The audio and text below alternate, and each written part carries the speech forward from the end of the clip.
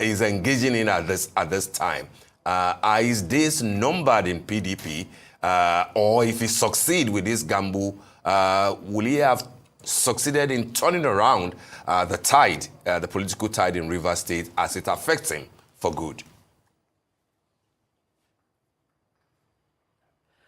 Thank you very much. You know, as the governor of Rivers State, Governor Sim Fubara is governor of all Rivers people, and not just people of PDP extraction. Then he is the leader of the party, in as much as the operatings of the PDP is concerned. But you know, PDP has a working structure, which is the state schools, the national, and all the rest. If the people in the PDP extraction decide not to partake in the election, does not mean that Sim Fubara will allow the local government of Rivers State and the people of Rivers State at the grassroots level to suffer the position that is being taken by the PDP. You know, based on the Supreme Court judgment and the implementation of there is no elective local government chairman, no fund for the local government are going to be given to the state. That definitely means that if there are no elected local government chairmen to man the affairs of the 23 local government of Rivers State, that means the allocation that ought to come from the federal government to these people are going to be withheld. Who are going to suffer is Rivers people. So if a political party have decided not to partake in an election, that does not mean that the governor, who is governor of everybody, will allow Rivers people to suffer as a result of that. Even of recent, he made a clear position that he is still a member of the PDP, that it pains him that even as the leader of PDP, that his own political party is not partaking. So he's not concerned about which party emerges. His own concern is that let the election take place, let the 23 local government have their elected local government chairmen, so that the allocation, the fund that is coming from the federal government that meant to give the people of Rivers State the needed development will go across. If it were me or you, will you allow your people to suffer just because a particular political party that you belong to doesn't want to partake in an election? The answer is no. So that is what the governor is doing. He has told everybody that irrespective of political party, the interest of Rivers people is supreme. And that is his position. He wouldn't want to make Rivers people suffer just because of his own political party, decision of his own political party. He has made it clear, and that is why you see that we really appreciate all thanks to Rivers people. They have mobilized themselves in their numbers to come out and cast their votes. And that is what we want. That is what we want. And almost every other ethnic youth organizations, they are in their numbers, trying to see how they can monitor and give situation report. With what we are getting from our situation room, materials, sensitive and non-sensitive materials has been distributed to all polling units, and in no distance time, voting will commence. That is just it. Well, but I'm a bit worried, about the security situation. We know that the police have said they will not be providing security because they are obeying, a court ruling that was given by the Abuja Federal High Court. So I'm wondering, if there are other alternative security arrangements that have been made, because like you noted earlier, some people are not in support of this election and they might try to scuttle it. Even with security or no security in Nigeria, political positions or elections of this nature, it is our responsibility, the responsibility of the voters to be at their polling units to protect their votes. And that is what the Rivers people have decided to do. The vigilante groups in the various communities have also positioned themselves to see how they can give alternative security. And we are also aware the court injunction that was given was only to the court judgment, according to what the Nigerian police said. It was just to them. So we are of the know that the DSS, the NSCDS, and other security agencies are working with RISEC to make sure that the election comes out successfully. But mind you, Rivers people are politically inclined group of persons, And the way they used to protect their vote at every given elections, that is the same way they are going to protect their votes in this election, irrespective of security or no security. That's a decision they have taken, and with their commitment to the direction they are going, we believe that the election is going to be peaceful, successful. Only if the other police will let those persons that are trying to enforce a court judgment. This is the first time in Nigeria history that civilians are on the go to go and enforce a court judgment. If anybody, any group of persons decide to disobey court order, it is expected for the court to take action and not those persons that got judgment. So it's so funny.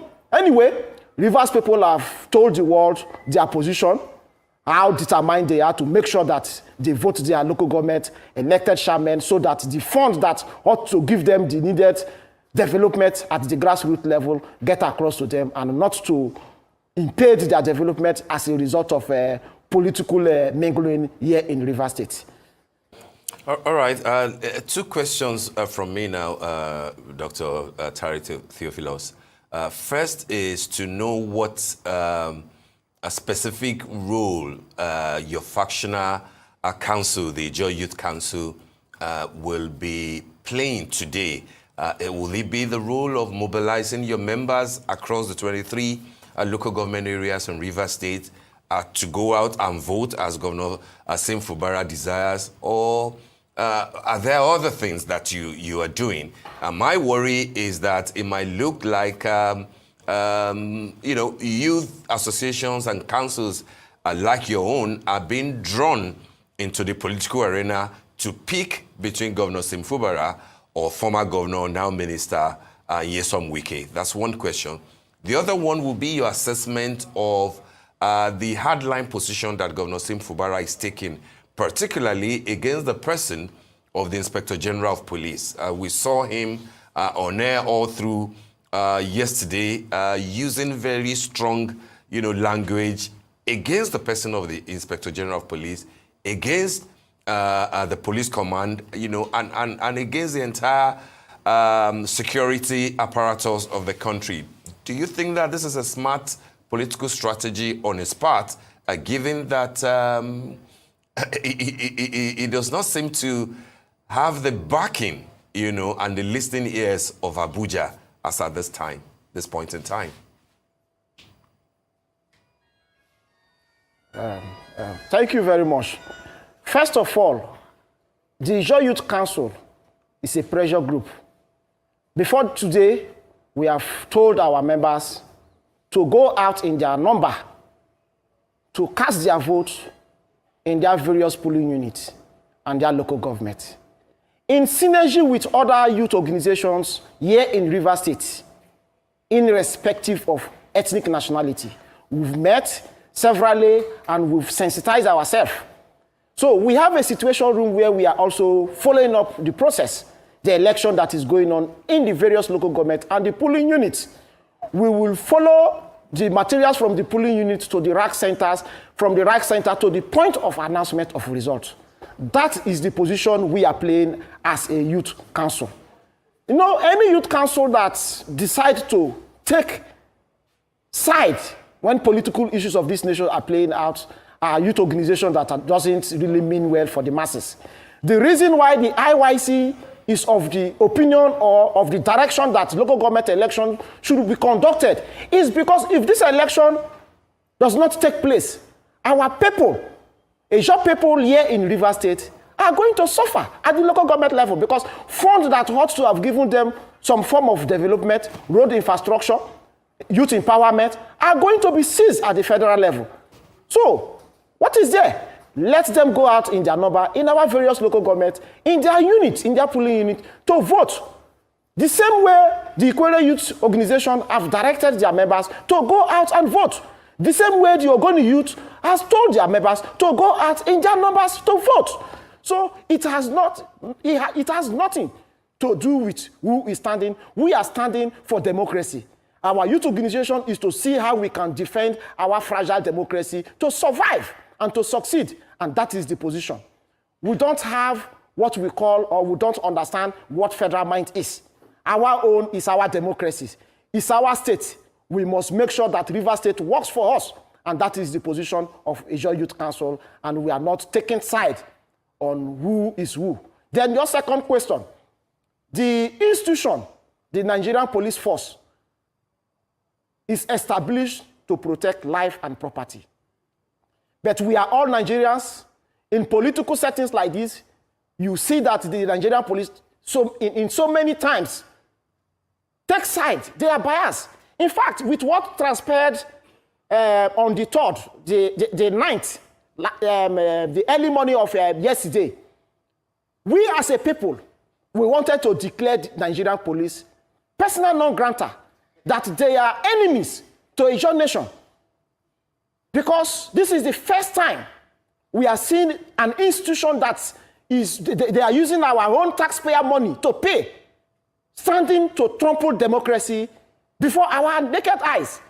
They made a statement that it is because policemen from a government house were posted to go and protect RISEC. If you are withdrawing those policemen that they posted from government house to go and protect, why are you not sending other people to RISEC? You would have left the place open. Give them the directive that they should go back to their primary place of assignment. Why sending people to go and whisk away materials meant for election for today? And this is the first time that police in Nigeria is telling you that they want to enforce court order. Can Nigerian police, if a court gives judgment that presidential election should not hold in Nigeria, enforce it? Can Nigeria police today tell you that if a court judgment comes that state government election should not hold, can they enforce it? The court judgment, to even think of, did not tell them that they should go and stop election, that they should not provide security. And the Rivers people have told them that, fine, don't provide us the security. We don't need your services anymore.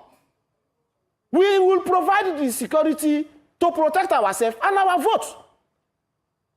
You know, the issue we are having in Nigeria, why our democracy is so still directionless, is that institutions that ought to be independent refuse to be independent.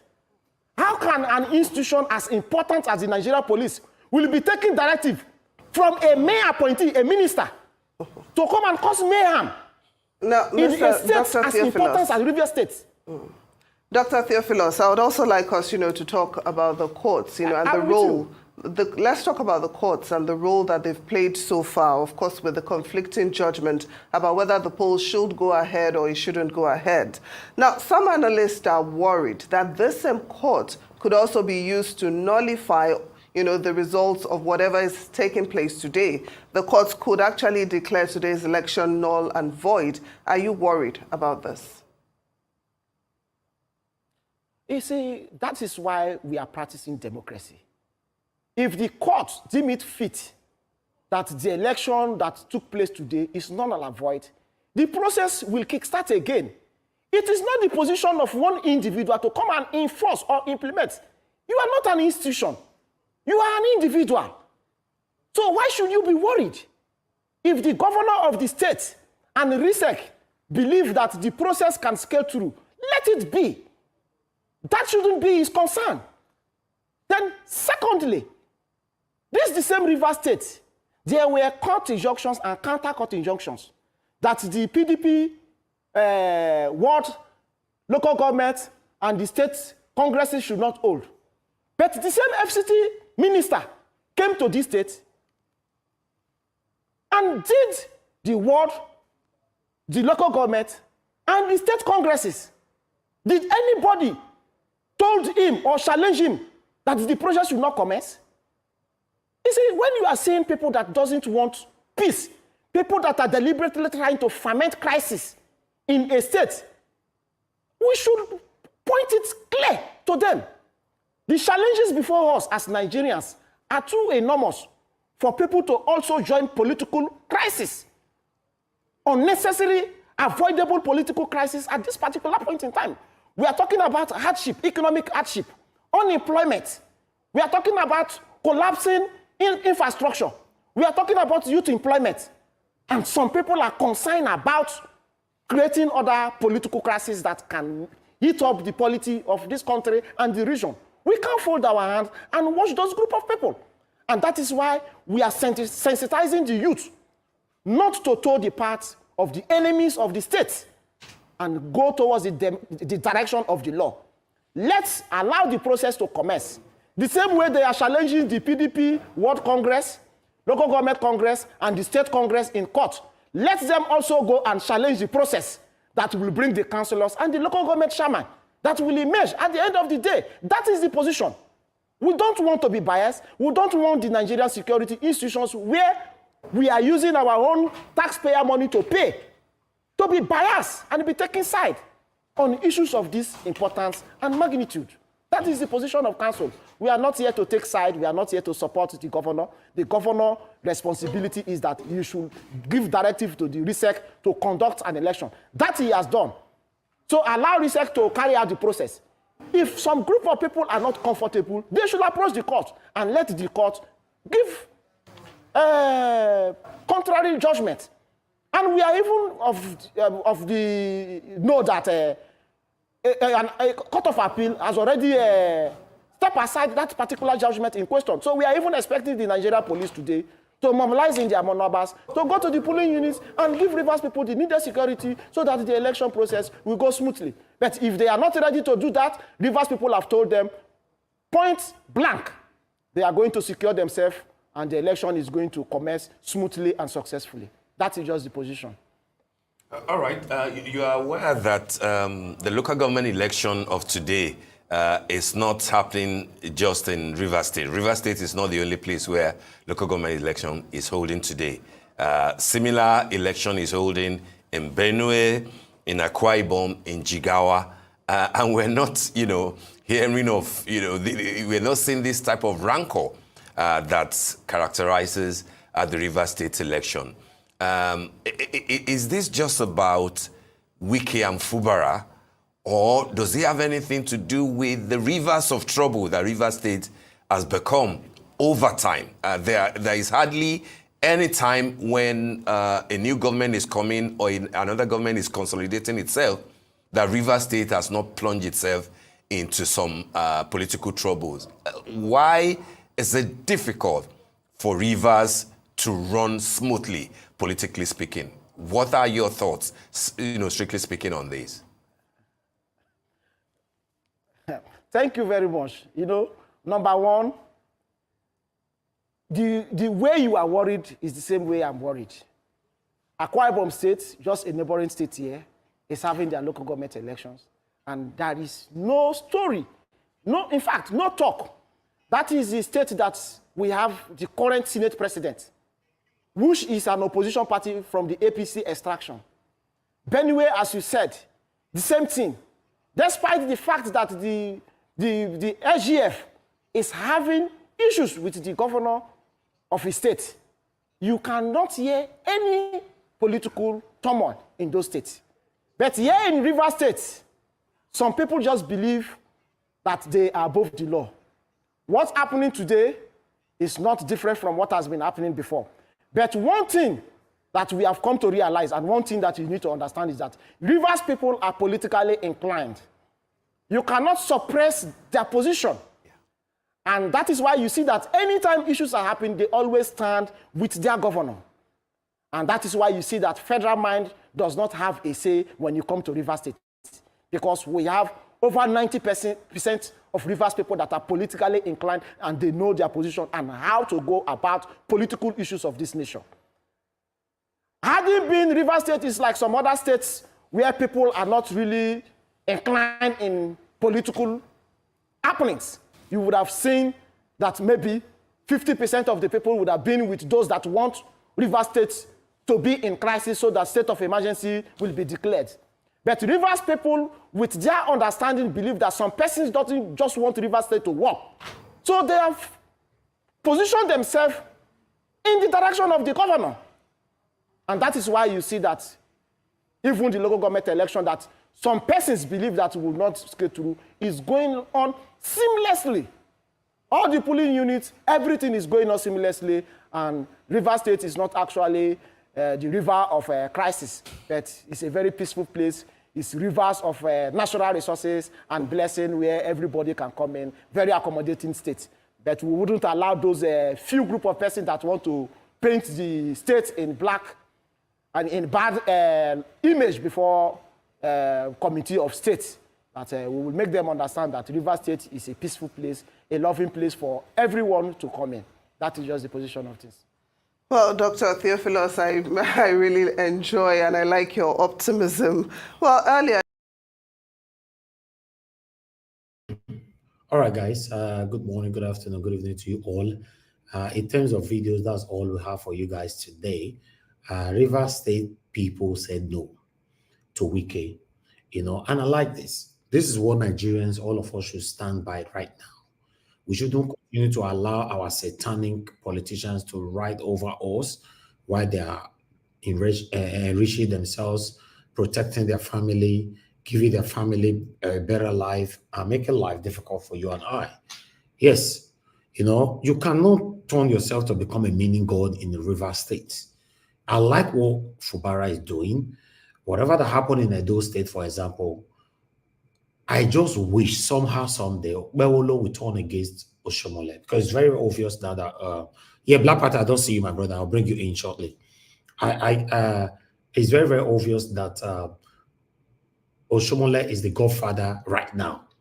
But I'm looking forward to seeing him turning against Oshomole, Bewolo, except everything turned around in courts. So if not, he should kick against Oshomole. That's what we want, you know. So for now, my people, I appreciate every one of you. I thought we should bring what is happening, what is currently happening right there to you guys on the screen. Good morning, good afternoon, good evening to you all. Mother of all, Mommy Diaspora, thank you very much, Mommy, for all you do. I appreciate you always. Happy weekend to you. Thank you very much, Abo Azi. I appreciate you, sir. I appreciate not for my dear sister. I appreciate you. Thank you very much, Madam Lady Eugenia. Thank you very much, man. I appreciate you. Good to see you right there, Mr. Johnson Emmanuel. Thank you very much. I appreciate you. Thank you, my wonderful people. Now God, I will bless all of them right there with us. I'd like us to move on because I've done my part, showcasing many of you already on the screen. Peggy Mondi, thank you very much, man. I appreciate you for all you do. And God bless you. Thanks for your support and for all that you do. Then our Bona in the building today. Thank you very much for all you do. I appreciate you, your time with us today. Bamusa, Amarige, Charles Moses, Austin Decker. Thank you, Mr. Amarige, and many others, like Iyamu, many more. But I'd like us to move on because I showcased so many of you already. Because I did showcase you, I did mention them. I want you to understand that we appreciate you, and God bless you. But meanwhile, I'd like to quickly take on this article that you can see right there. It's the same River State we're still on. As you can see, coming from Vanguard, Explosion Rocks, Fashioner, APC Secretariat, Hours, Rivers, local government election. You know, yeah, that's the desperation you see from our politicians. It happens all the time. These guys are desperate because of the money. They are looting and relooting all the time. So they don't care about you. They can go extra miles just to win election. Rivers State, coming from China's Rivers local government poll, APP wins 22 out of 23 chairmanship position. So I thought I should bring that in as well quickly. While the last one that I have for you guys here is coming from Daily Post. 2027, I have no problem deputizing Peter Obi. We are ready for talks. Kwankwaso, and I talk this one. There's a video circulating, but let me take this article quickly. The presidential candidate of the New Nigeria People's Party, NNPP, in the 2023 election, Rabiu Kwankwaso, has hinted at the possibility of him deputizing his Labour Party counterpart in the last election, Peter Obi. In a video clip currently trending on X, microbiology platform, the former governor of the Kano State who spoke on Hausa said he would be willing to deputize Obi if certain conditions are met. Kwankwaso, who claimed that he is politically bigger than Obi, said they are willing to engage in the meaningful discussions with the LP leaders to establish an agreement ahead of the 2027 election. He said, unquote, I'm bigger than Peter Obi politically. I'm his elder brother. I'm a PhD holder. I performed better than him when I was a governor of my state. I have no problem with deputizing Peter Obi, but only if certain conditions are met. We are willing to engage in discussions provided that trust is established. Daily Post report that in 2023 election, Peter Obi won the majority of votes in 11 states and the Federal Capital Territory FCT Abuja. The former Anambra State Governor came third with about 6,101,533 votes. On the other hand, Kwankwaso won the election in 38 of the 44 local government areas in Kano State, generating to a total of 1,496,687 votes in the election vote. So Peter Obi won 6 million over that. And you say you are bigger than Peter Obi politically. I don't understand that. But meanwhile, it's good that the statistic is being read for good those of you that want to contribute to this later on. My people, that's all I have for you guys today. I apologize for coming out late today. As you know, it's Saturday. Sometimes there are one or two things to do. But we are already here. We're still going to catch up to see what's happening today. Depending on the people that join us, we might be closing early as well. Thank you very much, my people. Good morning, good afternoon, good evening to you all. That's all we have for you guys right now. So I'm going to take calls for anybody that want to call in to contribute to what we have presented so far. The Rivers State local government election, the Kwankwaso statement deputizing Peter Obi, and the continuous lamentation from concerned Nigerians over Falana, VDM, and Bobrisky. So if you want to contribute to this, the phone line is opened, or rather, you can join the panel or join the comment section, leave your comment right there. A lot of people are watching, not just those of us that you can see. Thank you very much, my people. Now, God bless you. Now, I appreciate you all. For those of you who are joining us right now, do your part, press on the like button, help us to share. Press on the $sign, encourage our work so that we can continue to do more for you. Thank you, my people. Now we talk and reach. I'm just going to go straight to the panel. One or two persons were calling in before. I think it's too early to be returning call.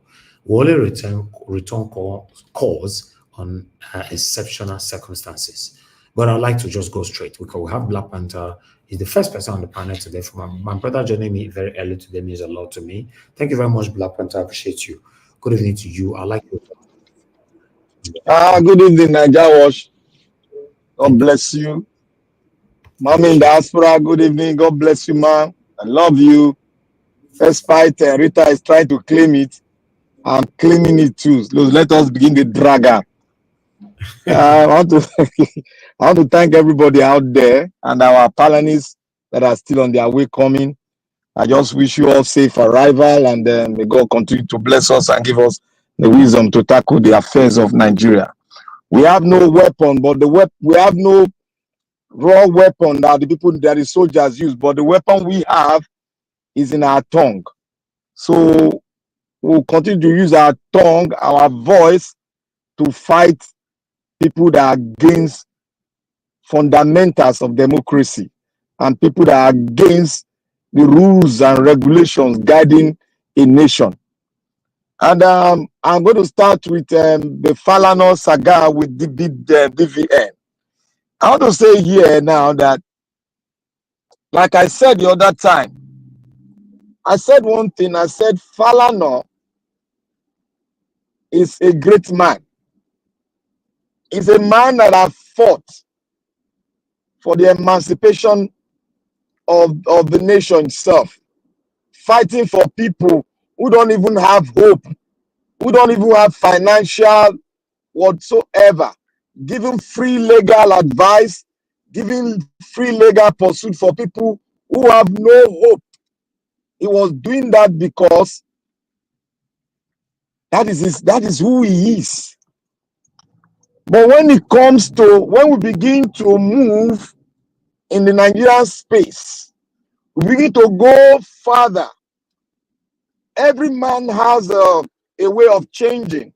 And like our people, we always say, environment changes a human being. But there's one thing I hold that I hold very key, that I believe, but that belief is fading off. That impressing of my great man Falana shouldn't have gone this way that is going now. Now, I would like to trace it back from the beginning of this election. We were expecting Falana to speak during this election, the last election that brought him President Tinubu. We were expecting him to speak. We were expecting to deliberate on why did we tribalize, why did we so corrupt the system that even the ordinary man cannot even decide anymore without any influence from those two factors, which is being perpetrated by the Nigerian politicians. He didn't say anything. I remember when we were shouting here that people like Falana should be speaking because it's an offspring of the Gani Fahimi, enclave. We expected him to showcase what he believed, what Gani believed in, and what he has learned from the great man Gani Fahimi. But they refused. But we that are wiser, we later realized that there was a sort of quote and unquote bargaining chip going on at the back. Before we know it, the wife was confirmed as an SAN. After that, it came out like a smoking gun. So that's a red flag. And when it comes to VDM and the son, VDM only released something that was embodied with corruption. And he released the tape. He didn't produce the tape. He got the tape and he released it. Because VDM also has that mindset. The kind of mindset Falana has to fight against what? Corruption. And he did his best and he still continues to fight under that platform of we want Nigeria to be corrupt free. We want governance to work according to the ethics of democracy. That is what Falana believes in. But why is he going after, excuse me, why is he going after the person that saw the contradiction, the person that released the tape, rather than going after, instead of going after those that connive to do this very bad thing against the nation called Nigeria? Those are the questions. That is why people are losing interest. That is why people are losing hope in him. That is why people don't longer trust him anymore. Because as an SAN, he did not address the issue according to how he should have addressed it. He was so protective of his son. My son said this. Allegedly, my son said this. What about Bobrisky? That is the number one of these corrupt charges. What have you said about him? You only say you've not met him before. But what about the corruption in the prison service? What about the corruption in EFCC? What about the corruption of the Godfather? Who is the Godfather? Those are the questions. Those are the things we expected him to react on. Now, let us go to Rivers State. Like we said here, that the governor of Rivers State is an offspring of the corrupt entity. He has learned the game. And look at what he has done today. He is trying to move afar from PDP to form his own kingdom. That is what is playing now. I now remember, because I have a friend, a colleague who's junior to me, then in school, is contesting under the platform of APP. I asked him why people don't know APP. I didn't know that was the plan, because he was a member of PDP before. But I didn't know that was the plan of the governor to shred the PDP and gradually move over to APP. And now Wike is flat on the ground. That is what the governor learned from Wike, from the corrupt entity. That is what is learned. And the man, his own boy, has beat him to the finishing point. Now, how will Rivers State function as a state now? Will Wike continue with his crisis? Will Wike continue with the court processes? Those are the fundamental questions. Will the governor work according to what he believes in to work and make Rivers State more prosperous? Those are the questions. But one thing I will say here, Nigeria cannot function under this fraudulent democracy we have. We have to collapse the system to get it right. And I want to go to Obi and Kwankwaso. You see, Kwankwaso is not intelligent. He allowed self-esteem, he allowed pride to knock him out. You see now, as if Kwankwaso had joined Peter Obi when we were focusing on it, we were saying if they can form an alliance, they will break the vote very well in the north and get Peter Obi and Kwankwaso into Aso Rock. Look at it now. Look at what he has done now. He wants to come. He's getting ready for 2027. Well, to me, whether they come together or they don't come together is none of my business. But the fundamentals I know, we got to get it right. We got to collapse the system. We got to start from one place by getting our electoral law properly done. And if that is not done, I must tell you the actual truth. I am not going to support either Peter Obi or any candidate for the 2027 election, because I cannot continue to do the same thing to expect a very prosperous result. It is never done. I will never partake in it, because if I continue to partake in it, that means I'm dumb. That means I'm not smart.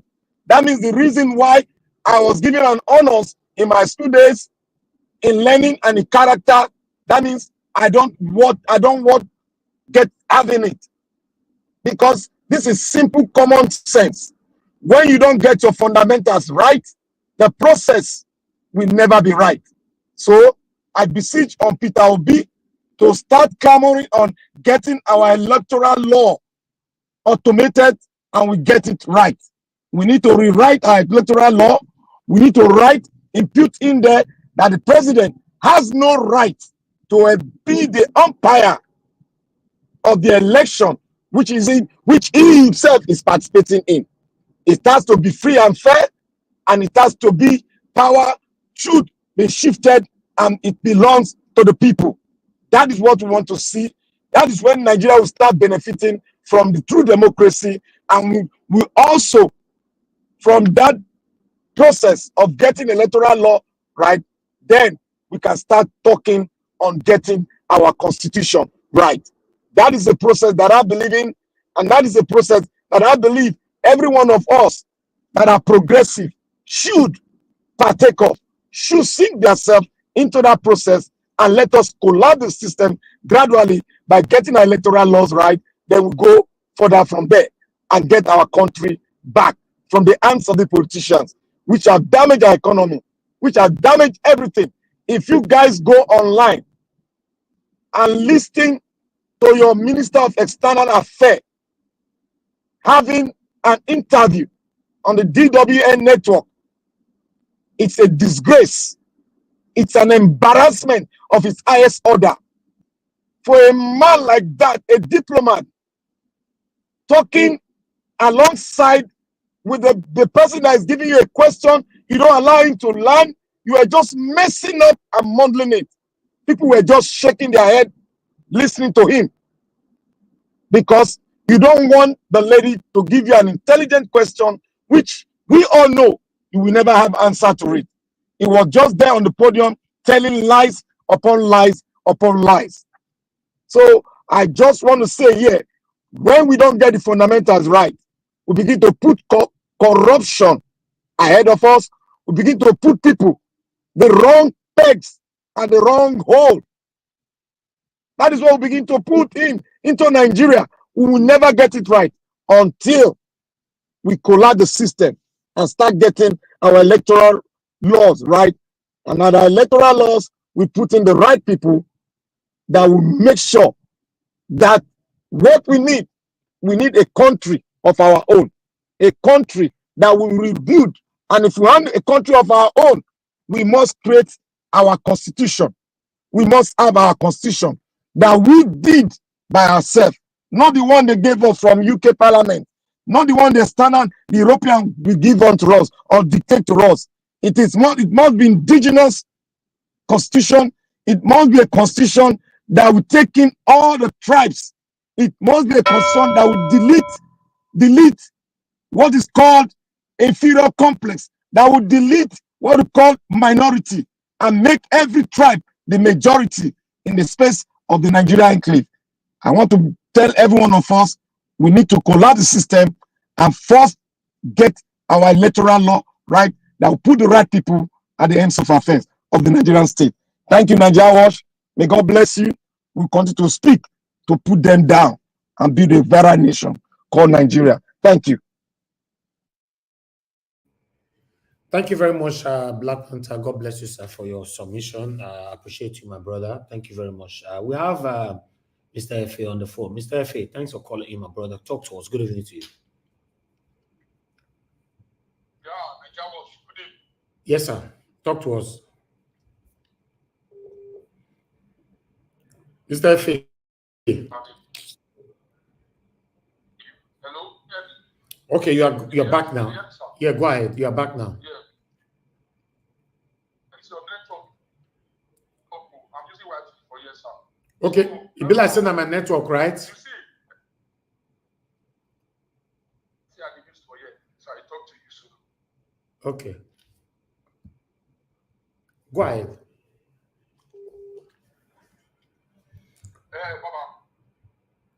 Yes. My brother,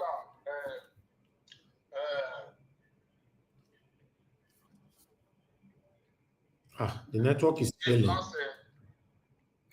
can hear you. Hello, can you hear me? Just hold on. Just hold on. Let me see why this is happening. Mr. Efe, hold on. Yeah, you just hold on right there. You just hold on. We need to sort this out at least once and for all. Okay, Mr. Efe, can you hear me? I can hear you clear, sir. Okay, you are good now. Go ahead. Talk to us. Okay. Sir, Baba, thank you very much for your work you are doing for Nigerian people, for all of us, and you personally, you are fighting for your country to be okay, and I give you kudos for that. Where's it? Baba, Mr. Black Panther, I disagree with you, sir, for aspect of when you say Governor Fubara is trying to make Yo's kingdom. No, I disagree with you for that aspect. Yes, I disagree. I will tell you the reason why. You know, everybody cannot be evil. Everybody cannot be demon. Maybe I learned this thing for Nigeria Watch, Papa himself. You already talk. If you want to make Nigeria stay okay, even though anyhow you can enter that position, but if you enter, you deliver. Even though you anyhow you fly and work for the people, work for Nigeria. Sometimes as I talk to you, so I already get them. We reach 5 for years. Nigeria was already talking. Why am I saying all those things? When Fubara, I take enter position, okay, fine, I will get down. But the poor man enter the position, he goes in the way things be. Because the first way get fear of God, he not dance to wicked corruption as in near future like that, no pardon. He not dance for his selfish interest. This man say no, not one like this. Now the problem with the ground. Fubara is not party to make the whole kingdom or to be a godfather like corrupt wicked. Don't see era of on the change issue. We don't pass there. Now Nigeria will grow, especially we not day home, but we know what they have for home. We dey call people. You understand? So for that aspect, Baba, I disagree with you, Mr. Black Panther. And I want to encourage River State people. My River State people, my brother, we are one Nigeria. make una not listen to anybody. Una support una governor. Una support una governor because River State is not for only one person. It's for all the whole River State people like Nigeria. You understand? So I like what you guys are doing. I love you guys. You guys, I just pray for you guys to not give up and lose hope. Continue, because the way Nigeria is going now, they want to make Nigeria to be one party. One party state, yes. Yes, that is what is going on now. And me personally, I support you now. River State people, I support you now. This is the reason why I support most of us who support Aswe Ibudaro. Some people say, nah, Oba Seki will come to father. No, like me now. You cannot tell me, say you put me for position. See, the reason why is your personal interest. One person not be everybody now. One person not be the whole state. All right, thank you. We are talking about people. You understand, sir? So I support River State people. May God bless you now. More not give up to anybody. Thank you, my brother. More support now, governor. Baba, thank you. Now, so I want to analyze how Baba. You know, you've done excellently well. The way it be, Nigeria, You've done well, my brother. You've done well. Thank God for my life. I'm okay. I'm still doing well. Thank you. Sir. Thank you, my brother. I appreciate you. Thank you, sir. Yes, sir. Sir. Okay. Let me come back to the panel. I appreciate you all, my people. Help us to do your part by pressing on the like button. Help us to share. I'd like to call on Destiny.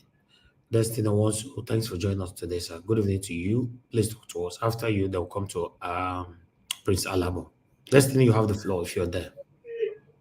Yeah, I'm here. Thank you, Mr. Najawat, and good evening. You have noise on your background, though. Please walk away from there. No verse before noise, but now I believe the noise not again. Okay, go ahead. Thank you. Yeah, I not to get much time right now, but now just talk one of few things. My problem about this our country, whether they call Nigerian this. No matter me, I'm not happy with treating like Falana they do and the rest people, but most still look back on the good things we don't do, not only condemn everything totally. That's my problem with we Nigerians. Because it does not make sense. If we continue to do like this, we know if we get it right. Yes, right now, like what you talk, we condemn that way it talk. We say, yes, we still believe, say, yeah, you fight for us, but not to condemn everything about the man totally. Because it's not going to make us move forward. Because every one of us here, like you now, who be Mr. Naija, where I respect so much.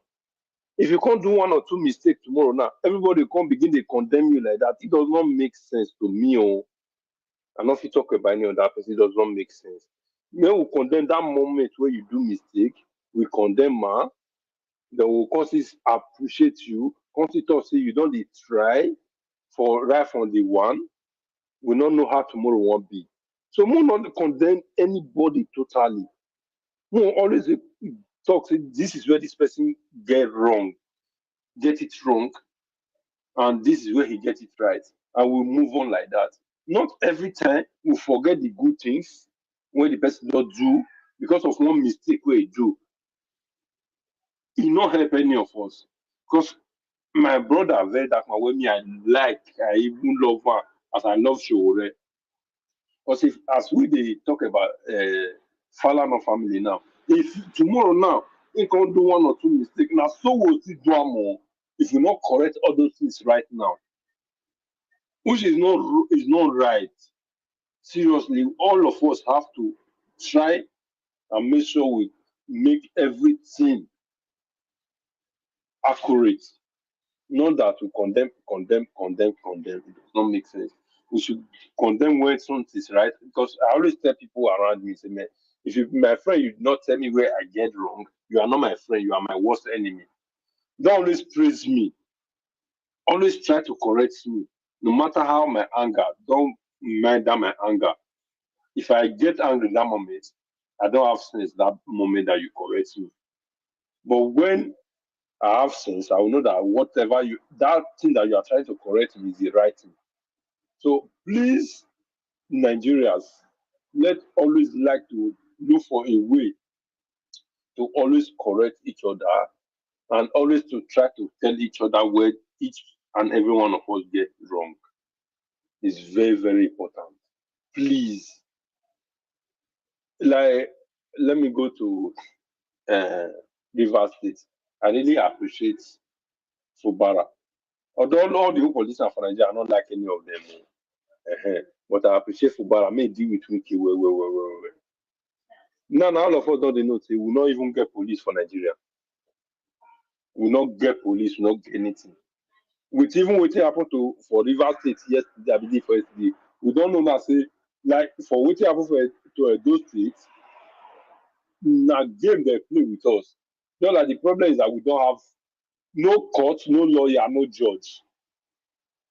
All of them no go and where they for that country. Konwike and Jagaba not collect all the whole lawyer, all the whole judge put there for pockets. So truth not dey their mouth again. That one where blind eye not blind again.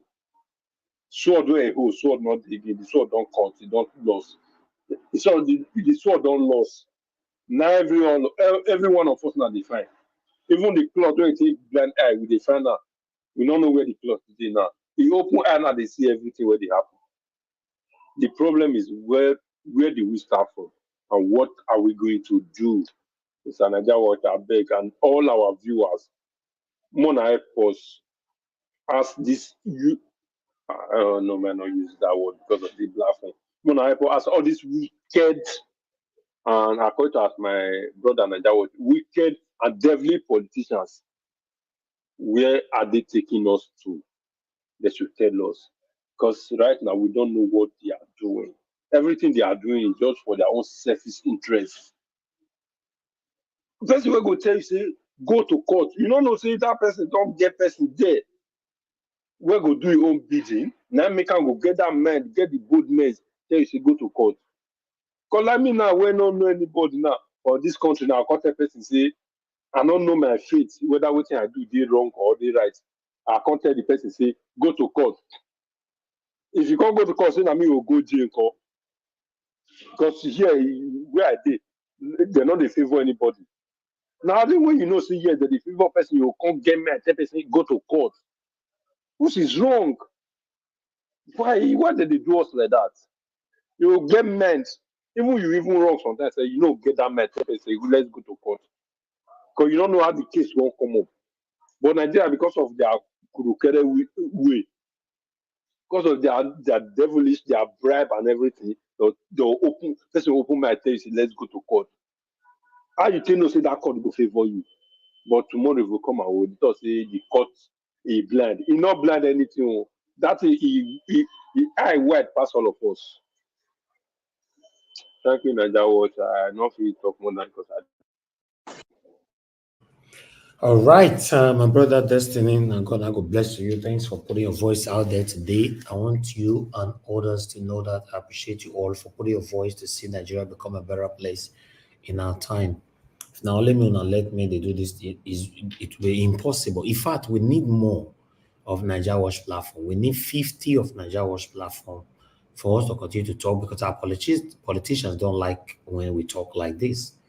Every breaking news, headlines, and all that we talk about it, they don't like it. So this is why you see that these people deliberately weaponize illiteracy on fellow Nigerians so that they will not understand what is going on in the country. That's why you see governors, senators, presidents, all these elites. Whenever they're speaking on air, they are speaking BB grammars because they already know that our market mothers will not understand the kind of English they're speaking. But what we are doing today, postmodernism have exposed many things that these guys are doing.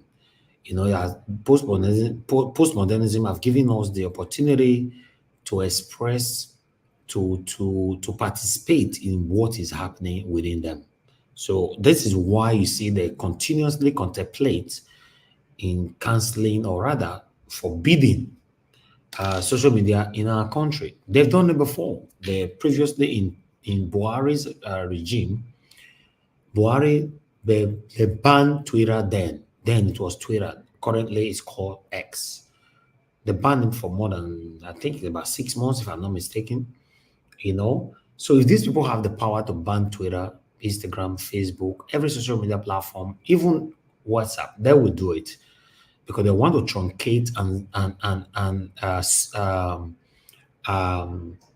suffocate us with no news at all. So, my people, I appreciate every one of you. And God bless you now. Let's continue to do what we're doing. Today is Saturday, so it's already obvious that we're going to finish early today. You know, so if you want to join us before our last submission, our last panelist give the submission, it's better you come in on time. If not, when we are done, we're just going to have a final submission that will round up the show. 3 hours is my maximum today. Fingers crossed if we can achieve that. We have our brother with us today, Prince Alabo. It's good to have you on the show, sir. Good evening to you. I beg talk to us. In fact, I would like to get more enlightening on what is currently happening in River State. Talk to us, sir. It's good to hear from you. Yeah, thank you, my brother. First Thank of you, all, sir. I know I've done it on the comment section on that day, on the 2nd of October. But I want to specially say happy birthday to you, my brother, in Arias. Thank you, sir. Thank you very much. Yeah, sorry I was unable to join that day because though we will not give up, we'll continue to come out to speak because of what is happening in Nigeria. It's really frustrating. It's really frustrating. People are giving up, to be frank with you. You can hear Black Panther crying that he's not going to participate on 2027 election. Yes, if we continue in this same electoral process, the electoral law we are using, it means nothing will come out, which is the concern I raised earlier, which I said, after Edo people will go to vote, that they will not use what is in the beavers. They will write different result. I emphasize on that in what Osi Tachidioka did on Channels TV. Sorry for mentioning. Yeah, he did those things and explained what happened in Imo State. He collected all these things from INEC, using them to show Nigeria this is how politicians they rig the election. People they accredited on the polling unit. It's a different thing on the IRF.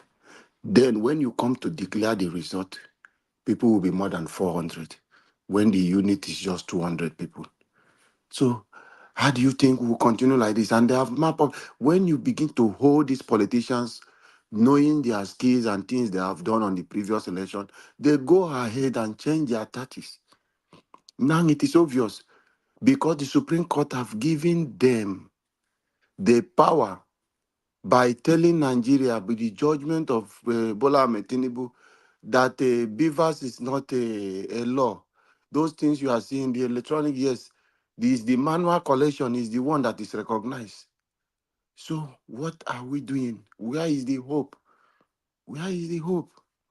With this set of tough politicians, these people who are in power today, they are do or die politicians who will never allow you to take power from them.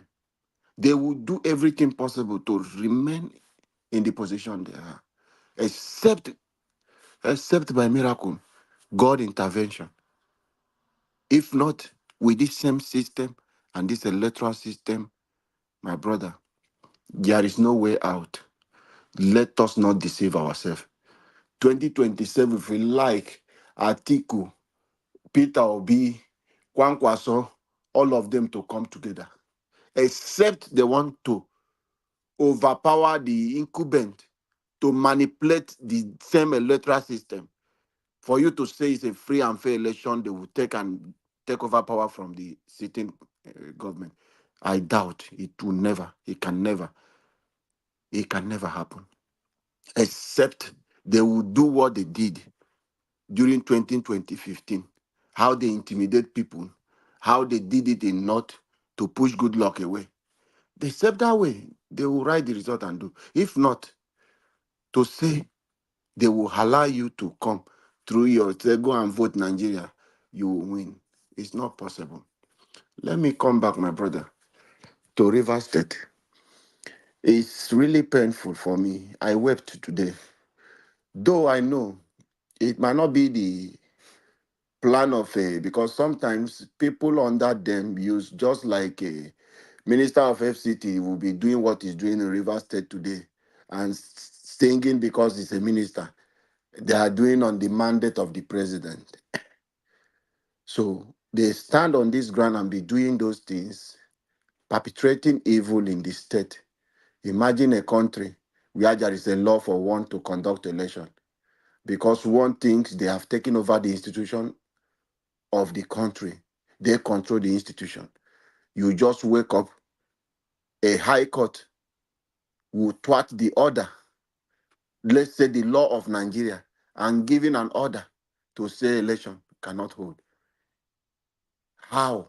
When there is a law in place, when the constitution has stated it clear for one to carry out, and there is no court since after the Abiola issue has any power to stop any election in Nigeria, then somebody has a man so much weight from River State is manipulating even a police that is supposed to be an institution that will defend democracy, institution that is going to be for the people, has turned to different thing entirely. Court gave you order, don't participate, withdraw. INEC do not release. Court did not tell you stop the election. But on your own, midnight, ungodly hour, you want to go and cut away the electoral. Who is sending you all this message? Who are you working for? They now become a tool in the hand of politicians. So what is the way forward? What is the way forward? If we continue in this manner, imagine I was calling out the governor of the state today because what was happening in my local government. I'm a Rivers State indigene, and I got a lot of report. In Ward 11 in Ataba, Ward 11 in Andoni local government, there was no election. Imagine, we are talking of condemning the attitude of Nyesom Wike and what is happening. But someone is there who has gone to conduct election. What is the difference from what we are blaming INEC for? There was no electoral materials, election. They did not even bring it to the world. Imagine we are chiefs, the town leaders came out to conduct, to participate, exercise their civic right. There was no election in Ataba. This person, Mr. Ere Victor, is known for that because he brought his son, and they think he's working for Simfubara. He brought his son to be a counselor. That is why he can just go and seize the material. And people were sitting to wait to cast their vote. Nobody, nothing happened. Today they have declared his son winner. Where did he conduct election? There is no crisis in the community. There was not any report of any crisis. It's okay. RISEC have now say, okay, we are going to conduct election in so place. I wrote an open letter when I had this concern to Mr. Governor. I called the attention of the RISEC chairman because I know how election happened in the creek. This is not the way. This is not the way. And it's really frustrating that in this present state that we will be experiencing this kind of thing. Simfubara promised Rivers people that is going to conduct free and fair election. So people came out en masse to say, okay, we want to cast our vote and we want to choose our leader locally. You know, if we don't get it right in that place, it's going to be difficult. Those people came out to vote. There was no electoral material, no presence of RISEC member. But today, election is concluded. But tomorrow, those people will come out to condemn. That is why you can see Tony Okocha can come out and say they are writing a result in government house. Which way? But I'm telling them, the same measure, is it not the same way Obaseki did the local government election in Edo State? Today, where is he? The same thing you do, the same institution you think you are manipulating, will work against you tomorrow when you don't have that much power to stand it. It's really frustrating. I am not happy that this kind of thing can happen, that someone can just pick election, not that you even come to the place to rig it. You did not even allow the material to come. You stay somewhere and just thumbprint and write result and declare people that they have won. This is what happened in Andoni local government area.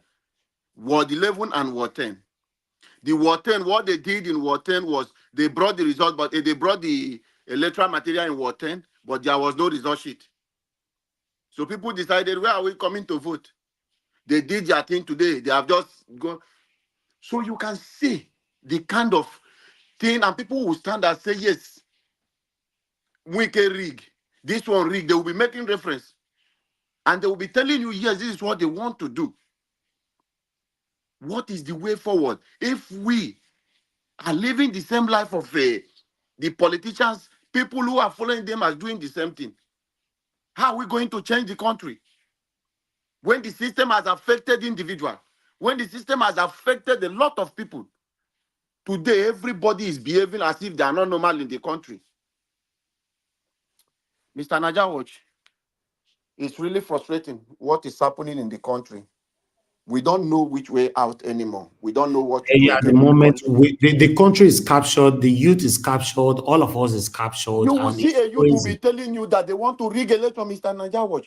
You will Exactly. not They be come seeing here what, to insult me as what well. It's, legacy are we you know, leaving for our children, Mr. Najawatch? How are we going to change the system? They are telling you they want to do like this. The same people. The same thing I told them. Imagine the thousands of people who followed Wike to going on the street protesting that they should not hold the election. Mr. Natawatch, I told them, I did a video. I told them, if all of you, they create job opportunity for you, you are busy in your office, nobody will see you on that street to go and protest. Because you cannot leave your office that day to go to say you want to go and be doing those ones. You will get fired, Mr. Evis. If everybody are busy, they are engaged. So they deliberately do not give them job. They create this avenue that anytime they want to carry out any dirty activity, they will just call them from everywhere and they will come. Tell me someone who is busy. How can that person be free to come out to be doing those things? Mr. If you are in the office now busy, people are in the different places working, they are engaged with it. Will you leave your job to go and be doing that? Because there is no job opportunity for them. They just came into office, they begin to dash them 20,000 empowerment. You will see local government chairman. Once they enter office, they will begin to write name of people. They say it's empowerment. How can you just be giving people 50,000 without working? You will be paying them salary, turning people into tout, making them lazy. So when every time you be giving them those stipends, just be dashing them those money for nothing. They are not adding any value. They are not generating any revenue. You are just wasting the state resources, wasting the local government resources, empowering tout. You think it's empowerment they are doing. Those are the political toggery, how they do these things. And you see them, once they want to come and do anything, they will fly for Abuja and come. They will call all of them. They will see people will full street. You wonder if these people, they have job. No job. Because if they have job, they will be in their offices. They will be busy. It's frustrating. I am just so disappointed. I don't know how long this is going to take that for us to come out with this current system. But I assure them, the same them who are thinking, we are at Simfubara today, we have read the local government election. I told them, we can have sent them a message, said in 2027 is coming.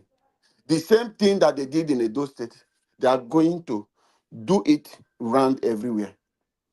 I'm waiting for them. I have told them the same way you did this thing, when the thing will turn against, all of you will come out and cry the same cry. We will stay here and watch.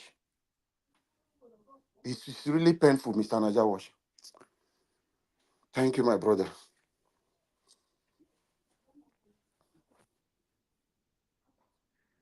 all right. Thank you very much, Oga Prince Alabo. I can see your expression, your anger, your disappointment about Nigerian politicians, Nigerian youth, and so whatsoever. Same here. I've said it so many times that we're blaming the politicians all the time. They're capitalizing on our stupidity. But what about the youth? Many of them, as we're speaking today, Saturday, I'm in Nigeria. If you want me to go take camera round all lounges right now, you see all of them are there. There's no parking space. And you want Nigerian government to take us serious on that? They're not going to take us serious. Because they know when we lament, we are not serious. We are not taking it hard on them. They normally respond by saying, "No mind them. This weekend you'll see them now. They don't day one lounges now, either with their girlfriends or drinking beer and different kind of things." Then we come to social media. You see some lazy youth making content out of what our politicians are doing, the excruciating pains our politicians are causing in our lives. Our content creator will be making content of it. And you want politicians to take us serious. It's not possible. They are not going to ever take us serious because we are not serious. That is the fact. If I was to be a president or a governor today, let's assume I'm a governor of Edo State. All content creator that is making rubbish, any kind of thing that is not aligning to anything, all of them should be jailed. A politician cannot disgracefully submit a speech on the Senate instead of us to question them that what they are doing is disgusting. You will not see a content creator who make a video of it tomorrow. You will not see more lazy you to go on the comment section and be commenting rubbish. Say our politician, our this and all that. Listen, for us to get Nigeria better, we must be able to hold every individualism accountable for what they are doing to us, including us, the citizens. But Mr. Alabo, the way it's going right now, you've lost hope in Nigeria. Me, myself, I'm here. I know what is going on. I lost hope. The most painful part of it is that the youth are not even complaining. They are not complaining. That is the situation right now.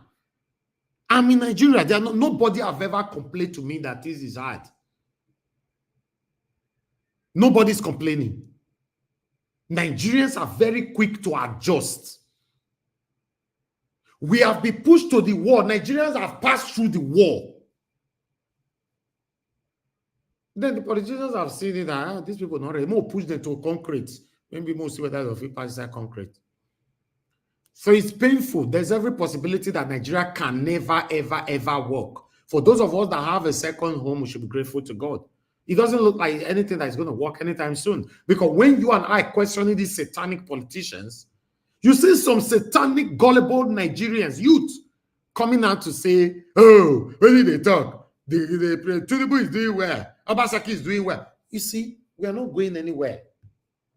It's just like this satanic demonstration. Wike is continuously demonstrating right now in Rivers State.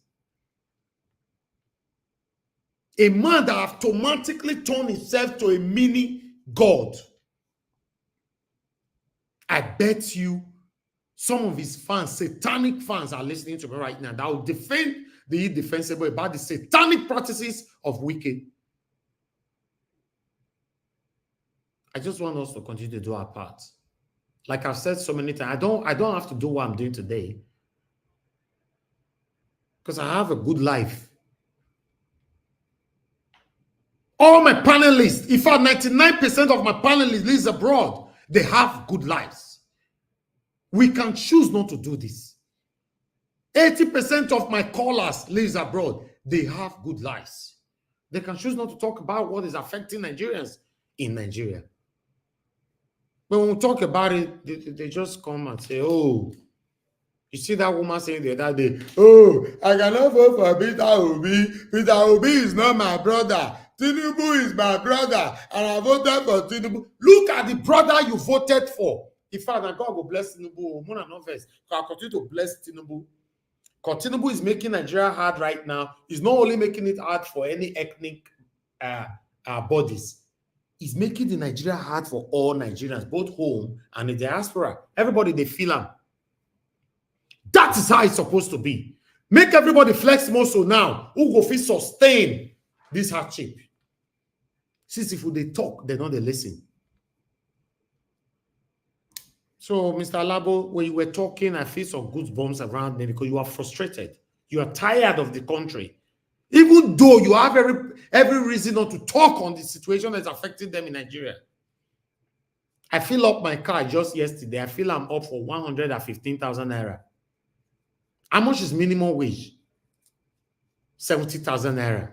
I understand we shouldn't put ourselves in that category. But what about the commoners? The common citizens in the country? Their sustainability right now. It concerns our politicians. They are not interested. They are looting and relooting and using it to enrich themselves and their family and allow Nigerians to languish away in poverty. And so we see, my people, let's just continue to do our part and talk. It's painful. The current situation of Nigeria is excruciating. Is unacceptable. It's disheartening. And Nigerians need to come out collectively. We all need to speak in one voice. But in this kind of bala blow, when you talk, some people say, why are you talking? Like saying I mean, now you want benefit. If they say that 1 million naira, they fee my car today, by God's grace, I can afford it. The band A where they put us for electricity, whether they talk, yes, we are paying heavily for electricity. Many of us can afford it. Now, when they suffer, will continue to suffer. Can't you see the way people are living in the UK, for example, or in America? The difference between the rich and the poor is not much. It's just like 60 to 40 because the way the government has structured the country. But the difference between the rich and the poor in Nigeria is 99% half percent. Be like the speedway plane till leave bicycle. The same people that are suffering, I go attack you, say, why are you talking to this politician? Like some of them asking us, not call Obaseki. Not call Obaseki in 8 years could not change what we can see, while his supporters are telling us that we should wait not in the next 40 years. We'll get to realize what Obaseki have done. Wait till Obaseki do as we talk right now. They're on that ground. We will have to be patient for the next 40 years before we go see him. Or before what he do, we surfaced. Is that not satanism? Tomorrow now somebody will come and I know Tinubu is working. You will not see him now. But when I go realize what Tinubu they do in the next 5 years, then or 10 years, when I'll come appreciate them. I want to see whatever you are doing right now. Now, let's see the results straight away. Governor Oti in Abia State, we are seeing his result. He's just been the governor for 14 months. And we're already seeing his result every day. Now they tell them, oh, they wait. Obaseki don't do it 8 years, he don't come. He won't come out now. On the 12th of November, if I'm not mistaken, he will be thrown out there.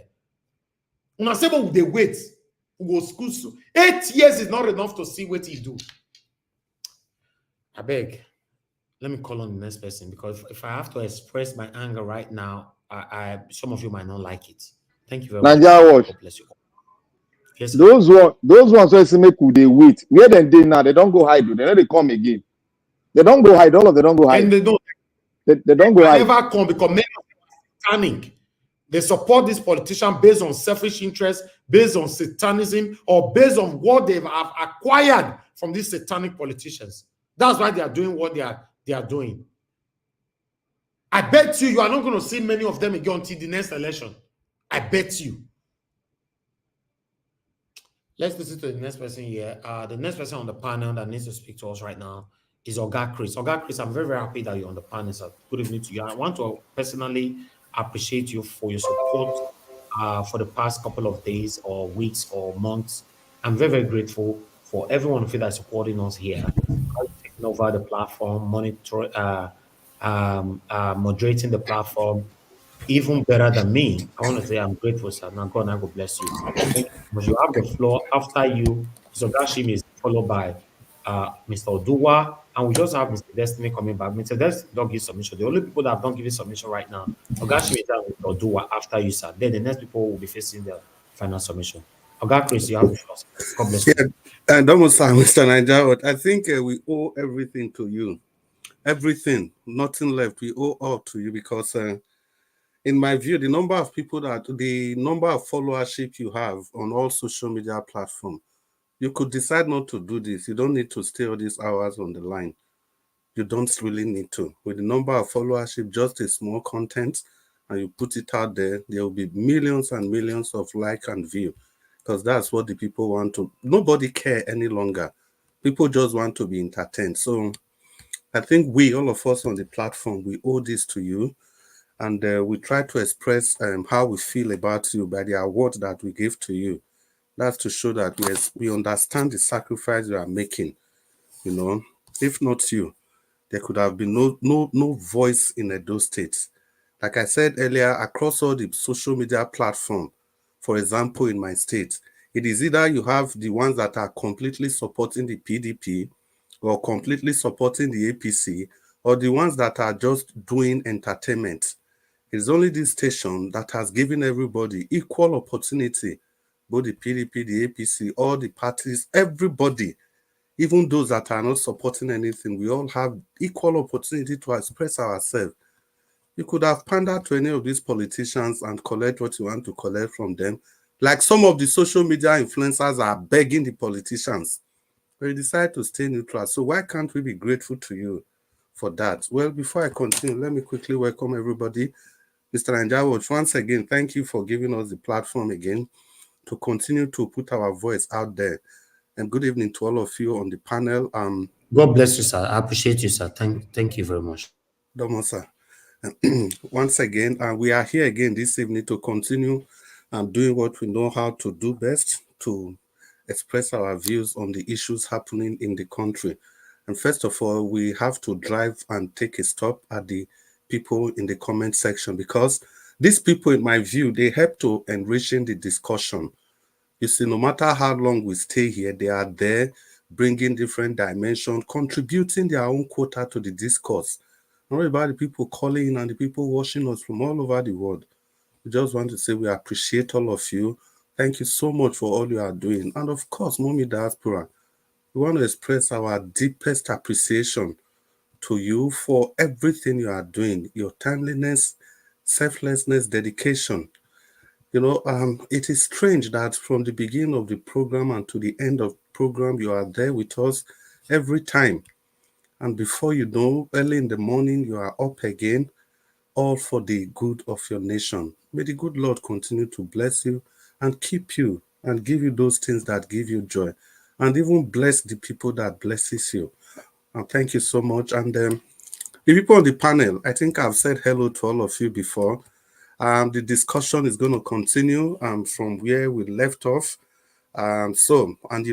Usually it's just 8 minutes, and we'll come around to talk again, and we'll just keep talking and talking and talking, depending on where the conversation leads to.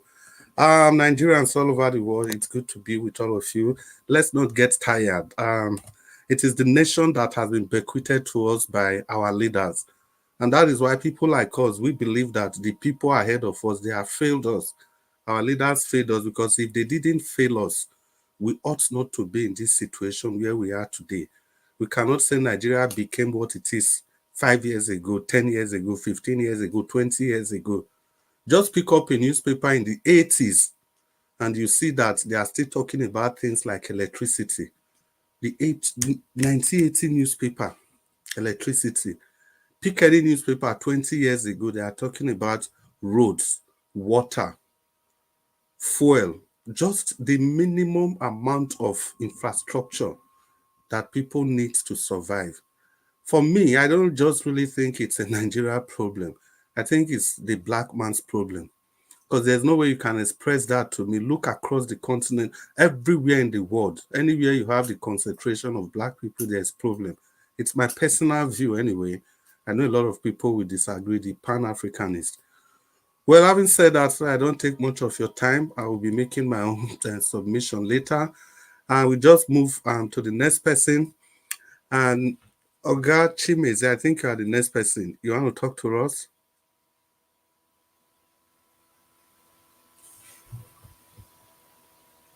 If Oga Chimeze is not there, Mr. Odua. Epa Odua. Wadomo Onimwe.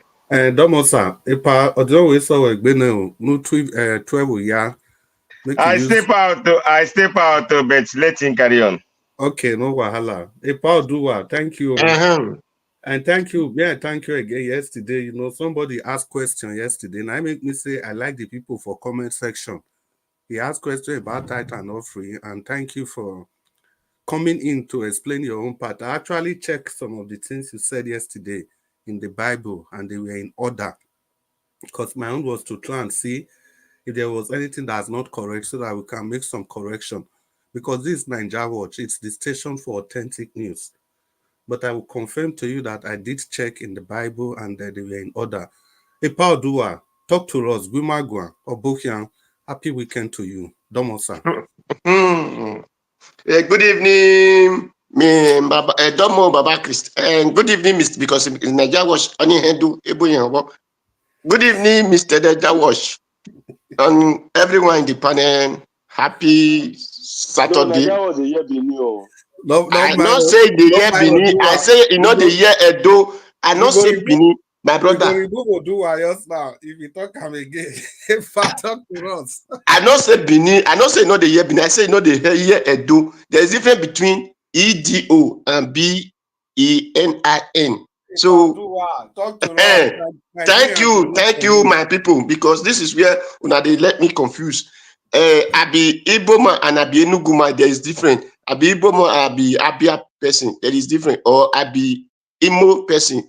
I be Umbaise. There is different. So that is what I just let put. Thank you, Mr. Najawash. Good evening to you. Good evening to everyone in the panel. Ije Nore Diaspora. Ije Norisi. Kada. God bless you, Mr. Odua. God bless you, sir. I appreciate it. Good.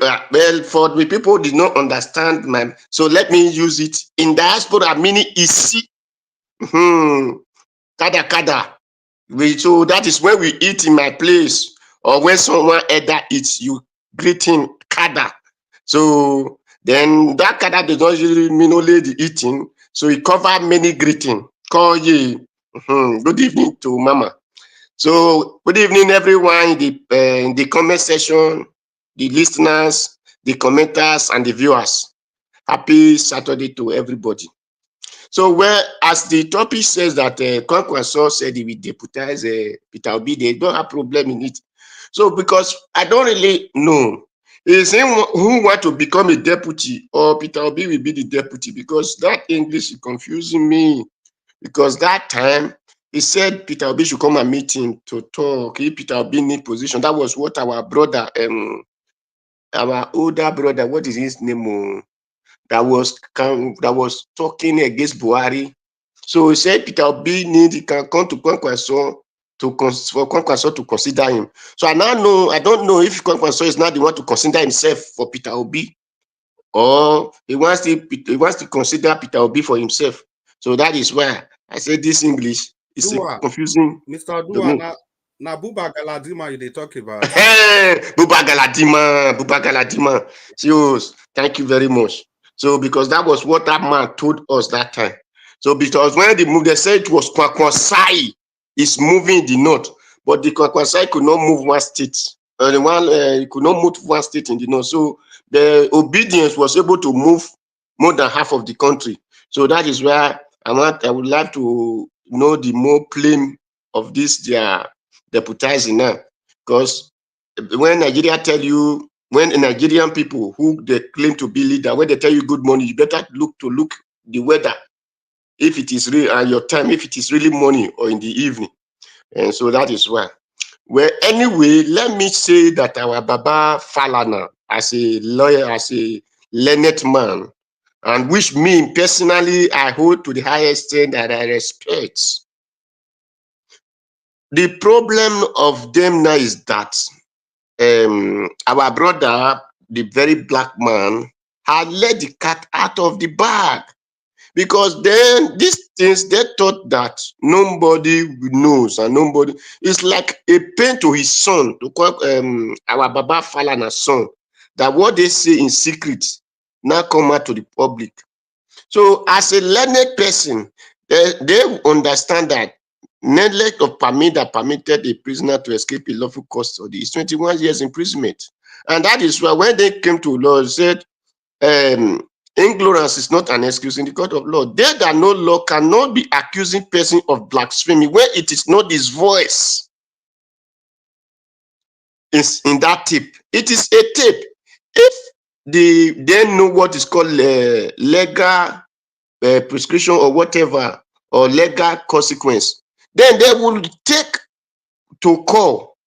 If that conversation was from NTN, from whatever, they have to go through all those things to know if it is AI or if that call to Bobrisky and Darkman was true.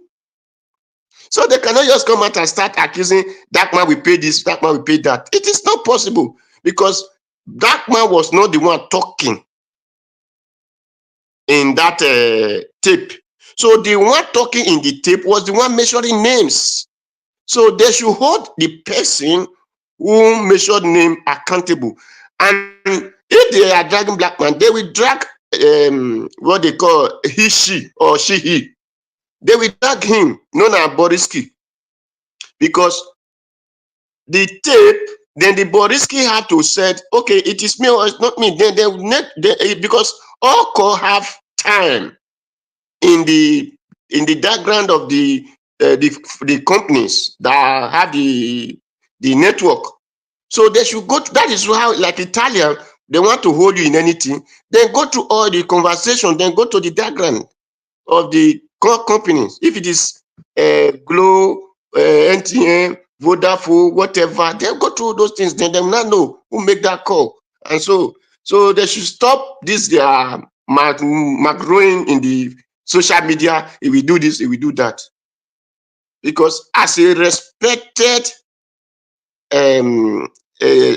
because I don't know if they make him a son, but as a respected advocate of Nigeria, he will have no come to come and be disgracing himself before children.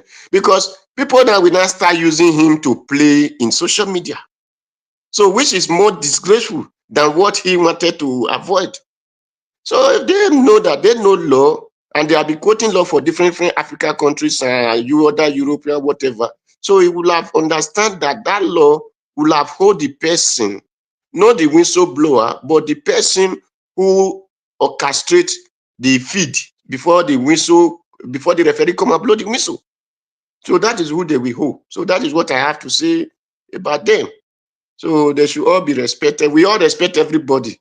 If not even shame, would think the Falana will have said something like this Boriski, this he, she, don't supposed to exist in our culture.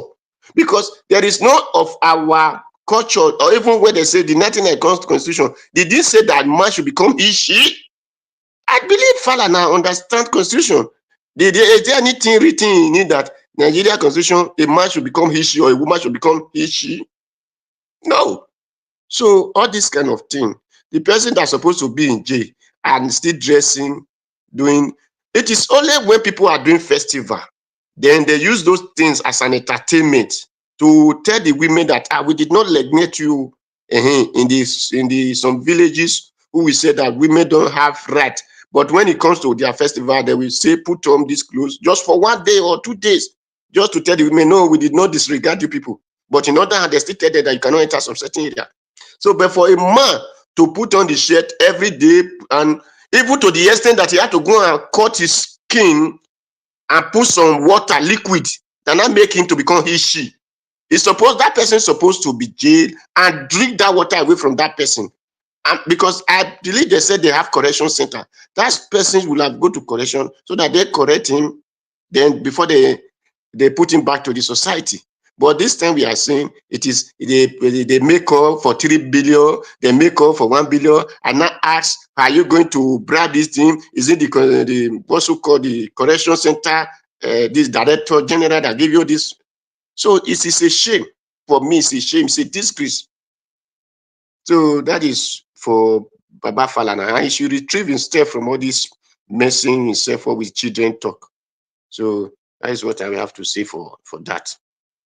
Then for the other things we are talking about, I was hearing that our Baba were saying the leaders in Edo State, some people are saying, Baseki, this thing, they will know it 10 years. It is only people that doesn't have eye that will say, the corn I plant last year, it is next 5 years we're going to root it. No, you cannot. When you plant corn this year, it germinates this year, you eat it this year. Anybody who stay in power for whatever they said is bringing policy, that policy could not start working, affecting the people that are there when he was in power. That is useless policy. The policy, it is when Bermudia do traffic light, I did not hear that they commission it. But Obaseki, I saw his video when he went and commissioned street light in Ted Junction and Saple Road. Where Dumes did our road, Aunchi Road, Saple Road, there was nothing to commission. They did not commission it. People were making use of it, and that road lasted more than 20 years. There were no crack, not talk of only street light. And that is why I laugh when people who did not know their right from left, especially we, my people of Edo State, who we just see, because that is why when people say lazy, it is not by you are able to carry truck and push you, like you want to go and carry wood in Sunday, you have that mind to carry truck. No, the ability to reason and see future the way others are seeing it. I said that people will say Wike constructing bridge. Yes, I said it is not all state that need bridge. That which I will say, I will still say that it is not bad. It's not bad bridge, but there are things you do which is more effective than bridge. Like Edo State, we have every 200 you have a road. Every 200 you have a road. We don't have Wataram area. It's not Wataram area. So that is most of the things I said. It doesn't really need bridge. But there are some roads you need to make wide, which people we are seeing as lane. There are some roads you need to make wide. Even this gutter they are putting in the side of the two roads is very wrong in construction. If you want to drink water out of your state, there are some roads to be condemned to make it as gutter. When you come to Italy here, if you see gutter, you think it's river. Very wide. Thank you, Mr. Bua. Round up. Okay. So because of people who are in position, doesn't know what they are doing from the left, from the right. That's even the one that Oshemola did in Selu. I said if I'm the one, till today you will never see water there. Because all those water will have gone to Ikuba River. You make some road to become single lane. And you make some road to still be a double lane. So, but our own is every road are double lane. The ones are supposed to be single lane. You don't know. You don't know where to change the diagram of your state or your local government. It is bamboozle people and collecting our money. So for me, none of them is trying at all, whether the past one or the present one, except during Bermudia and Ali time. Thank you. That is only the people I see who have lead. From Lucky Benedion, Oyego, and so on. They are all the same. So thank you, Mr. Nadia. Thank you, Baba Christian. Thank everybody. Yeah, Mr. Dua, thank you so much for that wonderful presentation. Thank you for putting your voice out there. Mr. Dua, maybe in your second round, well, you talk about Dume's construction. You still get another one where they call Guato those days. Am I correct? Mr. Dua. Sir? You get one construction where they call Guato. Yeah, that one work in Wari. That one was the one working Wari side. Okay. My brother, my father, younger brother drove drive for them that time. Yes, that Guato. I know so when they grow, they come with the hear Dumes and Guato those days. Well, thank you so much, Mr. Dua. You see, it's what I keep saying. If we talk about these Western people, Dumes, Guato, these were foreign companies. And the roads they constructed in the 70s all of them are still okay, largely okay, despite the fact that they are not well maintained. But the one indigenous companies are constructing, I think we have a very huge problem on our hand. Well, good evening, everybody, once again. Yeah, the people in the comment section, the people watching us from all over the world, please, we want to kindly urge you to use the like, the share button, and the dollar sign. In this way, you are trying to communicate with YouTube, trying to let them know that you are engaging with this broadcast, trying to let YouTube understand the importance of this broadcast. Imagine if we are here for hours and hours and hours, we just talk to ourselves and go. But the only way our voice, or one of the ways our voice can keep going, is when we share, when we like. In so doing, YouTube algorithm, they are saying that, oh, this broadcast is very important. That is why it's being disseminated across the internet space. So if you do that, your voice is going far, our voices are going far, and those things we are fighting for, they'll begin to come to fruition. For example, there's this man, Dr. Akpoti or whatever, I never knew him from anywhere. Since the day Nigeria Watch played his video here, do you know that YouTube has been suggesting that man's video to me? Since the very day the video was played here, YouTube has been suggesting. So that is the power of sharing and liking. And that man, wherever he is, he doesn't know that Nigeria Watch has also given him a very big voice. So that is how it works. And let's not forget, Nigeria Watch did his birthday 3 days ago, precisely 2nd of October, and this is still the weekend of his birthday. For those of you that are not aware, it is never late to still wish him happy birthday. And I can see some happy birthday wishes from the comment section. And thank you all of us, all of you. Please keep the wishes coming. Don't forget, use the like and the share button. That is why we are here. All of us cannot be on the panel at the same time. But by using the like and the share button, you are essentially being a member of this panel. You are putting your voice out there. Thank you so much. So let's continue on the broadcast.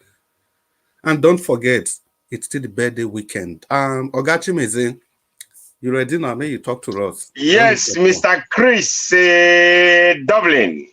Yeah, Ogachi Meze, happy weekend to you. It's really good to have you here. Ogachi Meze, you don't use the like button. Have you used the share button? And all of us on the panel, the like button, don't use it twice. Everybody, in fact, use it only once. If you use it again, you're actually disliking the program. Yeah, dislike. Yeah, that's for the true. share button, just click on share. Wait a bit. It will take you to all your social media handles: WhatsApp, Telegram, TikTok, Instagram, every of the gram. Just share. Share.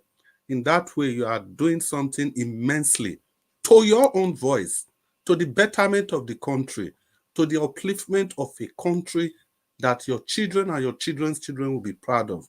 So, Ogachi Meze, make you open mouth, make you knock story for us. Right.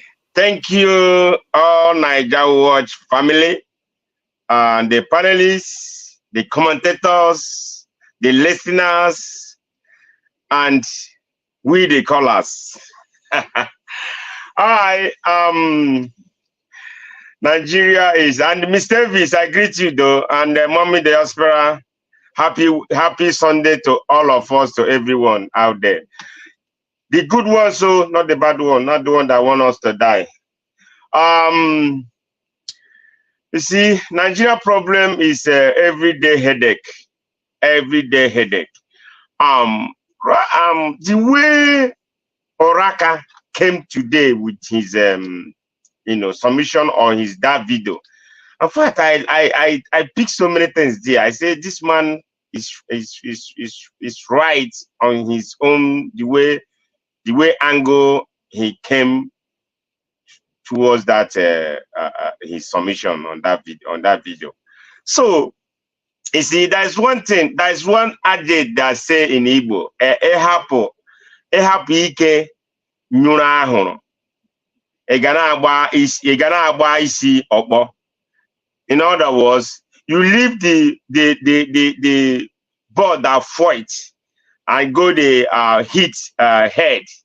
So that's what I see. All of this in body Falana is doing, instead of go after Bobrisky and cohort, what they did. But in other hand, Nigeria, they leave the main issue, and chasing different thing. Go for the issue and interpret the issue and deal with the issue. Don't leave the issue and diverting, take all the whole politicians, the media, they brought them to the spot and ask them questions. Instead of them to go straight to the point or go straight to the topic, they would divert. You see, this thing have been a problem to Nigerians, to the what the politicians are doing, even so-called the elite are doing. Look at somebody like that Falana. He's a respectable man in our society, and you stand for activist people. You stand for oppressor people that the government are oppressing. You see, I was waiting for you to open up things, to go straight to that point, but you deviate. You just narrowly come up, cover yourself and do, like Uraka say, you defend your kid or your child or whatever. That's not right. If this thing continue this way in Nigeria, it can never Nigeria. It can work. But we want Nigeria to work. Why? Because if you have anything on ground in Nigeria, you would like Nigeria to work so that business will be going, so that anything you put there, anything you have there, you'll be receiving the money back. But this one, if Nigeria doesn't work, as everything is now, how are you going to do that? Every day we keep lamenting and, talking, but I hope they will get it right one day. You see? So that one aside, Sim Fubara, my brother, I know politics is a dirty game. But if you know how you're going to protect your state, do it. Wike have governed River State. And now he's a minister in as Abuja in a federal level. So Wike, you don't have any rights anymore. You can come in as the way other people come inside to your state. If you come into state, you go to your house. You have a house. Don't be telling Fubara what to do. Fubara is a man enough to govern River State people. Leave him. This is your ego. Take it somewhere else. Leave your people. Don't oppress them. The oppressor you have been doing them, since you are governing the state. Just feel the few gullible youths that are clapping for you, and some women that you brainwash the way pastors and prophetess are brainwashing their members. That's the way the politicians are doing the same thing. You see, the pastors, the prophetesses, the politicians, this same way they are brainwashing their people. If they brainwash them finish, then the people will say, "Oh, this person is saying is true." That the gullible ones, the gullible Nigerians that doesn't want Nigerian to work, but they don't have brain. That's Nnamdi Kanu said something. Black people have problem.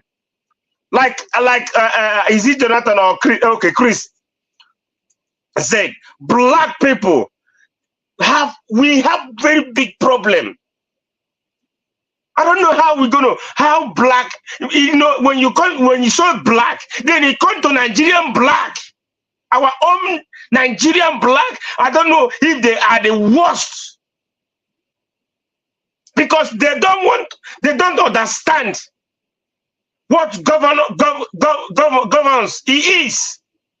So many of them, they don't know that it's right for the governor to tie your road, to tie your road, put a borehole here and there. It's your government. It's your government have right to do all those things. Give you light.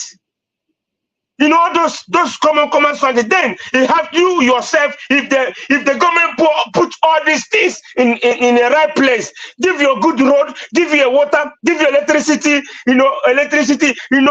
for you, go.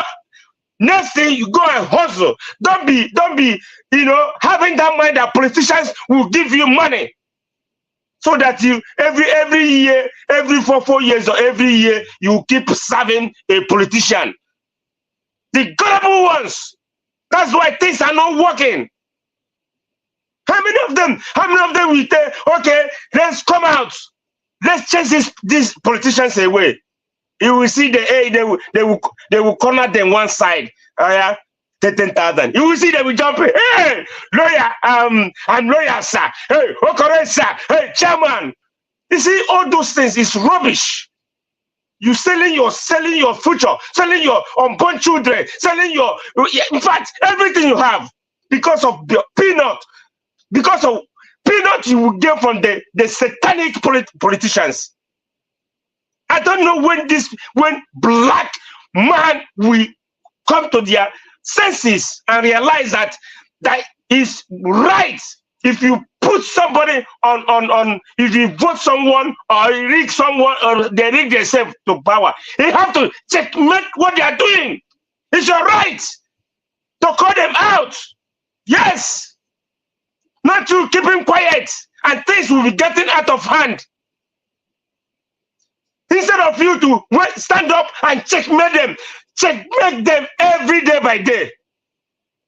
You see, when, like what you guys say here, there's some things a governor will be doing, you'll be seeing it.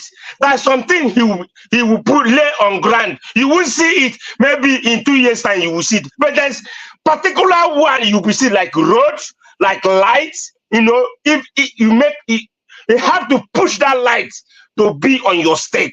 You have to push, infrastructures to be in your state.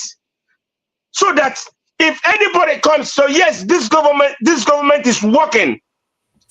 Nobody will no. If election come again, no one can say, no one can say any bad thing against you. They are the one that say, we need him, we need him, we need him. Round up, sir.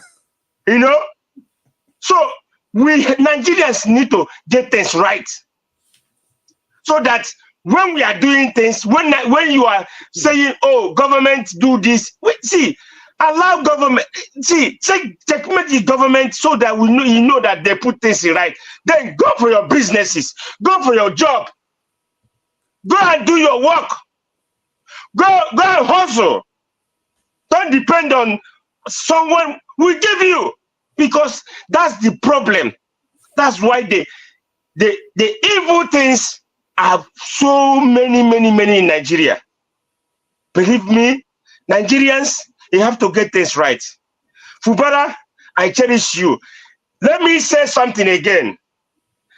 You guys will leave Peter be alone. He has his own ideology. Peter, I tell you today, if you ever go and do running mate with somebody, man, your career as a politician is gone. You have your own ideology. You're not supposed to go and do any running mate with anybody. Anybody that thinking that thing, that person need to rethink and say no. Peter Obi has his own ideology that he want to handle Nigeria the way he want to handle it. All these people, you see, this is what not. This is not what not people want. Born to rule. Okay, born to rule. So this is not right. Let me come in second round again. Yeah, thank you. Please, you could have leave me more, but let me stop here. Thank you. To be honest, Ogachi is if you know I don't leave you more with over 3 minutes. It's okay. The submission was top notch. Yeah, so we just continue on the blog. Let's use this opportunity to thank Abby Kingsley Atayo and Daniel Brown for the birthday wishes to Mr. Ninja. Yes, let's keep the birthday wish rolling. And you can still use the $sign. It's not too late. It's still the weekend of Mr. Watch's birthday. And let's continue with that trajectory of celebration. We can do this. Let's keep doing it. One community, one voice. Lady Eugenian, I hope I got that right. Well, Mr. Watch wants to use the opportunity to extend his thanks to everybody on the comment section. He's saying, see all of una. He not miss any of una at all. In see una. So now make him say, make I greet una one after the other. Lady Eugenia, OCOV, one community, one voice. Nigeria sends his greeting. Chinwe Adeyeye. You see this kind of name, so now so Nigeria is supposed to be. One Igbo name, one Yoruba name, you see? But these politicians, they don't divide all of us. Nigeria will say me, I greet you. Of course, Abuazi, we see you. Thank you so much. Johnson Emmanuel, yes, I got that right. Mr. Johnson, Nigeria was Chloe salute. Madam Peggy Modi, we greet you, Madam, specially. We greet you, Madam Peggy Modi, member for 17 months. And God bless you, Madam. Thank you so much. And great mind, Nigeria Watch extends his weekend greeting. Ola Adewale, Nigeria Watch greet you. Mercy Omorege, Charles Moses, Madam Nnenna Ogbonna. Nigeria Watch extends his greeting to you. Oruyomi Abdul. You know how we do am now, Abdul. Madam Amaka Ofojobi, Sonny N, Ikpomusa Morege Peters, JK, Kingsley Ogeriakin, Ume Florence, Vitus Ekwe Belem, Madam Ame Bright. Madam Ame Bright, good evening, everybody where I call. So, Nigeria was saying they greet to now. Happy weekend to all of you. Pius Monye, Blessing Deba. Is this a short form of Usadeba, man? I don't know. Daniel Brown, Daniel has come to judgment. Nigeria Watch extend his greeting to you. Abby Kingsley Atayo again. Amaka E, Madam Love. Madam Love Maduka, welcome to the show. Abby Kingsley Atayo. And D. Raul, Nigeria Watch say, make I greet all of una. Una do well, una keep the comment coming. And well, people on the panel, people all over the world listening to us, it's still Nigeria. Anyhow you look at it, there's problem somewhere. Anyhow, imagine we have to stop everybody from talking because 8 minutes can never be enough. People have something to say. Any dimension you look, is it in terms of infrastructure? Even in all this infrastructure, there's no single one. And sometimes it makes me, I don't know, they've so dealt with us that we have accepted everything. Because sometimes we are talking about how Obasanjo brought mobile telephone. It has been 20-something years. We still don't have fixed landlines we don't have. It is still mobile. Now everybody, they carry the waka, they go. We've not been able to develop that. No single infrastructure that you can boast of that you enjoy in the country. You cannot boast of good road, cannot boast of electricity, cannot boast of fuel, you cannot boast of water, you cannot boast of good hospital, cannot boast of good school, you cannot boast of anything. We are all local government council to ourselves. Any person build house now, you must dig borehole. There's hardly any, take for example, Edo State, there's hardly any house in GRA that doesn't have a borehole. And remember, there is water level, water table. The geographers will attest to that. When the effect begin to hit all of us, in how many years from now, I hope say we not go blame God or we not go wrong, go church, go they pray. The time to act is now. Edo State, as small as Edo State, not even Edo State, let's just take Benin City. Just less than 2 million people. We cannot provide water for ourselves. There are rivers surrounding the state. Towards the Dogbo area, Ikpobaoka area, there's a river. There's Ikpoba River. If you are going to Orion, there's river at Orion. Towards Ikpoba area, there's Okwai and all those rivers surrounding the city. Yet the government cannot filter this water. pipe it through the water board. Water board where military administrator, the governors then, when it used to be Midwest before Bender State, they had enough fund to walk everywhere, go reach Delta states. But today, governor we get for half of the states, they complain. Even the facility, the infrastructure where they come in for grant, they not fit do am. All of them, now that Ogbemudia stadium, they renovate. This one a stadium we one person build. Oshomole can renovate am. Not once, twice. Igbine don't do it on. Obaseki still come repeated the same thing. Make we the shame now, I beg. Well, make we go to the second part of the presentation. So we go just call people name as they take the screen. Oga Black Panther, you did yes, so. Oga Black Panther no dey. We go move to the next person, which is Prince Alabo. Prince Alabo, yeah, I got it right. Prince, are you there with us? Yes, I'm with you. Thank you, my brother. Yeah, Prince Alabo. Yeah, let me say thank you for that, your initial passionate and submission. Unfortunately, that's just the Nigeria we have ourselves. There's nothing we can do about it. But before you make this submission, in my personal view, the truth has to be said. For me, it's okay for people to talk about what's its name, Fubara, blah blah. I don't simply give a damn about Fubara. Whatever he's doing is for his own personal survival. If Fubara is a truthful man, first of all, he's not even supposed to be there because the election that brought him in, it was wicked that rigged him to power. So the first thing is to, you have to leave that power and give it back to the people that it's supposed to belong to. Moreover, Fubara didn't campaign a day. It was Wike that did all the groundwork. The primaries, Wike bulldozed everybody. And Fubara had an agreement with him. It's time to obey the agreement. It's not a problem. For me, even though he's fighting, I believe Fubara is not different from Wike. Because today, people like Fubara, if they don't get power, their own might even be worst. You never can tell. We have seen that before. So it can happen again. We've seen it before and we know it can happen again. As for me, I just see all of them as birds of the same feather and they ought to flock together. They cannot cause a dichotomy between themselves and they make us a participant in their own fight for survival.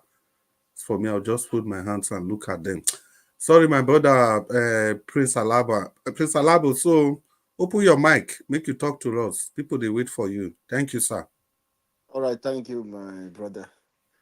Yeah, my brother is quite is sad because we understand the process that brought him in. We all agree it was a wrong foundation. We saw it on the news. We saw what happened in River State. We saw it on the IRF, how the figures were changed, everything that they did to manipulate the election in bringing him to power. We saw how they blocked the INEC office, not for the people to get the sensitive material in order for them to go to court to challenge the election. We know how all these things plays out. But because our law has allowed him to stay in office, Supreme Court has made him the governor, not the people. He is now the governor of our state, so there is no any other option. It's just like as Tinubu is, he's the president of the country. Supreme Court has made him the president. He is the president, whether you agree or not. He is the governor of River State today. So that is the thing. He is the governor. All we are calling is for him to do the right thing, which it should not follow the same way. If you are saying you are different, you put River State first, then just conduct a simple, free, and fair election. We know. My annoyance and my pain is that is this surrogate, those people you think that they can do things, at least change from different way. But I am not surprised. It's the same foundation of people who have been, this man I'm talking about that hijacked that election to make his son the councillor. He has been the local government chairman, PDP chairman during Amechi. Amechi defected to APC. He was Amechi chairman. When Wike came into power, he again joined Wike as a GDI. He became a local government party chairman. That is how this man has been turning around. As I'm talking to you, he continued to remain local government party chairman for any party that comes to take over Andoni. So it's the same set of people. So you don't expect them to change. So it's not that I'm even surprised for what is happening again. But my own is when you people are saying no, we don't like the injustice that is happening. We don't like what is doing to our government. Now you have the opportunity to conduct a free and fair election. You people hijack the process. So I've come to understand that it's the same people, it's the same politicians. It's just that they change party, they change leadership. That is all. It's the same set of people with the same character, the same behavior. So you don't expect them to change again. But how are we going to do? Should we continue in this manner? How can you, as a place is, people are sitting down waiting for election. Somebody is somewhere, concluded the election already, and nothing is happening. They have announced the result without election being conducted. What kind of impunity is this? What kind of injustice? What is happening? I don't even know the adjective. I don't know what to use to qualify this kind of people, just to see how I can describe these people. How can these people behave like this, as if they are in different planet? Did God? No, God can never make mistake to make human. But the kind of human being, the kind of nature of people in this our side of the country, you wonder. This person I'm talking about, he has lived his life in the United Kingdom. It's not that he's somebody. It's not that he's somebody they will say, okay, he's been. All of them. Even our president, he has been in abroad. So why would they, in all their exposure, they go back the African mentality, they still operate it? It's a disease. And what we should be thinking of now, I think, because I'm giving up, what we'll be thinking of, but I will not give up, is how are we going to cure these diseases? That is eating deep. The youth is eating deep in them. You see them jubilating, celebrating this evil because it has favored them. No job, Rivers money is being squandered by individual. They dissipate it for anything they want to do unaccounted. You cannot hold any of them accountable to say, please, tell us how you spend River State money. That is why you see them, as soon as they pack these resources, when they finish their tenure, they want to be president. Because of the kind of money they were meant to themselves. They will just be taking this money, individual, money that is meant to develop River State with all the allocations and internally generated revenue that has been in that state is enough to transform River State since 1999, at least closer to Dubai, if not like Dubai, closer to Dubai. What is the landmark of River State? Look at the kind of place we are located. Look at the kind of places close to the sea, but there is no infrastructure, no nothing. They will come and just construct road, that's all, just to loot money. Because of the process of procurement is not transparent. They loot money, think they are doing project. That is why I challenge you. Let President Tinubu remove a Minister of the FCT. Remove him from that FCT. Give him a ministry where he cannot be allocating money for himself to do construction of road, and see whether you will hear his name anywhere. Nobody will hear his name. Put him in a place where he will not be doing. Have you seen the process of how we do all this road in Abuja? His budget does not go through the due process. That is how Since he amount money. Since he came there, he has gotten close to 1 trillion naira.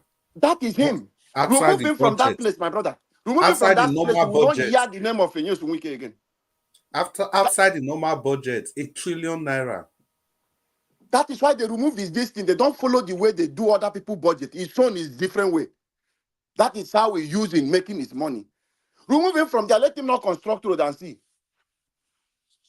You think he's doing it? Yes, people are benefiting and seeing. Yes, that is why VDM said yes. At least let politicians be doing, even if they want to thief, let them be seen. That is the thing that is giving him so much money. Because if it is 10 naira, they will put it 20 naira. Nobody is holding them, and the contractors will help them in launder those money, My brother, making them more rich. make you round up 2 seconds. Only 2 seconds. So, this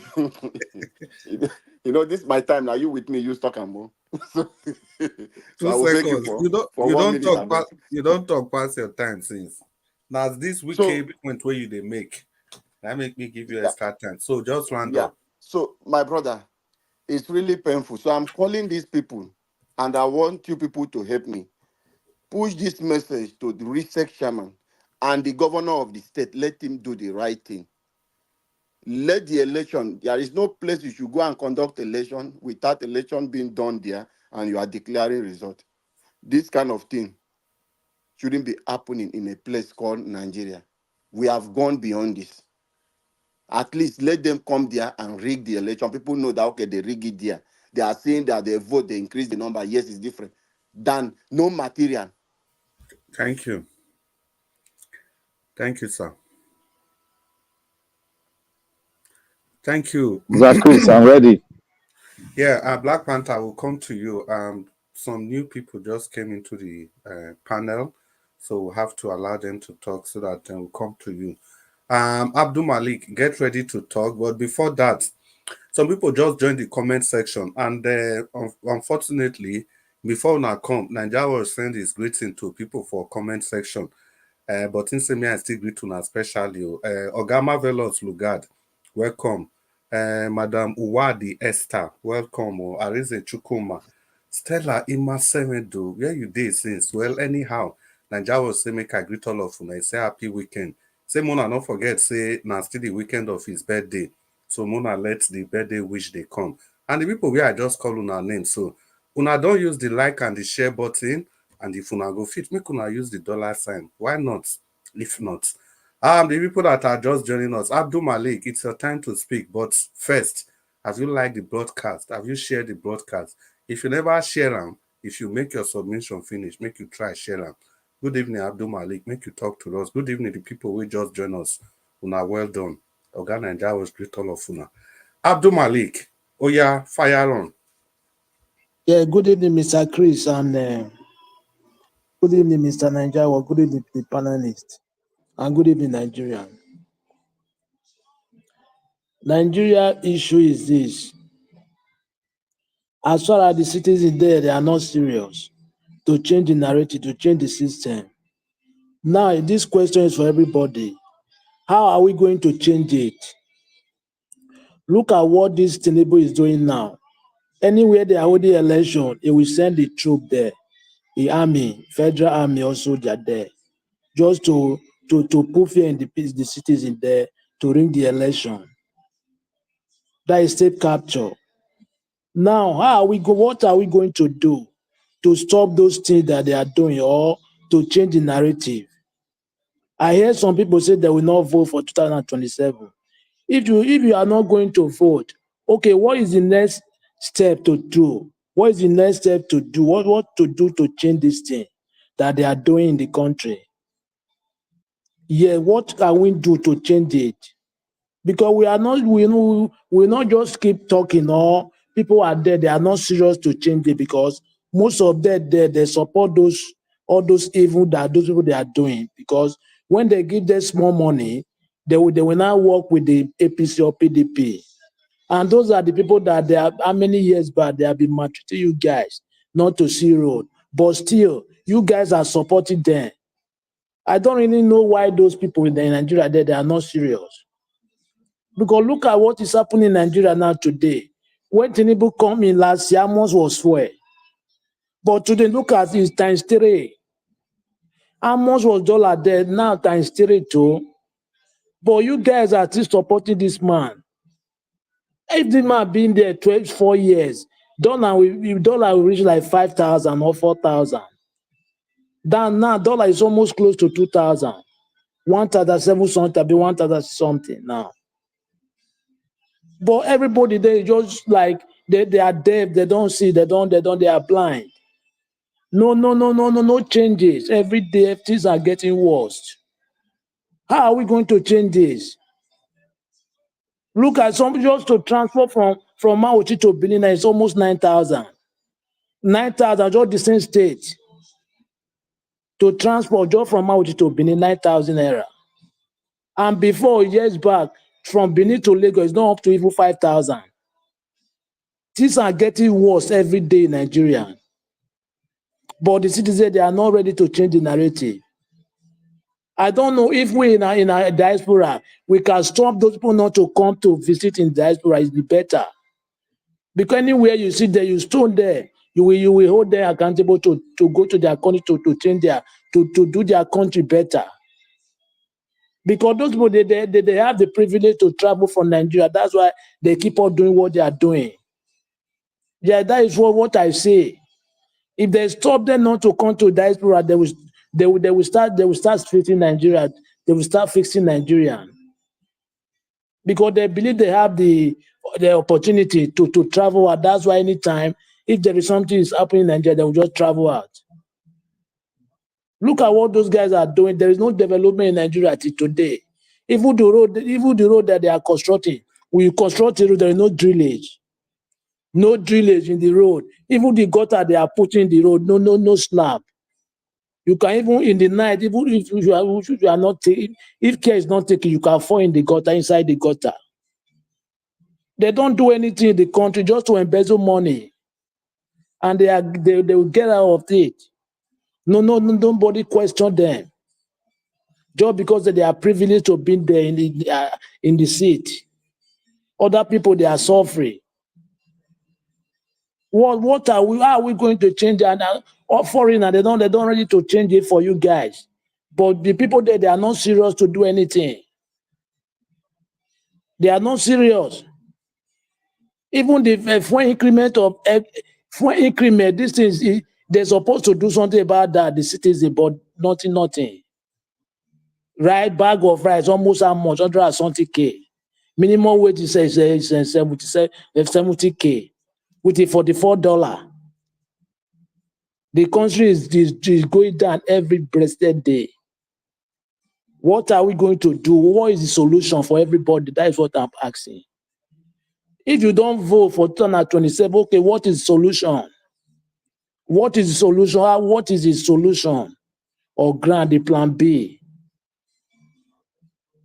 Because the cities is there, they are the worst part of it. They are the one that cause those things. Most of them, when they give them small thing, they will join them. That is what we are seeing in the country today.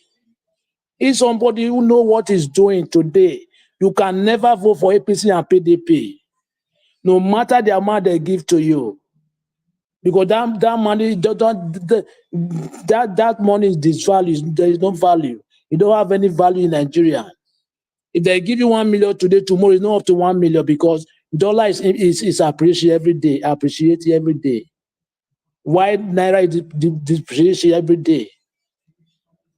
Okay, why can't you do the best thing so that your generation will inherit good life? I don't really know if those guys, they know what they are doing. For me, they don't know what they are doing. I'm telling you the truth. Because somebody who is normal or you are educated, you're supposed to know what is good, what is bad. No matter what they give you, you need to reject it because fight for your future, your children's future. All children there, they don't have future in Nigeria. Even common life, common water, government cannot provide for their citizens. Okay, why are you governing those people?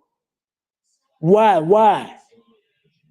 Nothing to prove that you are a good governor.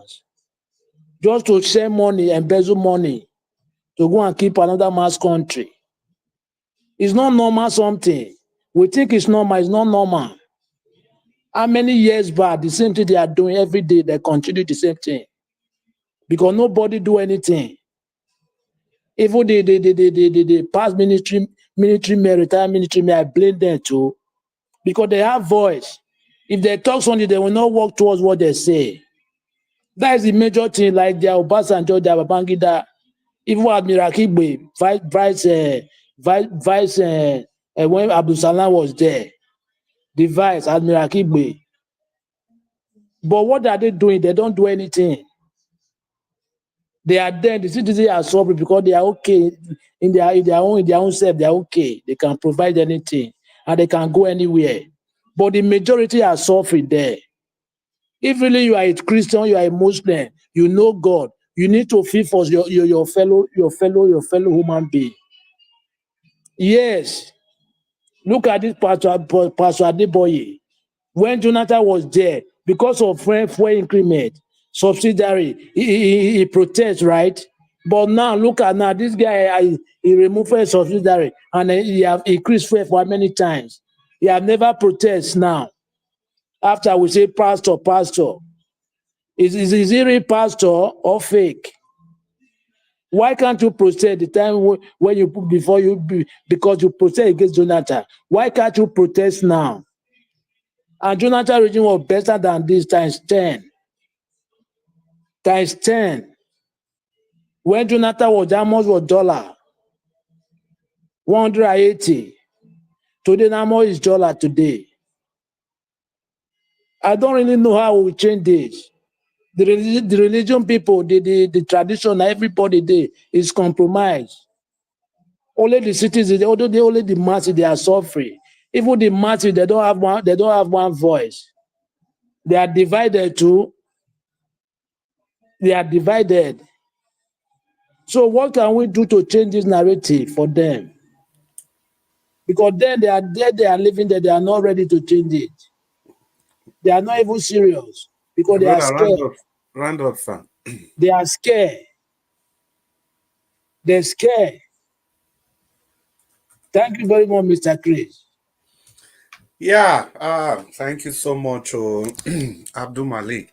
Well, Abdul Malik, from the beginning of your submission, you asked some very vital question. If you like say after they ask the question, you know, say Oga Jonathan Day Road, one can join us.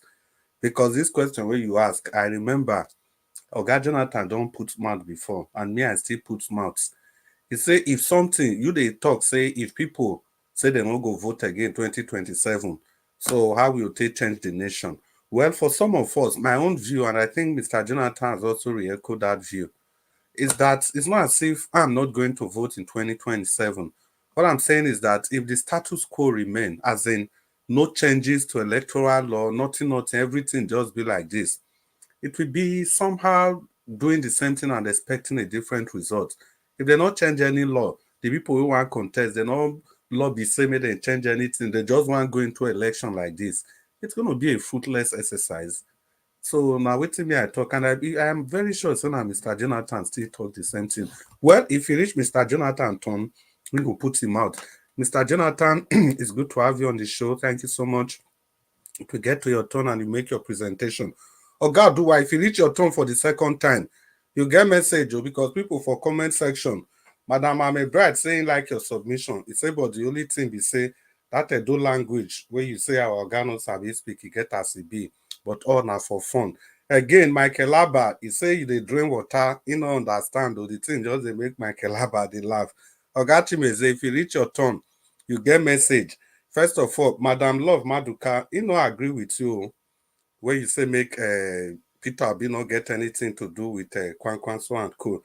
Because Madam Maduka's view is that, in fighting a battle like this, you really need everybody on your side, your friends, your enemy, everything, as long as you stay focused. However, I think Madam Ahmed Bright still disagrees more with Madam Love Maduka.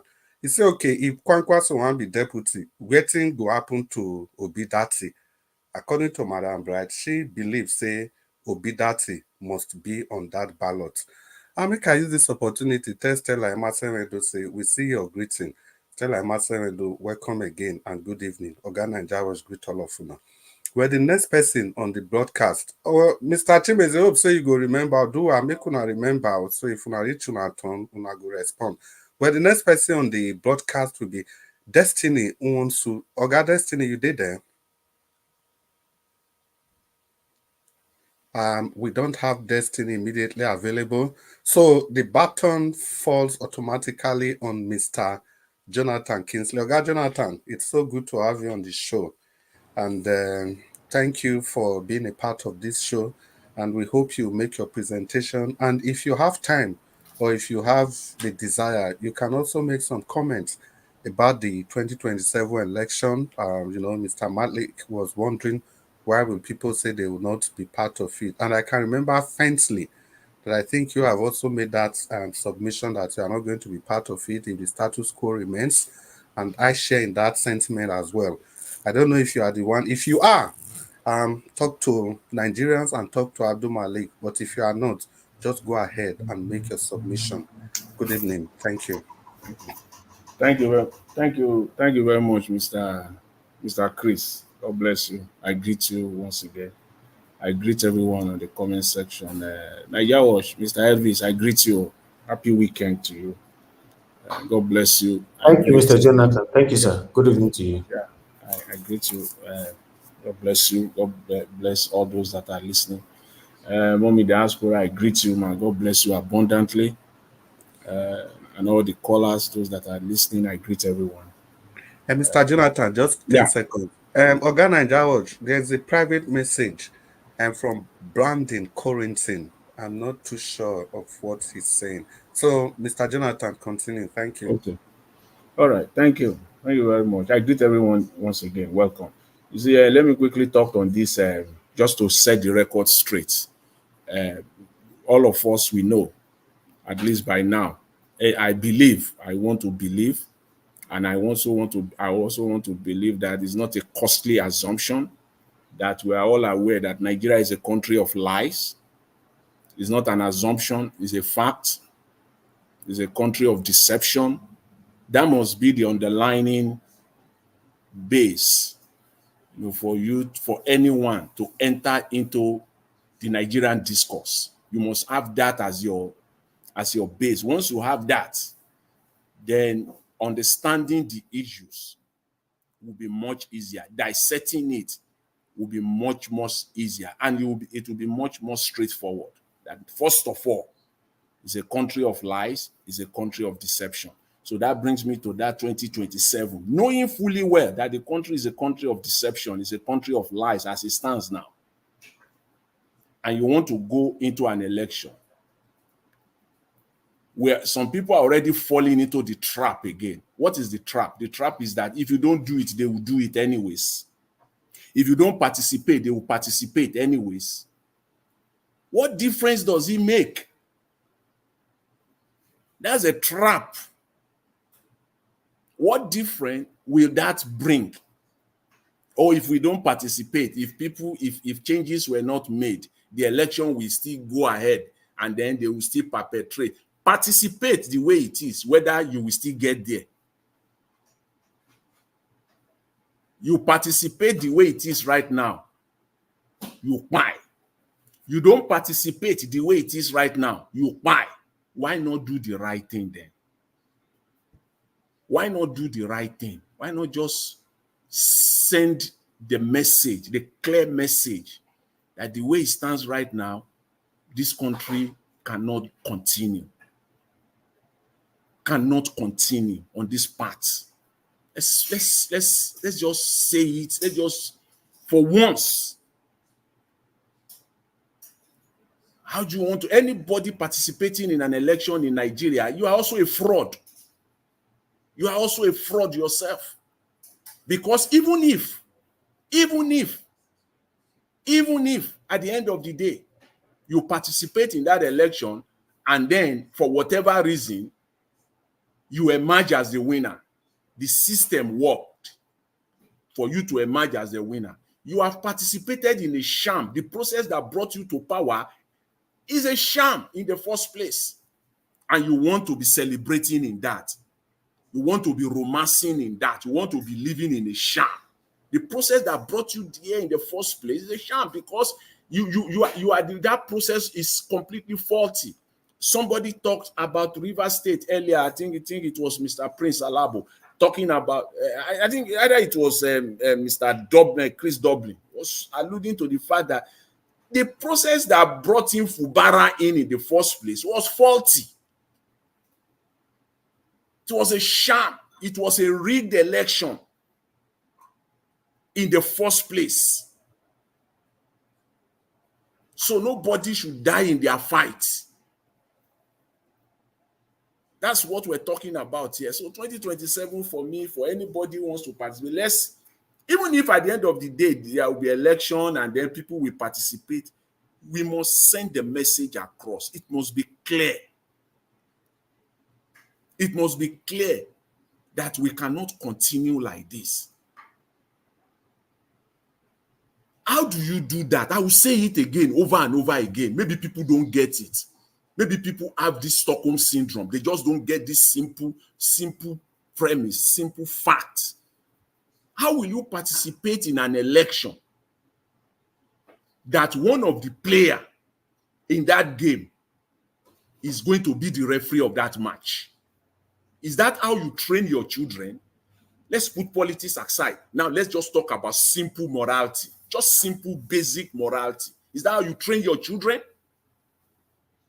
Do you send your children to school so that when exam comes, they will have to, when it is time to mark their papers, they bring it home to you, Papa, Father, to come and mark it for them, and then they will emerge with honors, and then you'll be carrying. Oh, my child has done well. He came up with honors because you are the one that marked the paper. Is that how you train your children? Is that how we want our nation to grow? Is that how we want our children to come out? Of course not. And that is exactly how we are practicing our politics. When you see that basic morality just tells you, basic simple morality tells anybody you are a father, a man, a father, you are a grown-up person. Basic morality tells you that I cannot be part of a process where I'm going to be the referee. It's as simple as that. And that is what we're doing in Nigeria, and we want the very best. We can't get the best. We can't even get simple, mediocre standard. We can't even get it. Even mediocre standard, we can't even get it. That's why a minister will be perpetrating himself there, saying that he's doing something because he's enjoying in the loot, awarding contract, taking cuts, left, right, back and front and center, taking cuts all over the place.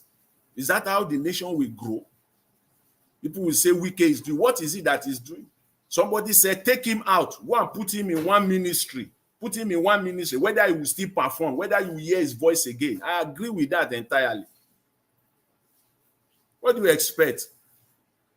You go and put an ant inside sugar.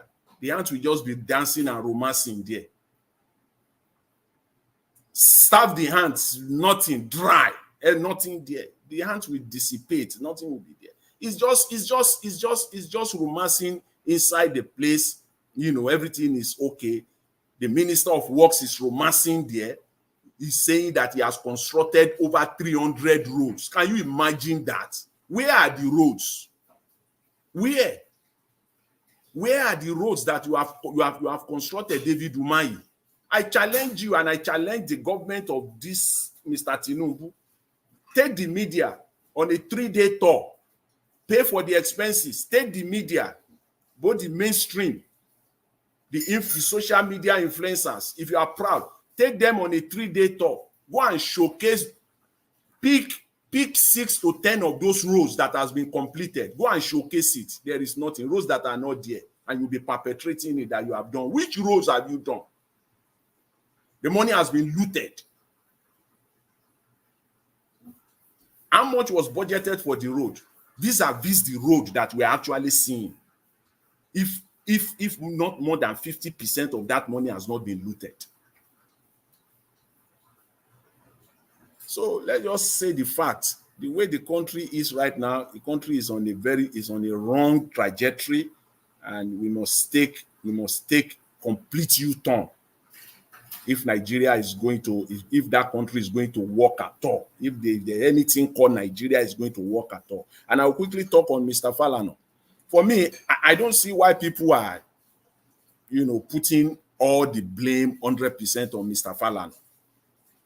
I don't see any reason. I will take that position, and I will clarify it. Mr. Falana, as a man, he has the right to come out and defend himself, the fact that his name was mentioned. And because, as far as he is concerned, he has built his name.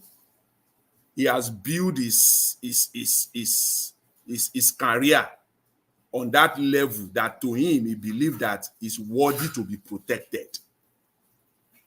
And so when his name was mentioned there, even though we know clearly it has nothing to do with VDM, very dark man, we know that. But Mr. Falana is only trying, and it should stop there. The idea of suing the man for defamation of character or anything is taking it out of line. On that one, I disagree with him. Mr. Falana is a lawyer of decades of experience. Even he himself has indicted himself. Because you see, that is why they will tell a doctor, don't treat members of your family. A lawyer, when he has a case or member of his family has a case, he also have to go and engage another lawyer.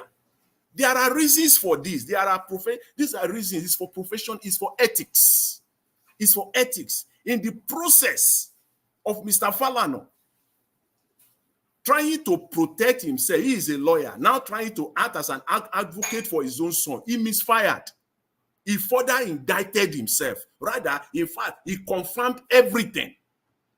He should have stayed neutral on this matter. I mean, no comment. You shouldn't have. Doctors, ethically, a doctor is not, they are trained. You cannot administer drugs on yourself as a doctor or on a close family members. You must take them to the hospital because your judgment cannot be normal. Instead of you to give your child one dose, you can double it because the emotion will kick in. It's a natural human phenomenon. If you are a lawyer, you go to court. Where have you seen a lawyer say, I want to defend myself? You have to go and lawyer yourself up. You also will have to go and engage another lawyer. Mr. Falana is playing the role of advocate for his own son, and in the process, he misfired. That's the problem I had with him. He himself, he released a bombshell in that interview. He confirmed everything. What is it that VDM said that Mr. Falana himself did not confirm? He said, big people of means, men of means, women of means, they don't go to prison in Nigeria. He said there is a place called White House for them. What is different from what VDM said?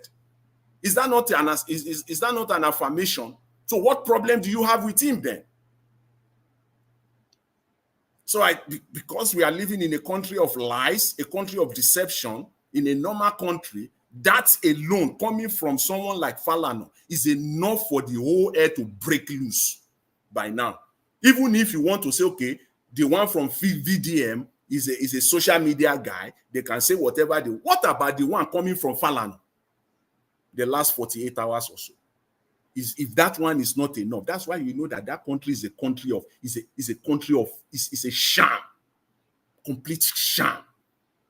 If Falana himself can confirm that, he indicted himself. He affirmed everything that VDM said.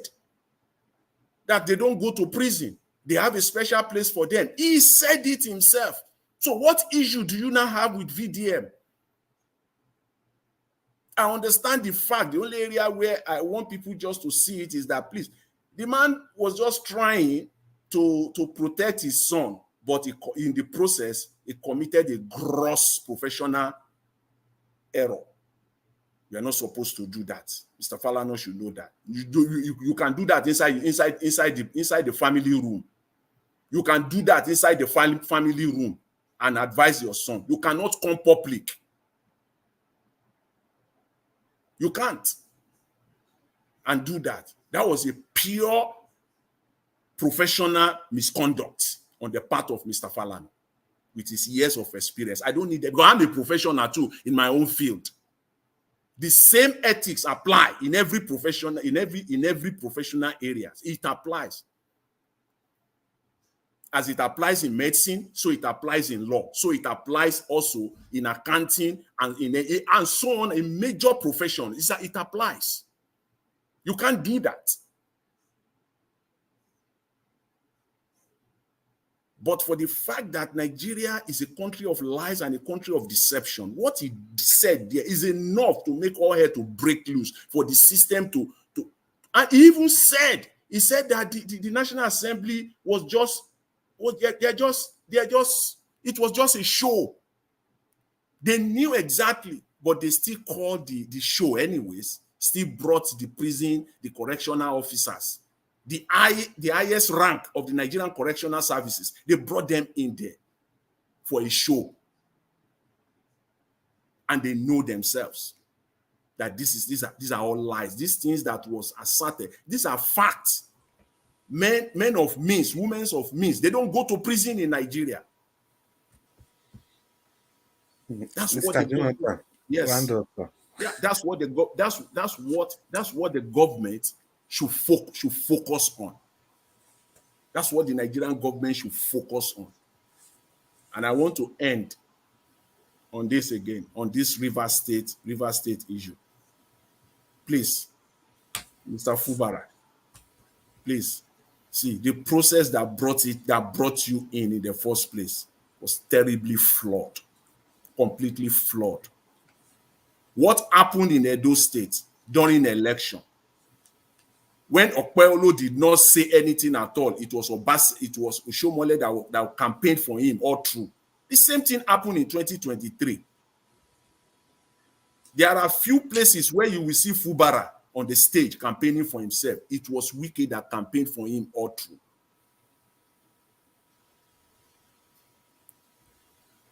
So, anyways, I'll leave it at that for now because of time. Mr. Jonathan. Thank you very much. I really appreciate it. Thanks. Thank you, Mr. Jonathan. Mr. Jonathan, you say because of time, you don't chop double portion anointing. Oh, Mr. Jonathan, a double portion. Yeah, because when you entered the Falana case, and there was no stopping you at that point. It wouldn't make any sense at all because we were just building the case, building it, and it was actually at that time your time finished. But since you were in that, you have to just continue. Yeah. Well, I share the same view with you. Concerning the River State. I've talked about that before. I know Prince Alabo is of the opinion that Wike should be defeated because I think that's the way most people are seeing it, that Wike should be defeated. Fubara seems to be on the people's side, but that's how they are. And to interest everybody to know that in Obaseki's first term, when he came to power the first time, he didn't say a word during the campaign. It was Oshomole all through. And everybody that contested with Obaseki in the primary, Oshomole stopped all of them and brought in Obaseki. 4 years later, Obaseki and Oshomole, they fought to a standstill. Just the same thing. Obaseki said Oshomole wanted him to share money, just like the way Fubara is saying. And the people joined Obaseki to defeat Oshomole. And after that, Obaseki turned his back against the people. So that's why this Fubara thing, we are just seeing it as another Edo election part 2 happening in River State. And these politicians, they are all the same. If Fubara, no matter what you say about Wike, if Fubara has not used his accounting prowess to hide all the funds that could be linked to Wike, now I don't say Wike we don't know where Wike did now. And when the EFCC was looking for the same Fubara, no be State House. Now Wike hide them for State House now for months, if not years. Fubara not leave Wike house for inside government house there. So there, I don't know. I don't know what Fubara and what actually is Fubara talking about. What is he talking about? He doesn't want to pay the agreement that he reached with Wike. Was the agreement for the good of Rivers people in the first place? It's no. So for me, I don't see him as a separate dog in this fight. They are all the same. I don't know. I don't think he's different from Wike. In fact, personally, I will even think Wike is even on. Wike even has more advantage to me, not positive advantage. At least everybody can say something about. We know who Wike is. But the likes of Fubara, people still have sympathy for them, and that makes them more dangerous. Because we have sympathy for them, you can allow them to do whatever they want to do. You can give them time, just like people had sympathy for Buhari. So you just give them time to do the havoc they want to do. And at the end of the day, I don't know. It's just my view anyway. Mr. Jonathan, there was two words you used. You said Nigeria don't even have a mediocre standard. God, Jonathan, that one big go. So Maybe it's mediocre below. standard, we don't even have it. No, not at all. Wow. It's below So mediocre. mediocre na person we not just sabi at all. We don't even get that They standard. don't even get that standard. It is well. Well, Black Panther. See, make I quickly add this one. See, please, just 10 seconds. Please. See, on Mr. Falano. Kai, on this matter, a good lawyer will tear Falano into pieces in the court of law. Honestly speaking, they will tear him into pieces completely for that interview he did with Shehu and everything he voiced out of his mouth. Let them match it. Please go ahead. Let I'm them not ready match yet. Falano, man to I'm man, not ready. sand for sand. Maybe sand is their standard in Nigeria. Sand for sand. They will tear him into pieces without error that he committed. Because he affirmed everything. I'm repeating myself, but it's Well, so I think the pressure on him was for him to make a statement because he was trying to protect himself. If he had kept quiet, people will expect him to say something. Falana, at your level, you should be able to make a comment. You should be able, but the commentary could have done it through his advocate, so that in that way things can also be corrected and retraced and I don't know, repolished. But now that these have Chris, continue. I'll call you when I'm ready. Okay, they've all come out from the horse's mouth. I doubt if there's anything he can deny there again. Well, maybe we continue. Mr. Dua, you don't reach your turn. You did there, so. I did here like who don't do. Make you talk to us. Ipa Dua, talk to us. Talk to us. Your final submission, sir. Thank you so much. Thank you. Let me say something about this ringing into power like Fubara or ringing into power is for me. Ringing person into position is no more the worst thing. What is the worst is after they ring you into the power. Did you do good? Did you change that narrative? As we remember our late Iyaradua, he said what brought him into the government for him is not genuine. But what was his mission? To correct that error. That is why I now say, I think, 9-point agenda or something like that time. One among those agenda is to correct that error of it was Yaradua time, and they used machine to remove. They say the machine should come at people that vote genuinely. That was how Oshomole come into power. So bringing you into position is not the problem. But when you enter there, did you work for the people? According to the book of Proverbs, I think Proverbs 23, it said wisdom is worth paying for, but too valuable to sell. So coming into that position, you work for because since when you know that the people that are there before are not good, and to leave it for you, for genuine people it will be difficult for a person to say, okay, let me trick these people and come into it. It's not a problem. But when you, as a good intention person, when you come into that position, did you decide to change that narrative? That is what matters. So if anybody said today, I'm fighting the Godfather, for me, it's not a problem. But after you have finished fighting those who call Godfather, did you want to be a Godfather over them? Did you want to continue to do a barbaric act that those people did that enable good people not to enter there? Or will you want to change that narrative that after you, it must be from the good people that were able to have chance to come there? That's what matters to me. And that is why they said that the PA of a bad person or wicked man is the one who has authority over the wicked man or the bad man. So if you want to get to that person, you used to through his PA. So Fubara was really to position. I don't have problem with you. But what I will have problem is if you are not using the money of the state to do things for the state, instead of you using to do it for the state, you are using it to look for who you will bribe. Because when you work for the people, there is no Godfather that will be able to ring you out of the office again. Because the reason that people are saying insecurity, police just came, soldier just came to intimidate voters. No. Police came to this thing, soldier came, army came, air force came, whatever, navy came for voting time. It is not intimidation. Except you people that want to come and vote doesn't have good intention over yourself. It is even opportunity for you to express yourself. Let those millions or trillions or whatever zillions on the millions as a security officer, let them come. The way you vote, follow your vote to the place that is being counted. It is when they did not allow you to do that, then you will not say you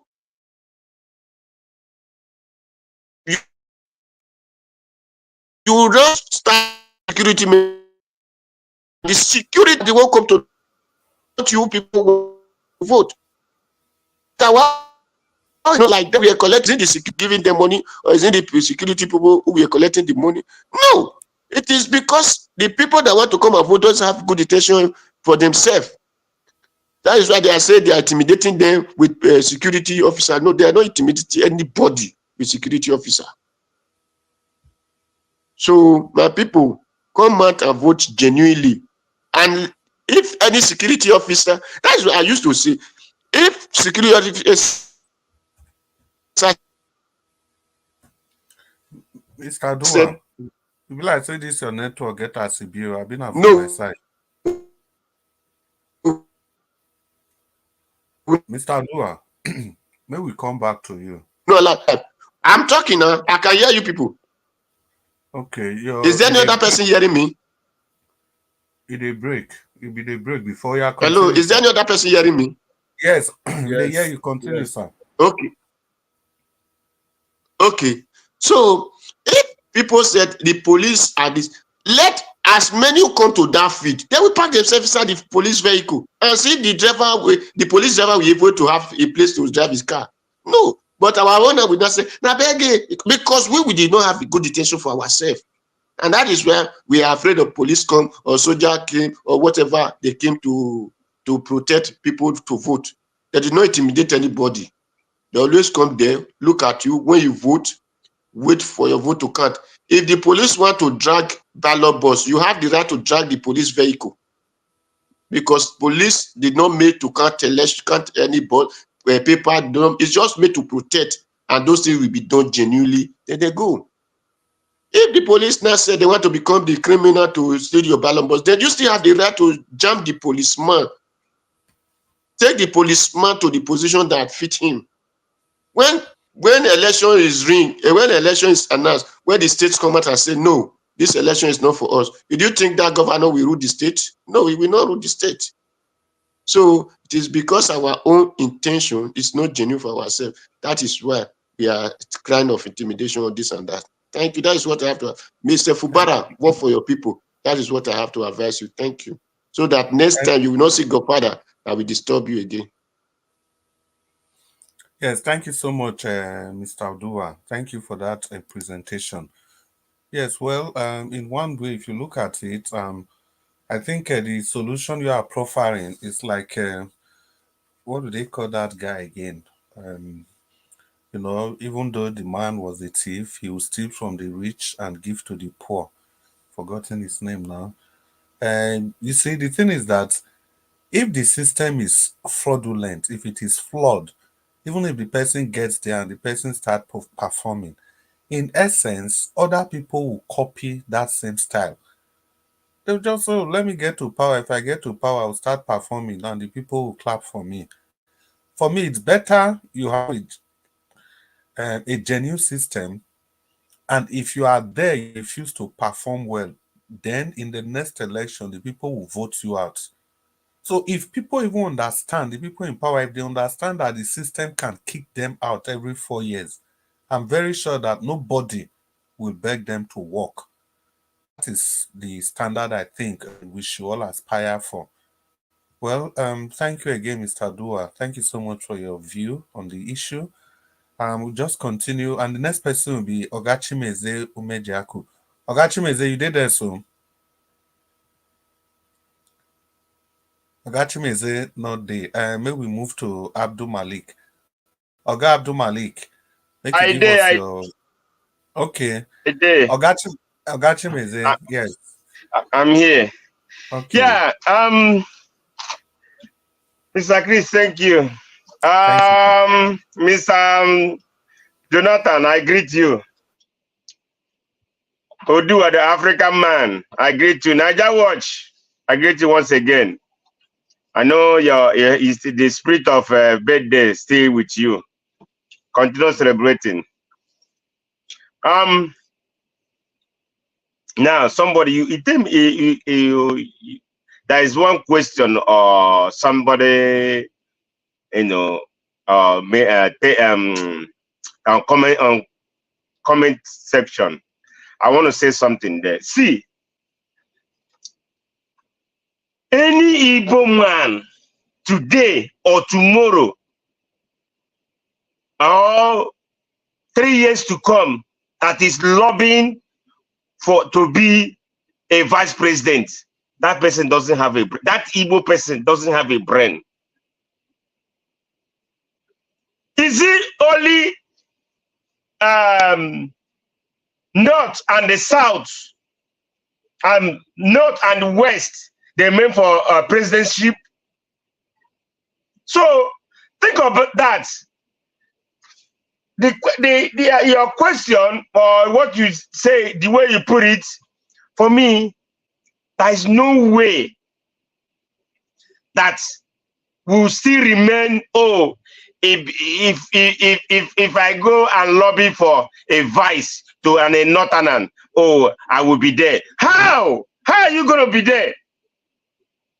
A vice president doesn't have anything to offer. It's just like boy.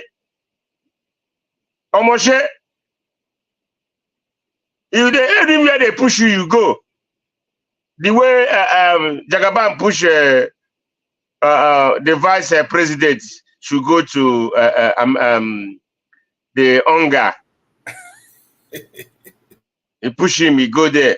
He go there speaking vernacular like that over there. The one way they make me laugh, you say Omoshe. Yes, of course, Omoshe. I tell us what that one mean now. Maybe we still enjoy. Boy now. Boy.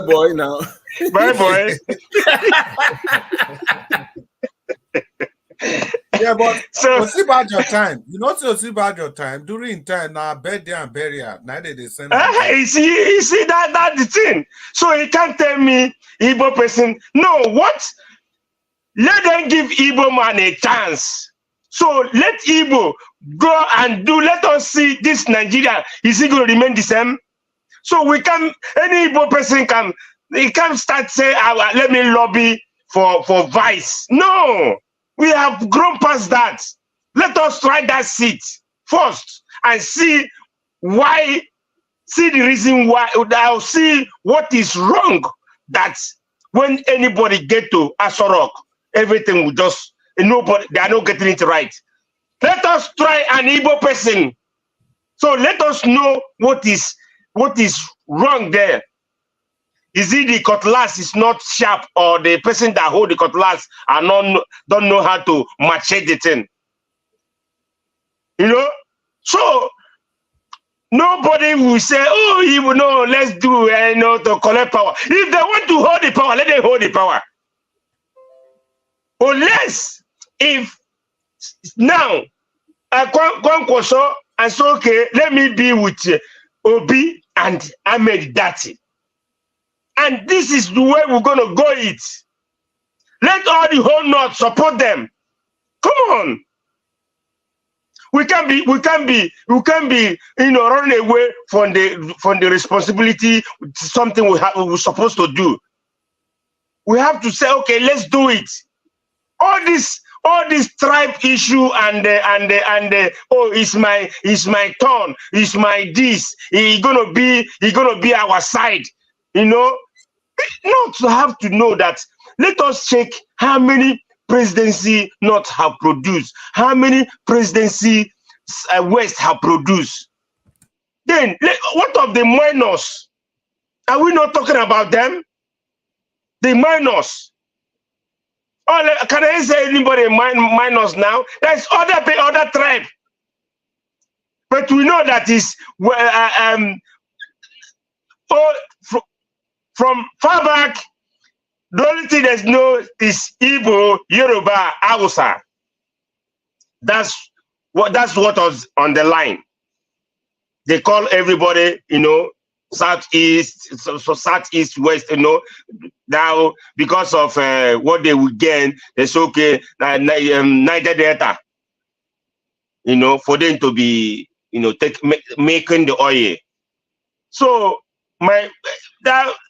we have to go this way. We have to try an Igbo man. Let Igbo man try, and let that person enter, and let us know what is wrong. What is wrong? Is it Asorok is the problem, or the politicians is the problem? But me and you know who is the problem there. It's the people. Is the politicians. They are the problem. Because they don't want everybody to breathe. They want to suppress everybody, so they will be, climbing on your top. The way say, hey, lie down, so that they will climbing on top of you. They will be, they will doing all what they're doing. If you ask them questions, they will get, they will be after you. Ask them question, they will get angry. Say, why are you guys asking me this question? It's my turn now. Now you guys are waking up. We have to wake up, oh. And let me say this thing. If there is no reform, if there is no change of INEC, believe me, we have to do something. Guys, you see that voting day, sit at home. Nobody should go out. Heaven will never fall. Sit at home. If Nigeria can do this, you see, there will nobody on the polling unit. Let them read themselves. Let them read themselves and enter by themselves. They know how to read. That they will bring the people that will monitor the election. Then when they come out, they see no single animal outside, no single even fly outside.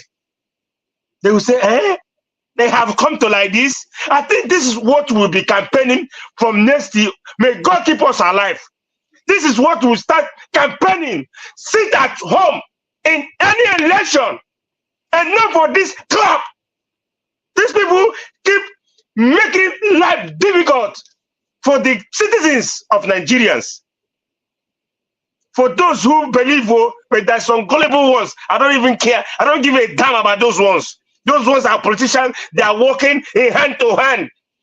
They are even women and even all of them. There's so many of them. You think some he say, hey, women. No, women are full of too. There's so many of them. Like this gullible Nigerians, gullible youth. That's inside them and the women. We have to say no. Let us sit at home. If we start campaigning, please, this is, I say God keep us alive. And if we start maybe a year to election in Nigeria, let us know, sit at home if we can campaign it and get it right. See, protesting doesn't make any sense. He protests from here today, say, you guys, okay, no, okay, they say protest. Your Jagaban enter his new private jet, put toothpick in his mouth. He just put toothpick and jump inside the plane and say, come on, you guys, you can sit down. You call it vacation and the working. You are inside vacation, you're working. How do you who go and look at him whether he's working or what? What is he working from London to Nigeria? He making call. Fabio, have you put the money on my account? Or how many insurgency we have today? What the heck? He telling me he'll be working from London to Nigeria. Come on, let us tell ourselves the truth. We have to get this right. Anybody that say how we're going to get it right, the way we're going to get it right, say no to election. Sit at home. That's our campaigning. Sit at home. They didn't carry their ammunition, their ammo tanker, their everything. Come out on the road on that day, you will see nobody. Hi. That day will be like, it's like Nigeria, they are mourning Nigeria. That's how it's going to be. My people, that's how it's going to be. If we can start it, let's start it. We in the diaspora will start it and send it to Nigerian people back home. Say this is our mission. Because the protest is no more working. Protesting is not working. If you protest, if you bring your good people come out, they will bring counter protest to counter you. That means it won't work. Believe me, if 80% or 90% didn't come out on voting day, you don't know what it is. It can never tell me you read the election. It can never tell me. So some people that there is election. There's no election. I know what it means. Please, let us. We're going to start this campaigning, and we will stand on it. Thank you, and remain blessed. I hope I still have time. Yes, you get. You get. You still get. Up all this one where you don't talk, so you know how many minutes it will overshoot your time. You still get. I know if I stop you. Already. Black Panther. I bet just give me 10 seconds. Ogachiri, I know if I stop you, you go talk. But you just make me the laugh for when you say people go call Akpabio, put the money in my account. Well, people, in all honesty, the vice president, even the deputy governor, they are as useless as the E in welcome. You don't pronounce them, they are only seen, not heard. I remember I say the only two appointments where Osibajo make when Tinubu not Buhari not there around, director of DSS, even this other person again, Chief Justice of the Federation, Tinubu and the people, they find a way of removing both of them. Because Osibajo appointed the people that were the most senior people there that were qualified. The DSS man from Bayelsa, the Chief Justice of the Federation from Delta. But Buhari can remove the two of them, replace them with people from back of the house. Now there the morality we got Jonathan talking about. Now there the morality coming. How can you do that in a game you are a participant? You go put everybody will be like, wait, either the person they bear your name or the person resemble you. And we say we are one Nigeria. I don't know. We are just leaving the elephant in the room and we are chasing shadows up and down. And even this concept of election, I used to be of the opinion that, look, you have to be part of it, because if you are not, they are going to rig it. But the way it is now, even if you are still part of it, are they not still going to rig it? If you are even part of it, you are now legitimizing You are the rigging. legitimizing the rigging. That's They now become democratically elected. yes. That was what they used against Shogore. Let's talk and finish. Oh. No, sorry, Black Panther, Jare. Now, true, you talk. You don't Yeah, leave you, may you don't talk. finish. Yeah. You don't finish. Sometimes You don't. talk if you want. Black Panther, You yes, don't. you are right. Talk. You don't finish all the food we want chop. Sorry, talk. Okay, thank you, my moderator. God bless you for hollering that point. So I want to thank you, Mr. Jonathan. You really dealt with the Falana issue, because that was where I started. That man has no right to start talking and standing as an advocate for his son. That was a slap to Nigeria, slap to everybody. It was bad. And now I want to answer the question of our brother that stays in Italy that called. May you wait. Yeah. Prince Collins, you did show. If you want to turn off your camera, if you like. Prince Collins, if you dey hear us, you did show. You know now. Okay, because be like say the guy they chop pounded yam. Black Panther, we are fire. I don't talk for the yam. Black Panther. Okay. You see, our brother has asked the question that said, "Oh, he doesn't like my point on." I said, Fubara is trying to create his own empire. See, my brother, you see, if you understand where I'm coming from, you will know where I'm going to. See, we need to start doing one thing. Start knowing one thing, that the Nigerian politician will never change. I have stated it from say a year ago. You need to stick that. That is, we have to put that in our mind to break that barrier, that blockade they keep in our mind. Because most of you were saying something about the black man. Let me tell you one thing. If you look at history, before the white came to Africa, the black man was taking right. We were taking right. We were creating things. Take Benin as a point of argument. The Benin Empire were creating things which was mind-boggling, blowing in the entire world. We have streets, we have light. Those are things we're thinking right. But with the insurgents of the white that came in to change the narrative of the black man, you can see what happened when Mobutu Sese Seko came in and he now finished all the activists. Why? Because he has the support of the white man, which have changed their mentality, and they want to stay in power to advocate for somebody else that came to colonize us in Africa.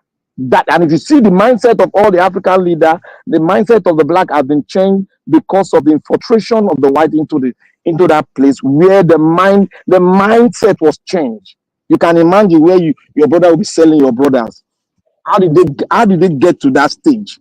Because the mindset of one person has changed the entire population, and that is where we got it wrong. But we need to we that are outside, we are doing a good job in trying to change the narrative. And how do we change the narrative? Like I said, we have to collapse the status quo.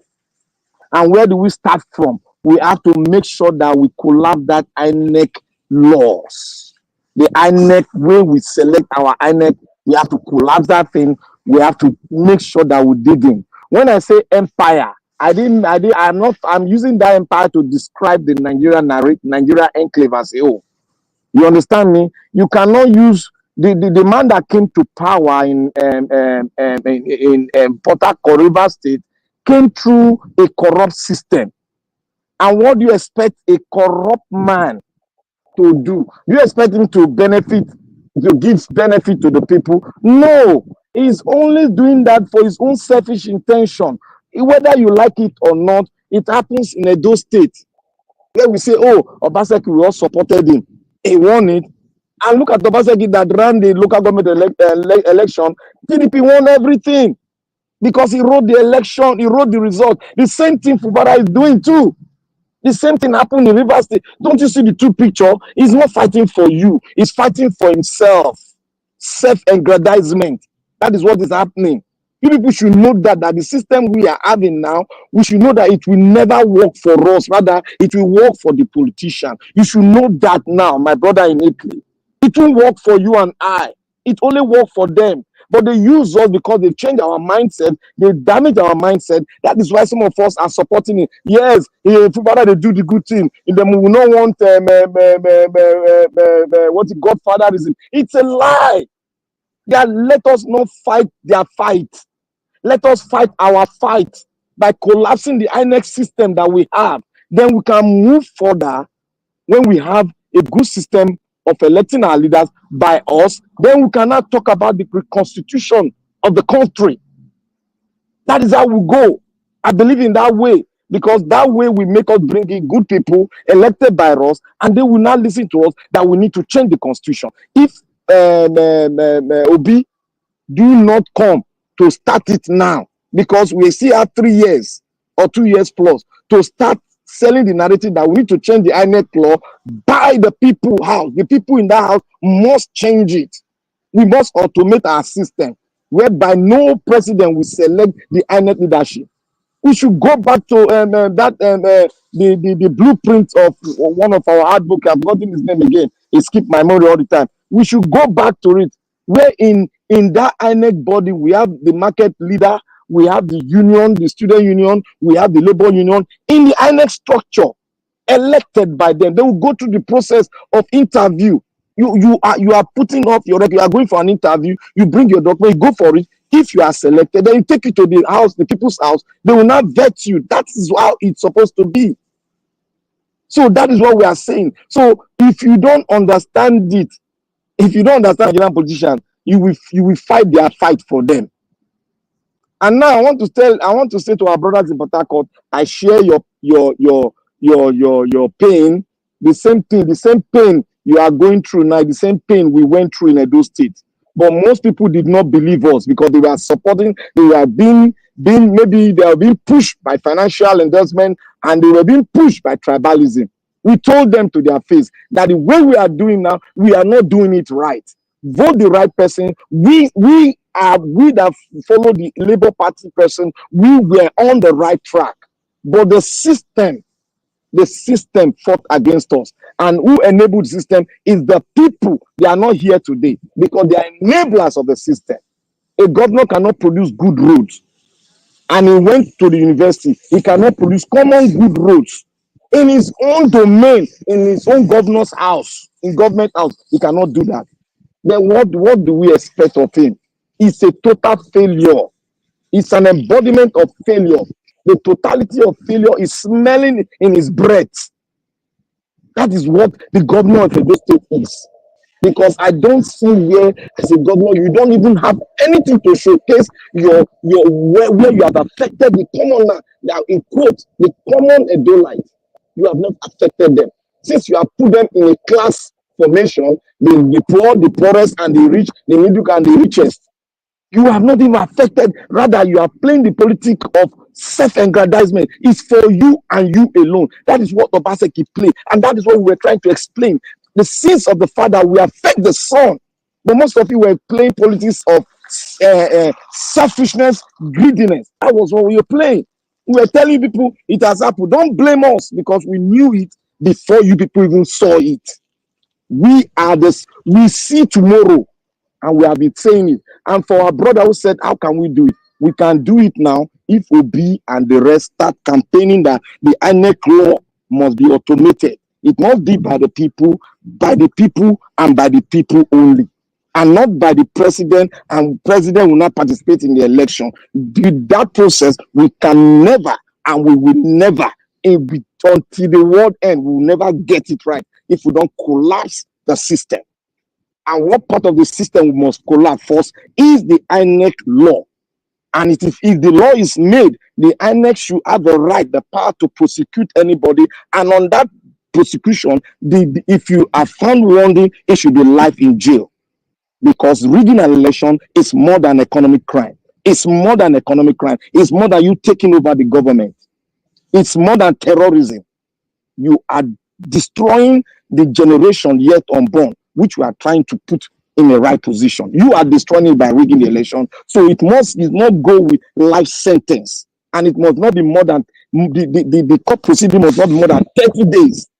Evidence will be brought and they will follow it to the latter. And then we'll now move further. If the judiciary want to make a mess, we must set a law that the judiciary will be police, the Supreme Court will be police, police will be policed. That is what is obtainable in the Western world. That is what is obtainable in our African of yesterday from our history. We police the police. You cannot commit a crime, then we not say we not tap your back. It never happened in Africa if you check our history. But now what happened? Because they infiltrated into Africa and they made us fools over our own people. And now they are trying to transfer it into the next generation. What are we going to do? We must fight the fight of a patriotic Nigeria. And that's why we are telling everybody this system, we need to collapse it. If we don't collapse it, if you think an Igbo man will come there to make miraculous change, it's not going to happen. Because the people that created the system, which he is standing on, they will fight him. Like what Buhari said, corruption will fight back. And it will fight in a dirty way. And that's the system you have put on the floor. And if you don't collapse that system, my brothers and sisters, I ain't going to participate in 2027 because we should adopt that motion of everybody should sit at home. Let 2, 3 people or 100 or 1,000 go and vote the president into power. Then we'll showcase it to the world because that will show that we, the people, we have enough evidence to speak to the United Nations that these people, they have destroyed our country, they have destroyed the next generation. We cannot agree, or else we'll fight back. And when we fight back, you all come, like what is happening in other countries. We must, as an African, we must change the narrative. If we don't change the narrative, what they put into our generation, we continue. You will continue to ask yourself, what is wrong with a black man? There's nothing wrong with us. It's just that they changed our mind during the slavery, slavery governance or whatever they want to call it. During the slave days, that is when the mindset of an average African mind was changed because we now saw that our brothers were selling our brothers. So the mindset now, we need to change the narrative of a true patriot of the African enclave so that we can move and get the African country change. Let's start from Nigeria because Nigeria is the big brother of Africa. We must change it. We must take back the name and we must move further so that other African countries will be affected by the power of the people that the Nigerian people have done. So we should please, I beg everyone, we must change that system from the INEC law. We must change it. We change it. So why can't we do it again? What is scaring us? That is the only way we can go. Obi and other Kwankwaso must be part and parcel of this thing that we are talking about. Let's sell it to them. Let them come here. Let us talk sense into their head. Because if they go to the 2027 election, they are all part and parcel of the necessity the system they made the system to do to our people and to our generation. I would like to say thank you, Mr. Chris, for giving me a little bit time to speak more. Thank you very much. I yield the house. I yield the mic. How you not go eat the house now? Where you don't spend all the time talking. I beg. Thank you. I don't get you. Thank you, sir. Give us some money. Say sometimes if person say one talk, it's better to allow him to talk. Because as you say, make I not talk everything. I just say, okay, make I give you microphone. In fact, thank you, sir. Talk everything finish. I not go even add anything again. But the only part where I don't feel agree with you, I see that issue of black man slave trade. Yeah, you can argue that one now. That is where I know. That is where my knowledge is from. My research work.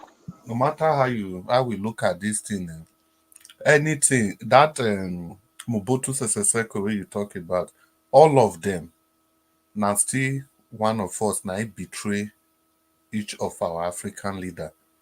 Now still one of us. Even South Africa, Mangosuthu, Buthelezi, now so he begin the fight Nelson Mandela. Is it in former Upper Volta, Ouagadougou, Blaise Compaoré, and Thomas Sankara? everywhere, everywhere. Is it Even even this our present one, sef, about even three coup, he don't stop. even Three our coup, don't do against them. Benin Kingdom? There's always an insider. There's always one of us, and that's one thing you cannot find in the Western world. You know, if you see one British person go join one American person, American government to scatter a own country, it's not possible, and that is where we must take up responsibility and be accountable for ourselves. As we dey talk, Prince Collins joined the show. Prince Collins, welcome. And but before that, Abdul Malik, if you did there, may you give us your final submission so that Prince Collins will talk to us. Abdul Malik, Yeah, I'm I here hope again. I still do. I still do. I'm here. I'm here. Prince He called me Prince already. Alaba. I Yes, know. Is Alabo. it Prince Alabo? Yeah, Yes. Prince Alabo. Yes. Actually, you've given your second submission, but we'll allow you to talk because a lot of people have, including me, we've all countered the opposition, and I think with facts, and I think we are coming from a position of, I can say, the experience we've had in our own states. Abdul Malik, you see the people, everybody don't talk why this election, and the question where you asked from the beginning, I hope say you see the angle where everybody they come from.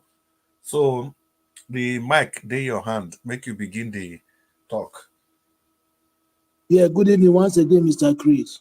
Good evening, sir. Yeah, what I see in this electoral reform is that you see we complicate issue too much in our country. Why I say this is this: when the EC8A, the result from the polling unit is not correspond with the IREF, that election need to be cancelled. It don't supposed to be like that, which is the party agents suppose they need to have an agreement for that. The EC8A, if the result is not correspond with the IRF result, they need that election need to be cancelled. It's very simple matter. It's just because of our country we complicate issue. Yes, the party agent need to sign that. The EC8A, if the result is not correspond with the IRF result. Oga Malik, sorry, 10 seconds, please. You know why they know they follow that law? Because the president now select the That, person will be your INEC leader. that is what I'm waiting. That is where I'm going now.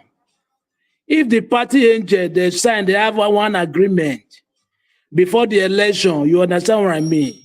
We have many parties in Nigeria, right? If they conclude, I have an agreement before the election, why we do not? It will work. Yes, it will work. It's just because they don't have one mind, one say. That's why it's not working. Yeah, that is the reason why it's not working. It's very simple matter.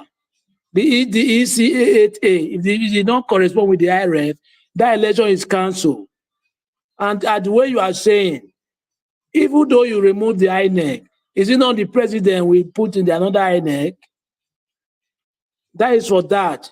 The only thing is that they need to make an agreement, the party agent, or the party agent, the EC8A, if the result is not correspond with the IRF result, you know there is a pacha there is a wayo there. That election need to be cancelled. It's not acceptable. It's void. The matter is very simple. Oga Malik, we have people that have produced a system that will be automated. No more paperwork. As you do them for your snapper, you don't go, you don't calculate, we'll see them for board. No more paperwork. As he do them, you don't go inside the system, you don't calculate all the results together. Nobody go to calculate them again with a pencil. That is what I mean by automation. Because if you do them from the polling booth now, if you go one place, INEC go change them, and the law said that the result of INEC now be final. No, they cannot change that. You know, before result will come to IRF, it must come from a polling unit first, right? Before result from polling unit, that is the result that will come to IRF. With the IRF, you cannot change it with the polling unit. If the two is not correspond, that is where you will know there is pacha. Mr. Abdul Malik, let me tell you Sorry, just 10 seconds. Let me tell you where that proposal, yes, it has been proposed, but they have also successfully find a way to sabotage it. Just put yourself there. You are the guy, you are the electoral officer at that polling unit. You counted the vote. You performed your own constitutional duty as the electoral officer in that polling unit. You uploaded that from EC8A. Remember, that from EC8A that you uploaded is still going to somebody.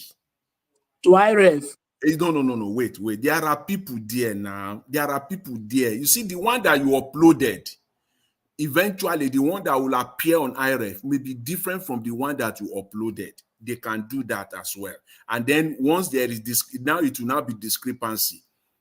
Oh, I uploaded 1,000 votes. Thank you, Oga Jonathan. Thank you. What we have on IREF is 2,000 votes. My question to you now is this. Who is the person that will cancel that? And the person that will cancel it, who is he working for? Who is he responsible to? Those are the things I want you to answer, because the problem will still be there. I use you as an example. You have uploaded your own polling unit, and the total vote is 1,000.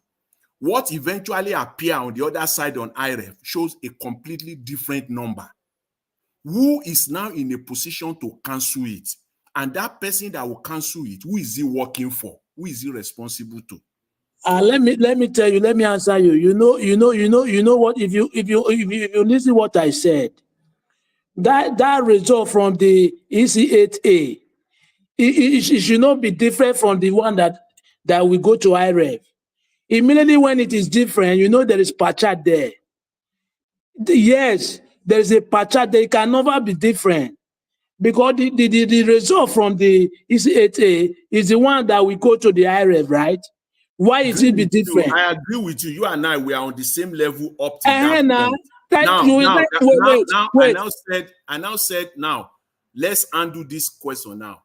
We have agreed that there is discrepancy. What you uploaded is different from what appear on IREF. Fine. We have agreed up to that level. The question now is, the election should be cancelled, right? That's what you have. Yeah, it should be cancelled now, because wait now. Who is the person that will take that decision, that based on these discrepancies, this election is hereby cancelled? Answer that question. Who is that person? It's a simple question, because it will be a human being. It's not going to be from the moon. Yeah, who will cancel this is the INEC. Who is that INEC responsible to? That INEC official, that INEC chairman or resident electoral commission, who are they responsible to? Who is their loyalty to? That's what I'm asking. Agbado. Well, it's the president. Jonathan, yeah, I agree with you for now. They are loyalty to president, right? So simple. That is what we are saying. Simple. Wait. When the party agent, we have many parties in Nigeria, not only APC in Nigeria, right? When all the party agent, they agree with one thing and they sign, you cannot tell me other party, your APC will overpower all other party. Why not? Okay, let me ask you a question. It cannot be possible now. Well, let me ask you a question. During the collation of election in Abuja, when Dino Malai stood up to fight that election should not be announced. Wait. That is what I'm telling you now. Why is it that the party? They are not agree yet. Wait, you don't need to agree now. If something is rigged, all of us see the paper say they rigged. What is the meaning of go sign agreement? We will agree because it's rigged. So what should you do? We should all rise up and walk out. Did they walk out? No. It's like you don't understand me. That was when 2023 there were no agreement, right? But now when they agree now, if something like that occur again, that election is void. This agreement you are talking, it doesn't work like that. It has to be a law. There has to be a law. You see, it has to be a law that when this happens, this is what will happen. There must be a law. Well, so that we can move forward.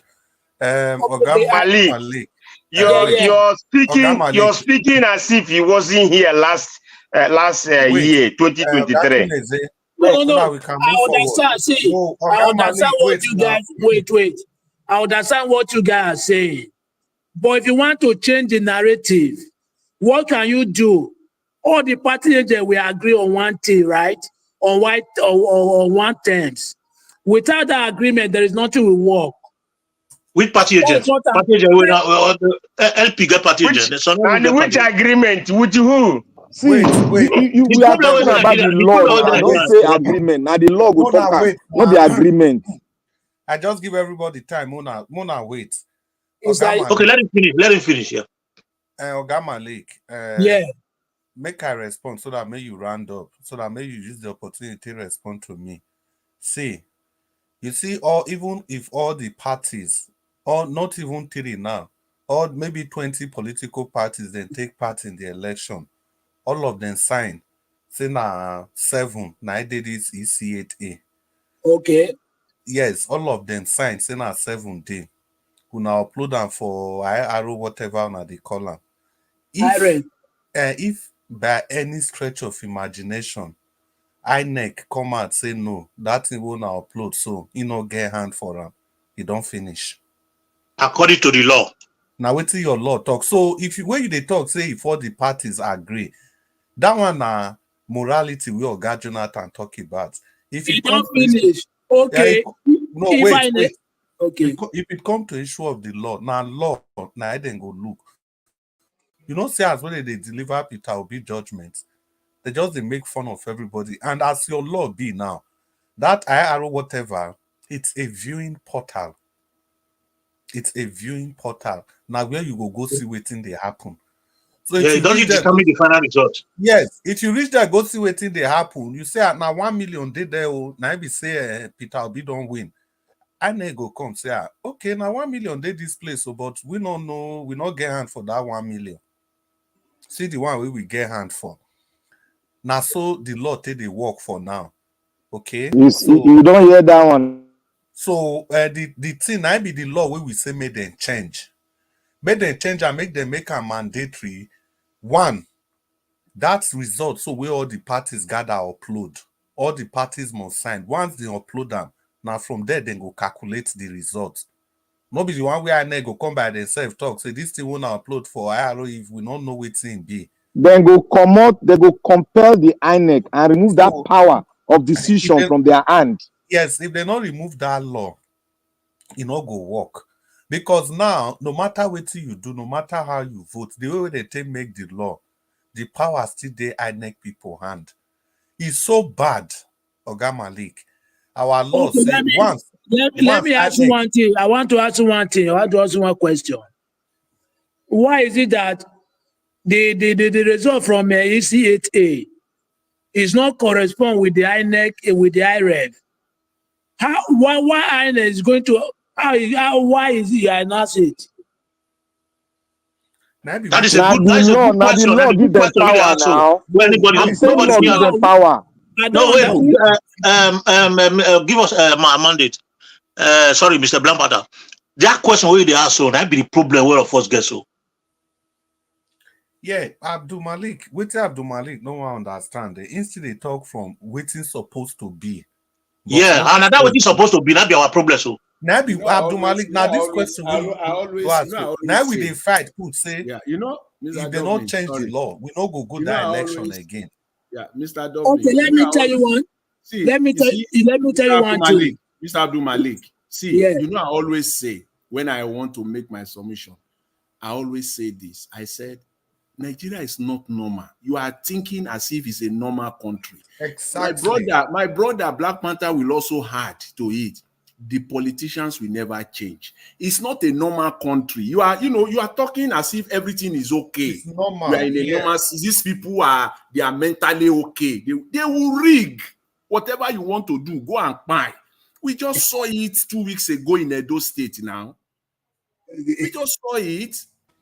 So okay. Finish. Okay, I understand now, Jonathan. So you know what are you telling me now is that even though the law, they change that law, they don't work with the law, what are you going to do? Because 2023 election. No, Abdul Malik, wait, Abdul Malik, calm down, make you understand. Now that law we they talk, so say make them change the law. That, So wait, that I if want they to change, tell you something. I want to refer to something. 2023 election, right? They say FCT 25% you must, but they turn it upside down. They twist the law, and they tell you it's must, right? But they twist the law. You see where I'm going to now. But I wish the party agent now, just like the what he did that very day. If the other party agent support that man, they will not announce that result. They will be scared. No, Yes. you know get power to over it now no, because No, you know they have understand. to, You you know, know get power wait. as a citizen. It's not that they Abdul Malik, will fight.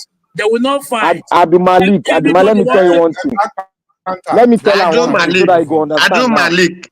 Let's move on. Let's move on. Let's move on. let's move on. They will still Abdul Malik, announce it. Even though all the agents come together, they will still announce. Abdul So Malik, it's just Okay, settled. what if they move out from the floor?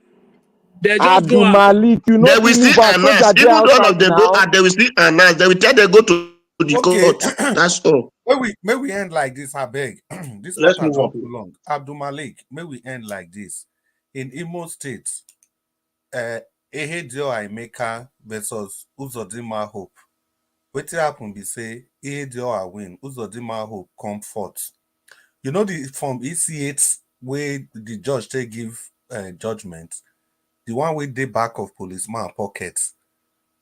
The policeman wey dey that center that day. Now that one, this Chief Justice of the Federation, Kekere whatever Ekun. Now that one, he neglect the one where agent sign. He neglect the one where INEC sign. He go take the one where police present. And that way police present, now only police, now only in hand, now in take right hand. Now that one they take make Hope Uzodinma governor. It's not normal. That's why he's the Chief Justice of the Federation today. Now what they talk since now make what do they talk since with that now? this election to participate for the election the way these abnormal things be, so it don't make sense. You don't get time. I understand. But there is one thing somebody say. You see, even though you sit at home, 2027, nobody come and vote. Remember that APC, they are supporter, right? Even though it is one person vote, they will declare somebody winner.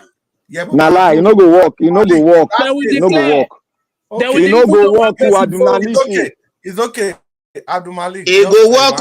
A moment one person come out to vote for them, that shows that there was election. Winner, why you no go work? Even Abdul one person Malik, vote, they will declare 100 winner. million.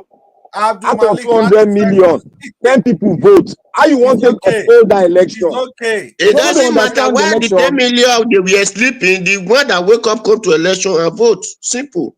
Abdul Go to Malik, court. stand up 30 seconds, Abdul Malik, I beg. Okay, thank you very much. It will work, grandpa. People don't want person vote because it's like the other one. Other people, they feel a lot that they don't want to vote. They will declare winner. You see, I like don't the what understand the way election they run. Kwankwaso say. Kwankwaso is like he accept to be a deputy to vice to Obi. Yeah, that is according to the statement. It's like we accept to be a vice president to Obi. Thank you very much. That's my submission. Yeah, thank you so much, Abdul Malik. Yeah, this thing can't drag, eh? Well, it's okay, it's good. If not just for we in the panel, at least people are listening to us. We are trying to educate ourselves. Thank you so much. So, Prince Collins, good to have you on the show. You want to fire on? Let's hear your submission. Welcome, sir. Yeah, thank you very much. Let me stand on the existing protocol because of time. And still, in addition, congratulate the CEO of Nigeria Watch. A continuous happy celebration. And Mommy Diaspora for a wonderful job you are doing.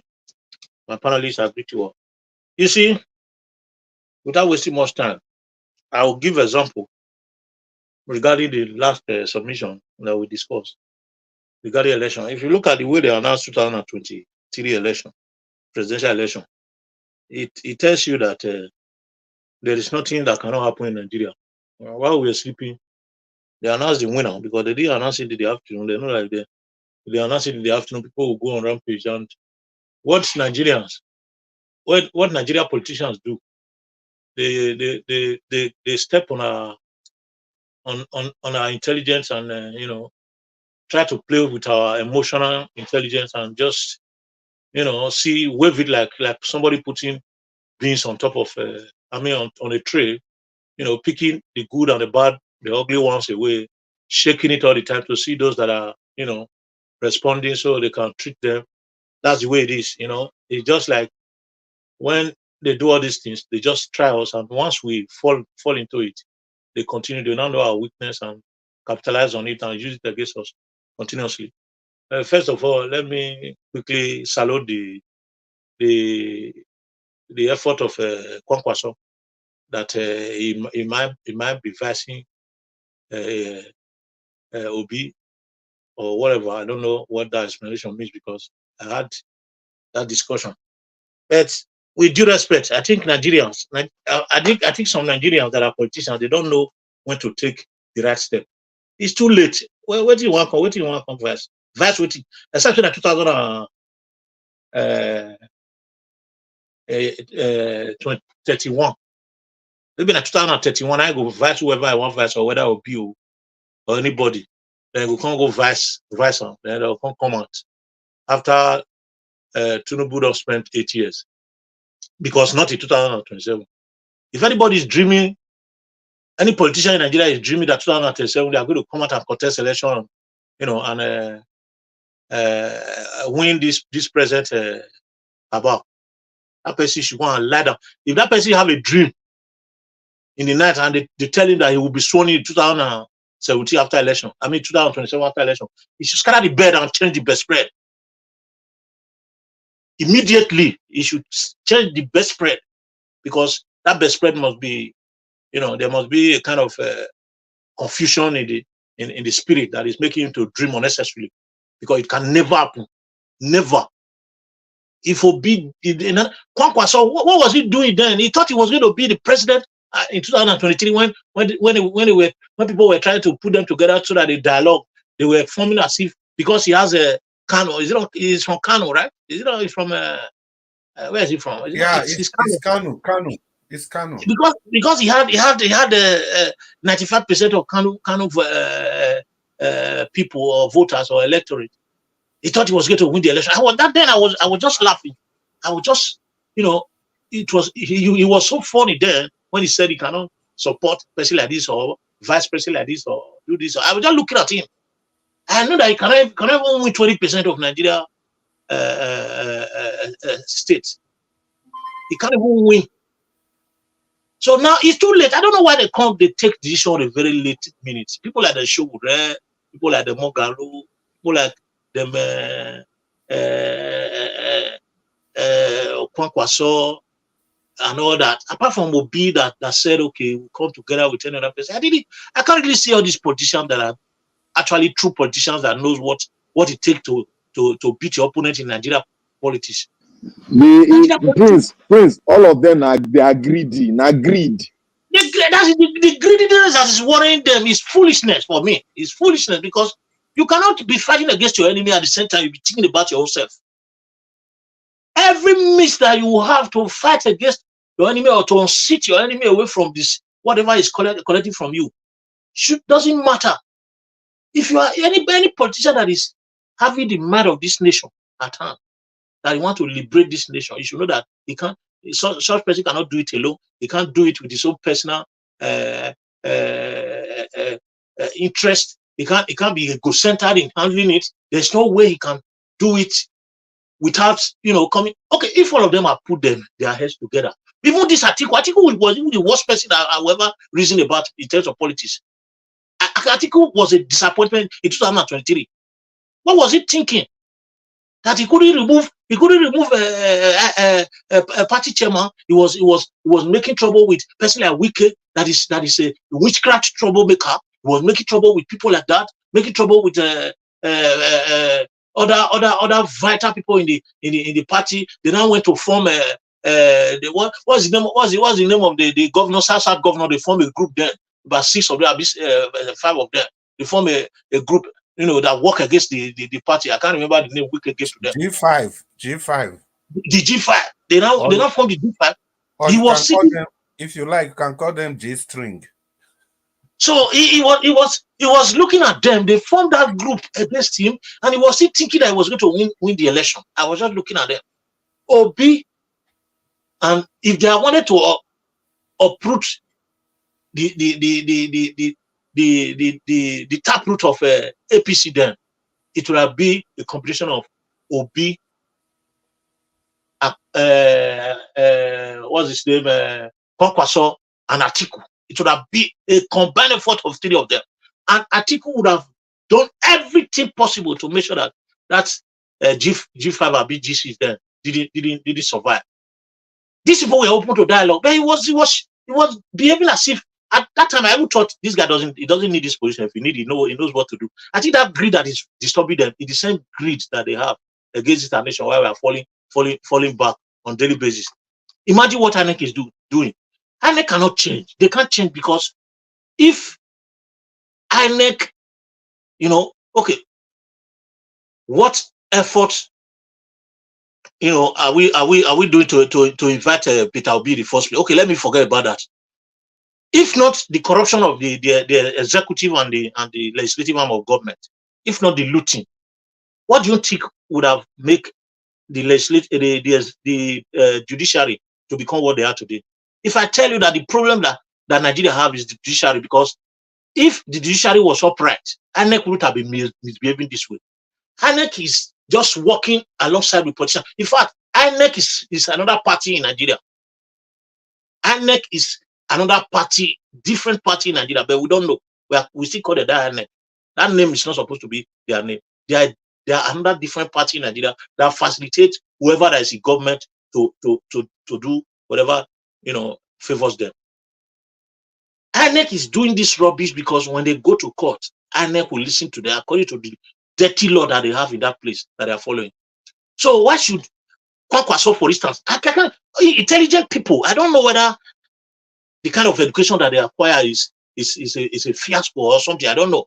How can intelligent person like Kwankwaso, Obi, Atiku, and coming to Edo now, person like this man that just lost his election, Aswe Godaro, these are professional guys, lawyers, people that are supposed to be, upright in their activity with full capacity. How can they not understand that this country, through this very INEC that we have, it will not work? The election, they should start campaigning against holding a next election in this country. Why can't they do such a thing? Are they afraid? Or I don't know. I don't understand. At times, I feel that the whole of us, we are just crazy, according to Fela. It's like everybody is mad. It's like Ojo Legba Joshua. Randolph, describe this thing. 30 seconds. Prince, the answer to your question is that all of them want to eat out of the pot of soup in Nigeria. That's all.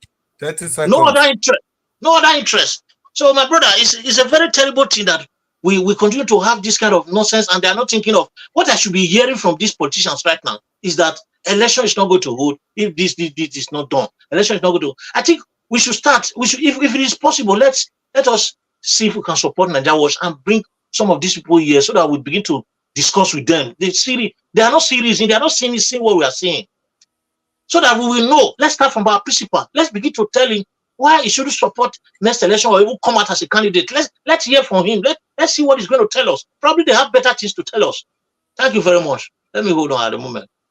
Well, thank you so much, my brother. The simple truth be saying, I don't know whether Oga Jonathan still there, because you see the question where you ask us now.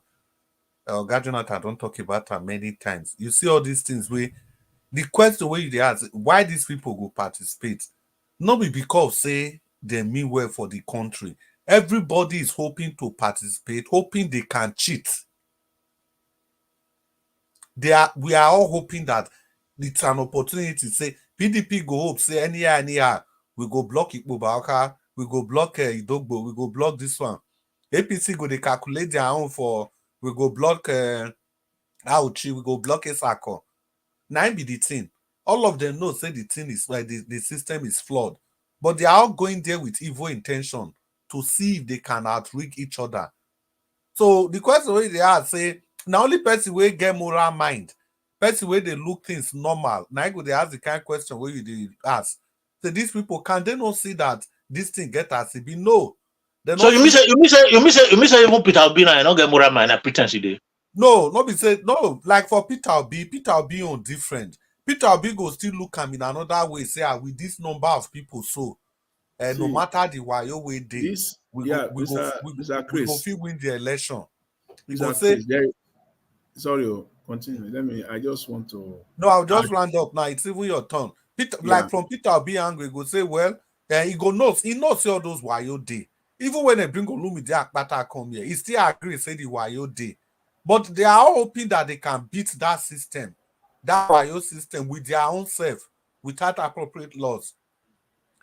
Yeah, it would have that thought. Sorry, let me quickly throw this in. That thought is not a bad thought, but that should be, for the past. That should be a thought of the past, not this present. This present time, things are no, Mr. Prince. Sorry, that's a bad thought, Mr. Prince. That's a bad thought for an intellectual like them.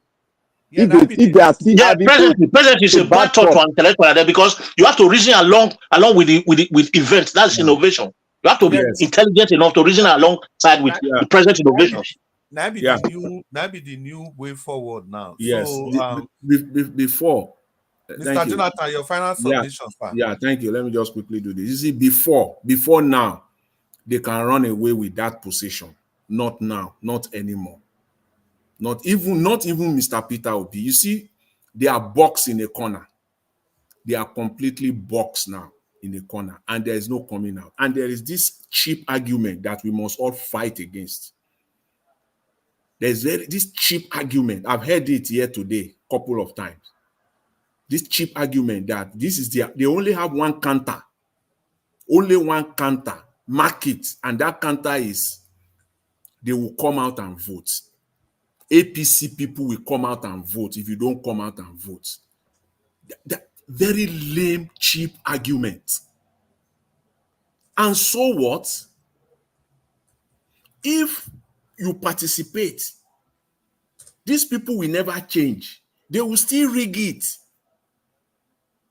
You participating, you are legitimizing, validating them. So it only says what I think the last speaker said now, the two last speakers said now, is that you just want to get into it one way or the other, thinking that, for you to come in there and come and do your own time to come and loot. That's the only logical thing any person can deduce from this. Why are you going into it?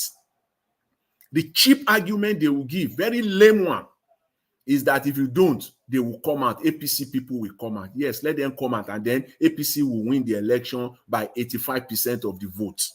85%. Everybody knows. And then with only 10% or 12% turnout. 12% turnout in Nigeria. You can't even carry yourself.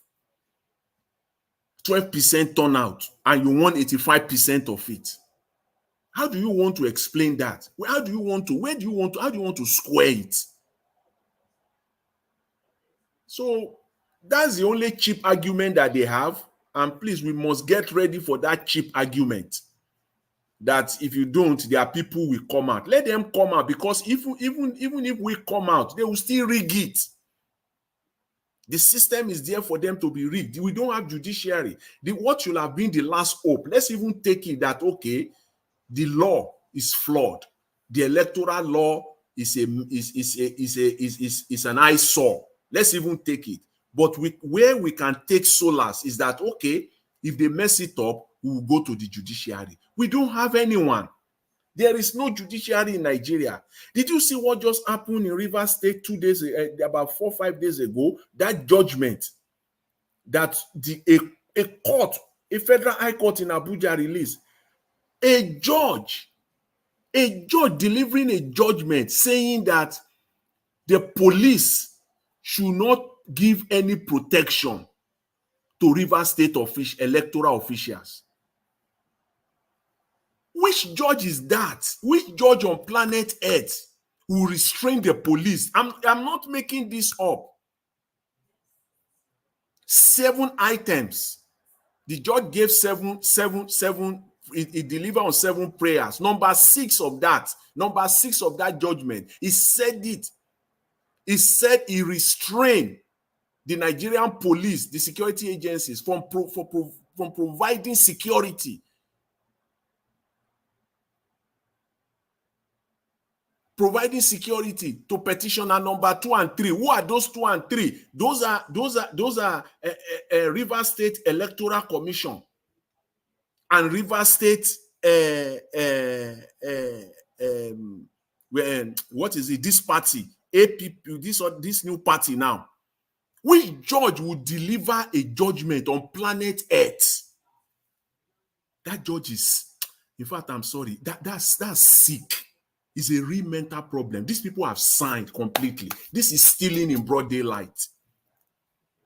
A judge said that he restrained the security forces, security agencies from providing security. For me, Mr. Jonathan, that's the highest level of his insanity. Insanity. There's nothing to describe that kind of thing. When you know that's judicial rascality. Rascality. When you know that in anything there is, if anything at all, you know there is the highly likelihood that there will be chaos, there will be violence. You know that as a judge, and you say you restrain the police. It's a judgment given by a court in Nigeria. See, they don't hide it anymore. Is that the judiciary that we want to go to now? This is something that we should really emphasize. A judge delivered that judgment. I read it and I say, oh my God, Nigeria has got into this. A judge telling the police not to provide security. For whatever reason in the world, no judge should deliver that kind of a judgment, because you know that there is the potential, the high possibility that there will be chaos, there will be violence, people's life will be in danger, and you are telling the security agencies not to be there, not to provide. Yeah, delivering judgment against the security of the nation. How can you do that? So, and that is the hope. That's the hope that we have. So the judiciary is not, even if you want to say all these politicians, give it to them that, okay, they are all fighting for the good of Nigeria. They just want the best of Nigeria, and they don't want to be on the sideline. They want to participate. Fine. Where is your last resort? The judiciary that is your last hope, your last resort, is not there anymore. We don't have one in Nigeria. We don't have one in Nigeria. The corruption is alarming. It's alarming. That is why all of them want to be godfather, because one of the evil that corruption gives birth to is godfatherism. When a man has stolen the Commonwealth, he has stolen his people dry. He has stolen everything that is stoleable in his state or in a country. He will have to protect himself by making sure that everybody is compromised. The people that will be there after him, they must be his own people. He must do that. It becomes a do or die. Obaseki attempted it. That's all they want to do. That's what Wike did. Fubara is potentially going to do the same thing, because the only way that will make you to raise your hand up and say, let the will of the people be done. When the people speak, let their will be done. It means that you are open. You have not stolen. Your hands are clean. So let the will of the, but because your hands are not clean, that's why you cannot allow the will of the people to prevail. You want to protect the loot. You want to make sure that, are you kidding me now, telling me that in Rivers State, all the money that Wike looted, Fubara is not aware, or is not in a position of vital information? He has it. In the midst of wickedness, you still want to thrive. You can't thrive in the midst, because you are. See, lies will continue to thrive when you hide it. When you hide lies, evil will continue to thrive. You have to open it up. You must open it up, because the only way now is, you also want to be a godfather. You want to be a godfather. That's what you want to be. It's a do or die. It's a do or die affair thing. in Nigeria. And that's what corruption does. The first child corruption will give birth to is godfatherism. Because that's the only way you can protect your all the criminal acts, all the corruption, all the looting, the commonwealth of the people that you have stolen, is to perpetrate yourself in office. Even though you are no longer there, but you are still there.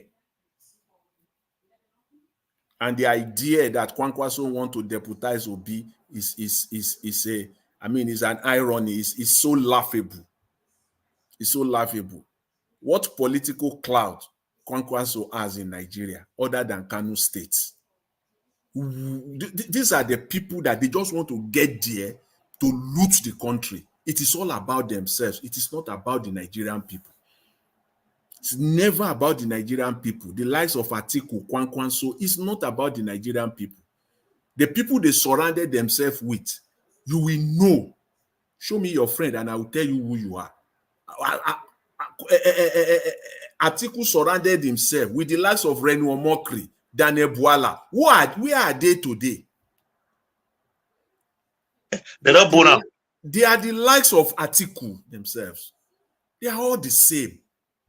They are all the same. These people don't have they don't have no ideology, nothing. Thank you. All is just all about themselves. Just want to get there. Yes. Round up, sir. Yeah, please let me just nothing to round up again, but let's just make it clear in Nigeria, please, going forward, any politician that is coming out, I want to see their defense. I want to see which politician will come out and say people should come and vote. He also want to participate in this charade, in this system. I will say it loud and clear to any politician that you are a fraud. I don't care who the person is. Let's forget about the past, but going forward from now, and you come out and you want to campaign, and you are saying nothing about the status quo, you are a fraud, you are a cheat. May I feel ask question? Please go ahead. Ask now. Now, why? But because Mr. Black Panther we used to tell us, hey, it is constitution that says so, constitution that says so. You know, I do challenge. Is it not person that write the constitution? It was constitution not made to change by person. Now, if constitution, whatever the INEC has as their own to say, this is constitution, this, they will do this, and they say go to court. Is it the court going to make case for themselves or make case for Nigerians? Whatever they are going to say, is it not what we work, whether for Nigeria or against Nigerians? Now, do the Nigerians don't have the right to say to the court, this thing will not work as far as we are concerned? Yeah, they don't know. They don't know. Nigeria, they are not aware of all these things. No, but even if they are aware now, I think we need to get this right. That's why if they are changing the constitution, you know, they have to take opinion from every part of Nigeria. Because everybody knows if you go National Assembly. So if you get to do your constitution, your people represent you, all of them will come hold town hall meeting. That's what it's supposed to be, but we know they do any of those things. No, what we are saying now, what I'm saying now, sir. What I'm saying now.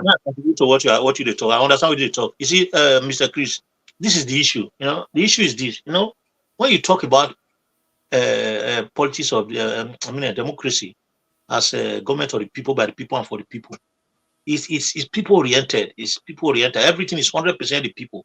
Now, there is something I always say here that we don't always emphasize when we begin to analyze issues. We don't go to that area, and that is the area that is acting as a blockage to the information getting to the people. Before the people can act, they need to be aware of what is on ground. It's very important. Awareness is the first key of creativity in life when it comes to human capacity building. You have to talk about, first of all, awareness, information, literacy program, getting them know what they need to know. Now, 80% of Nigerians has nothing to do with Nigerian law. They don't even know how it happens, how it comes. They only just hear they do vote or they win or they do this one. Some people are in Nigeria. If you ask them to say the national item, they can't say it completely in the first place. So these people, they are not aware of anything. They have no light. Like my sister that went to Nigeria said for 5 days, there will be no light. He has been feeding his electricity through his own financial pocket. If he's a poor person, then for 5 days he has been cut off from the right information and sources completely. So these people, they are not aware. The law that we are discussing now, only about 10% of Nigerians know how it works. So these people, they use this law, this illiteracy and ignorance against the people, because the people that Mr. Dua is talking about now, if they are aware of the truth, like in the developed world, because they always have power and electricity to access information, if they are aware of the truth, they rise up immediately against whoever is fighting for their right. But these people are not aware. They don't know. They can't pull out. That is why you see that INEC will go, they will ring election, they will come out and gather them under canopy and lie to them. Politicians will lie to them, they will believe them and share back of right and tell them that's the end. But if they have sort of information and everything is being run, we are aware of all these things because we have this energy. If we don't have energy where we are today, we'll be doing what we are doing right now. So they've cut off information away from them completely. So they can't participate.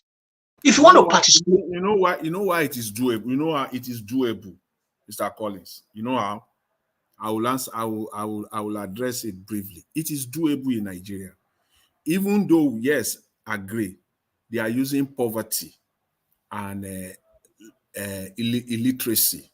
They have weaponized it and they want it to remain so that they can continue to take advantage of it. But it is doable though. How is IPOP in the southeast getting people? Are you saying that everybody in Southeast, they are all educated, they all have electricity, they have lights, they are even people in the rural areas? How? See, it is a communal thing. You are not going to sit in Lagos and say you want to influence the people that are in Kano. Kano is too far. You are not going to sit in Lagos and say you want to influence the people that are in Lagos. No.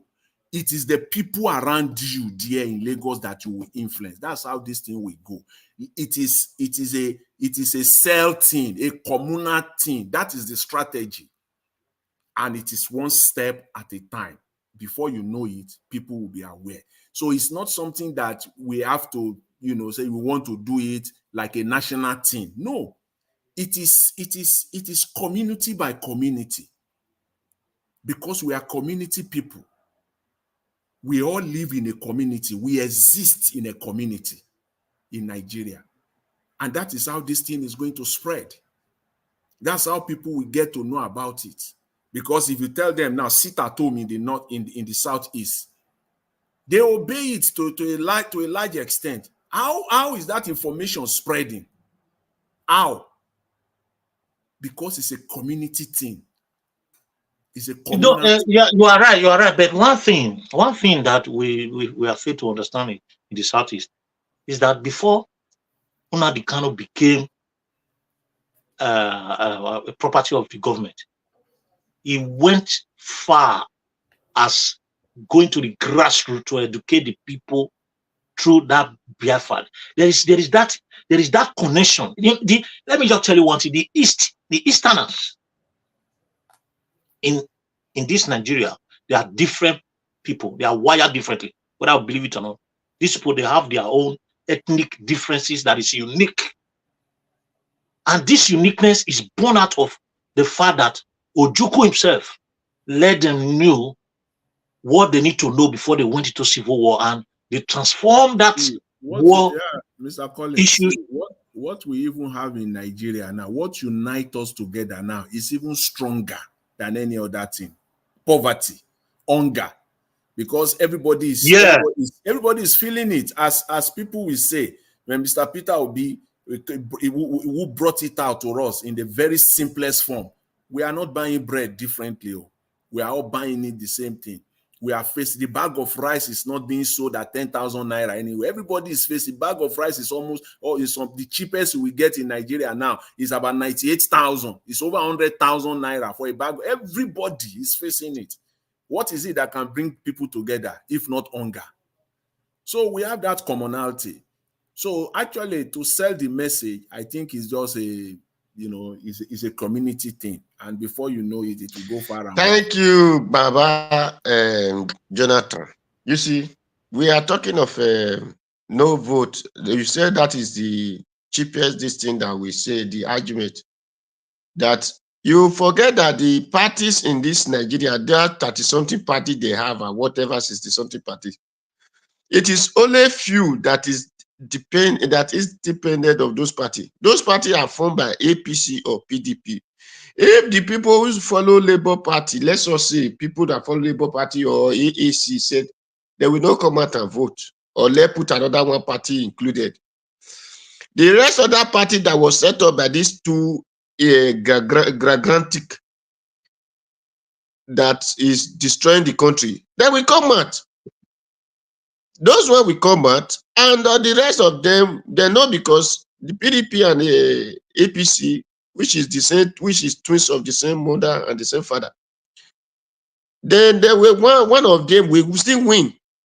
So the truth is, if Nigerians support a person, one person, let the whole army in Nigeria, the whole navy, the whole air force, they call it the DSS, which is not the register in Nigeria. This thing, the SSS, they now call as DSS. Let all of them come out. As far as they are Nigerian, we know their houses, we know their children, we know their barrack, we know everything. As far as we came out and vote, the INEC, it is not only when the Nomilaye went there that day and begin to say no. When Nigeria really know that they came out and vote for this person, and INEC said no, this is they go to court. The INEC will not even have mat to enter their house, not to talk of going to court. When they announce in the night, daybreak, people not hear. Did people not hear it? The Peter Obi or whatever, whoever, whether Kwankwaso or Sowore or whatever, need to tell people not to protest against the INEC. The man who announced it or the woman announced it will even have a hand to enter inside a vehicle, not to talk of driving to his house. Mr. Odua, if I get your point right now, what you are saying now is that massive voting, like if people come out massively. Yes, that is only thing that changed. See, let me see all these things. See, for me as a person, all these things, these are research work. I think it was Black Panther who said something. Sometimes, you know, when we talk here, it's not just that. For me as a person, I don't just come to talk. See, during the Edo State, the recently concluded Edo State election, few weeks to that election, I was hammering it. I said the only way, the only solution to stop them is if the people of Edo State comes out massively, as in it has never, as they have never seen before, as they have never done before, to come out and vote is one part, is one way to stop the rigging. They will still do it, as Nigerian politicians will never change. They will still rig, but you will have made it very, very difficult for them to rig. But the question is this: how possible is that in Nigeria? Thank you, Mr. Nigerian Wash. Thank you. How possible? Baba Jonathan, it's possible. Baba Jonathan. See, Baba in Jonathan. 2023, in 2027, not 2023 now, in 2027, if Peter Obi, 2027, sir, if Peter Obi still come out again in 2027, just let the Labour Party now say, okay, really, we put ourselves in order that we don't have problem again. Peter Obi contests in that the same party. You will see the way Nigeria will vote for him. Because now, Mr. Dua, I'm tell you what they'll do you that time. If you read that time, I know what they'll do Labour Party and other people who want to vote for Peter Obi. They not see material to vote. My brother, don't worry. May I tell you something about Nigeria? Wait, may I tell you something about Nigeria? May I conclude this thing? You see, that material, let it not come. People will turn material by themselves and to the INEC office and go and vote. Now, joke with that too. My brother, it's not a joke. When you are serious of something, you're serious. See, this wait, Mr. Adua, beg, may we wait. And you know, this thing we talk since that massive vote, You know, with the I think all of us don't fall inside that trap where Abdul Malik for put. Even the massive vote where we dey talk, we dey analyze and like say Nigeria na normal country. It not go work. Now I don't know as we be so, Oga Jonathan, as we be so as a nation. Wetin dey happen for South now? Everybody apart from the hunger, now tribe and religion, now still dey paramount for people mind. Now Who is that talking? one, Your power is season, or is it mine? no, maybe not my own. Maybe not my own. Is it better now? Can you hear me? Yes, yes. You with the year, you with the year in you. Okay, so Not be we your dey own, talk. Baba Christ. Okay, we dey talk like say Nigeria na homogeneous nation. Now, people where they complain during Buhari time now, all of them don't keep quiet. This problem, the only reason where people go even talk be say, if there's this one just to fight hunger, at least you know go affect Tinubu presidency, they are okay. If 2027 come, may I tell you now waiting this politician, don't just say Tinubu may them just leave and may do it 4 years, make it they go. If he go finish, we go do another election. And the people for North, now different orientation. The people from East, different orientation. People from South, different orientation. People from West, different orientation. The fault lines is too big. Wait till they separate us too different. If Baba you bring any Christ. closer, Baba if you bring Christ. even yeah, may I finish? Even as this hunger be so, enough is still unite everybody equally, even with this hunger. So that mass vote where we they talk, maybe now from state to state, to say we go fear achieve that mass voting for the whole Nigeria na like. Nationally, it's going to be tough. Yeah. Even that rigging where we they talk. So how many million Tinubu gets? 8 million. You want tell me say that rigging where they talk? So now just 4 million. Out of that rigging, at least nothing less than 5 million people still voted for Tinubu, or let's even say 4 million people. With everything will happen.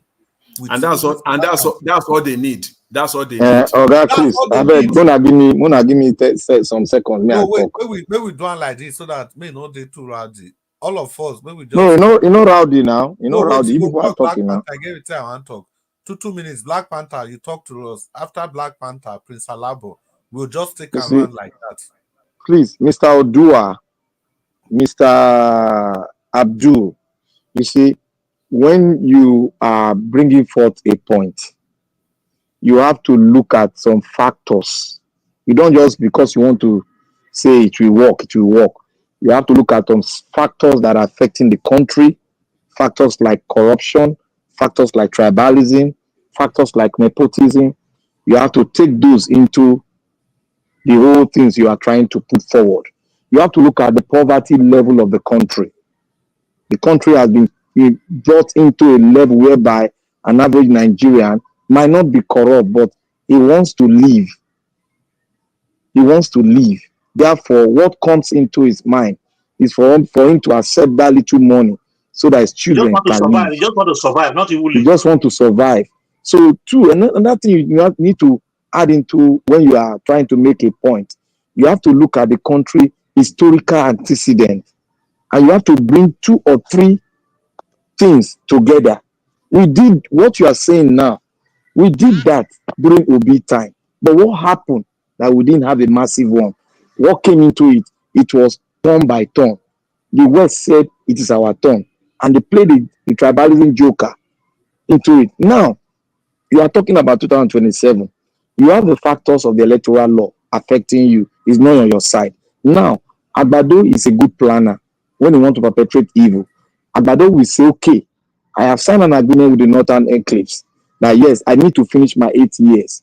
Then the people of the North, you know how gullible they are.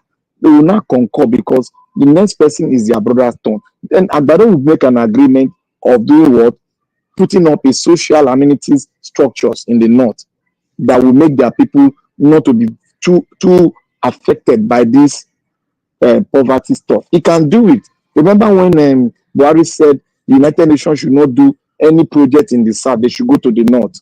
It was an appealing thing that he did to appeal the Northern people so that they can vote him again. So these politicians, you have to look at our historical factors. You have to look at everything before you now just come to know. We shouldn't think straight when it comes to Nigeria thing. We should think in such a way that we take every factors into consideration. Then we have to go and research on it. We have to sit down and ask ourselves questions. How have we felt for the past 65, 64 years? What happened? What played a role? Why didn't we get it right? Why didn't you have a new constitution? Why didn't you have a good electoral law? You have to look at it, how we have come and what played the role. Then you cannot run a constitution. Before I will come and run a conclusion that we have to collapse the entire structure, I have gone back to historical antecedents. I know the mindset. I know factors that have been affecting us. I know how are we going to pursue, ask myself, how are we going to pursue these people that are corrupt? We have to collapse the system so that they will not have a way. We have to automate our system, especially the electoral law, whereby what you voted from the polling booth goes into the system and the system will calculate it. Nobody can have access. Then INEC itself cannot have access. INEC, the only role they have to do is just to organize and look at everybody will not be the result taker. We will not look at the result. The INEC will not say, this is the result. Even the press people will now have the power to announce who the winner is when they see the result. They don't need to wait for INEC. INEC just to organize the election, make sure the polling booths are okay, make sure the agents are there, make sure everybody does not break the law because they can have the power to sue anybody that breaks the law. Those are the kind of things we look. You have to look at countries that have done it right. You have to look at them, how they organize their INEC. Not that other countries cannot rig. They can rig if the system is not well structured. They will rig. Even when the system is structured, they still want to rig. But they have a law that is strong that limits rigging. That is what we need to look. We have to limit corruption. We have to limit rigging. We have to limit everything. Thank you very much. Thank you, Black Panther. I think like now, yeah, you just made a very solid point like this. So the next person will take it up from there and say his own view in this matter. And Prince Alabo, if you are still there, you wanted to speak earlier on. If you are still there, talk to us, Prince Alabo. Because like I say this Fubara matter, Black Panther don't use them for show you come out. Oga Black Panther, you see your bad character. You just dey attack Prince Alabo since. No, I dey console am because somebody consoled me too. The same thing happened to us now. Bad mouth. Bad mouth.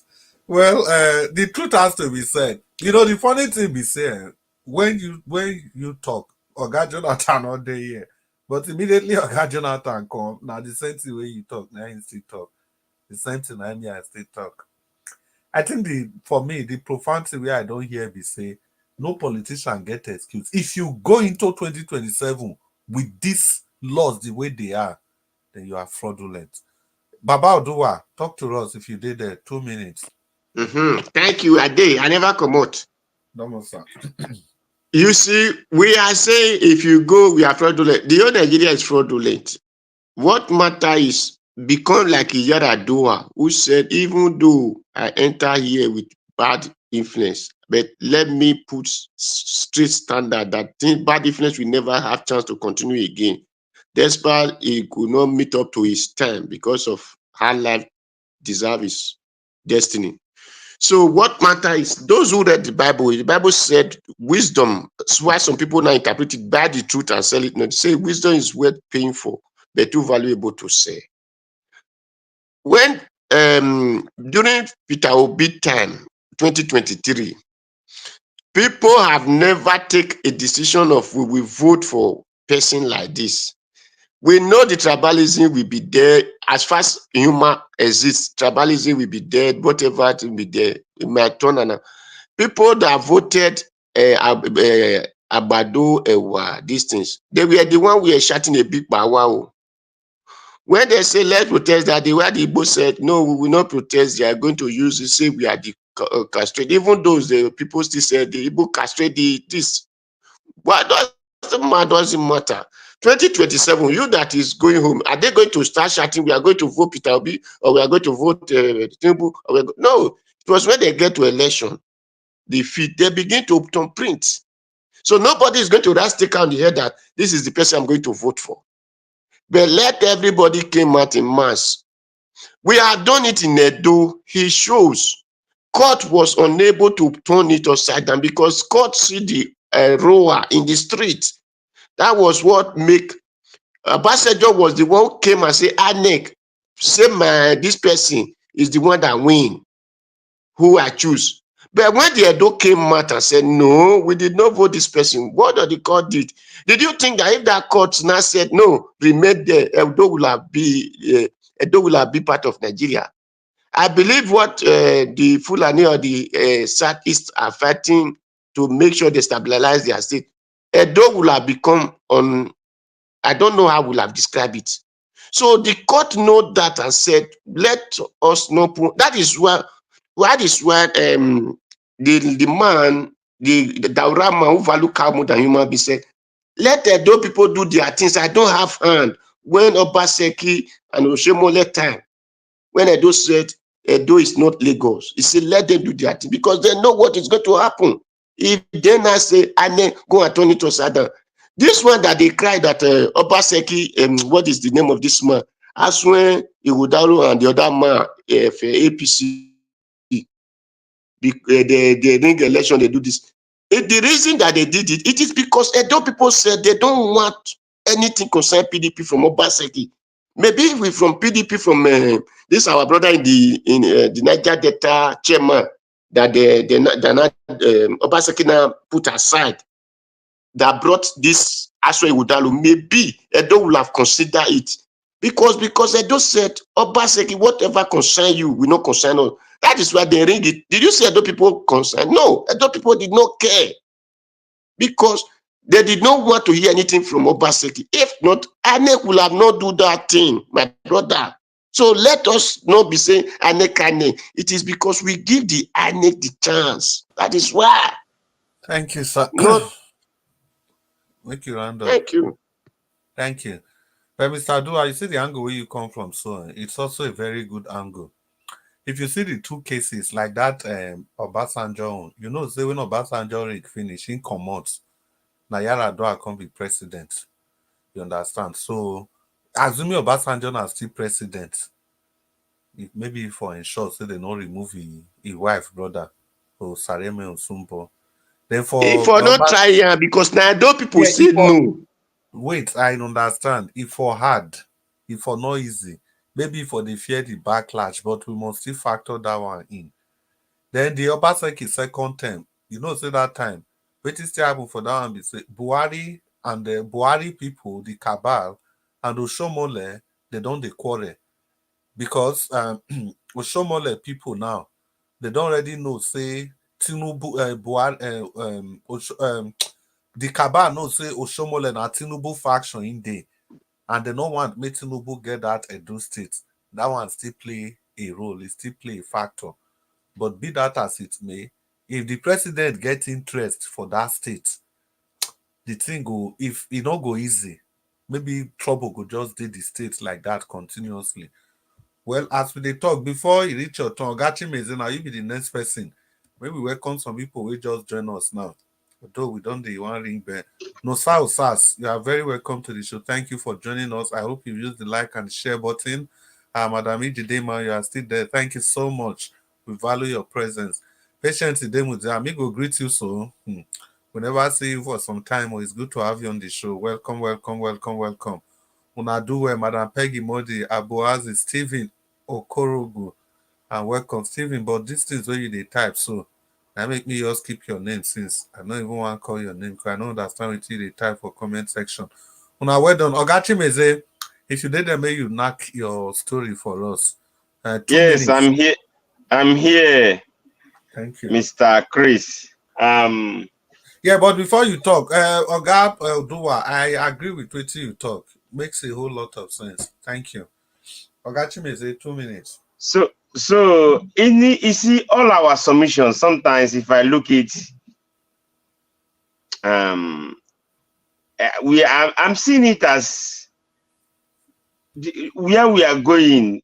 You know, all of us are playing ball and putting a ball in one post. So, like the way I'm seeing it, like, do we have the remedy? Do we have the remedy to redeem Nigeria? You know, So all these things, everybody is speaking, you know.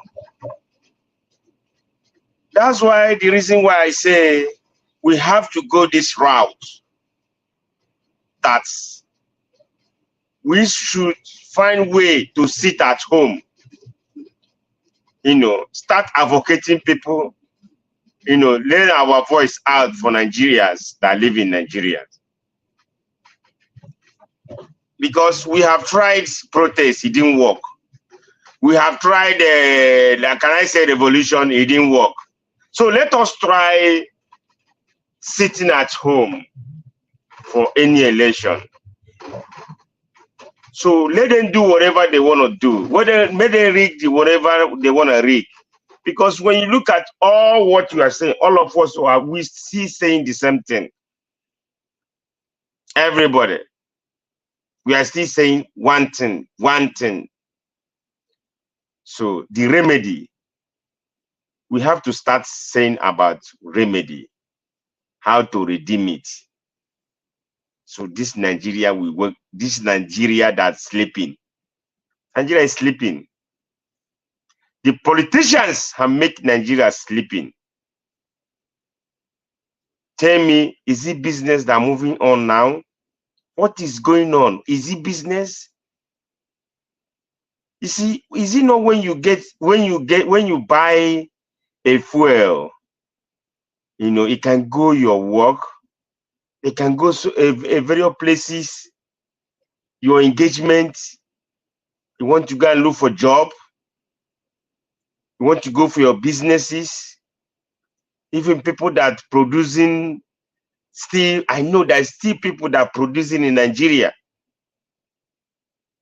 You know, they produce bottled water, pure water, so many of them, so many things. There's a lot that are being produced in Nigeria.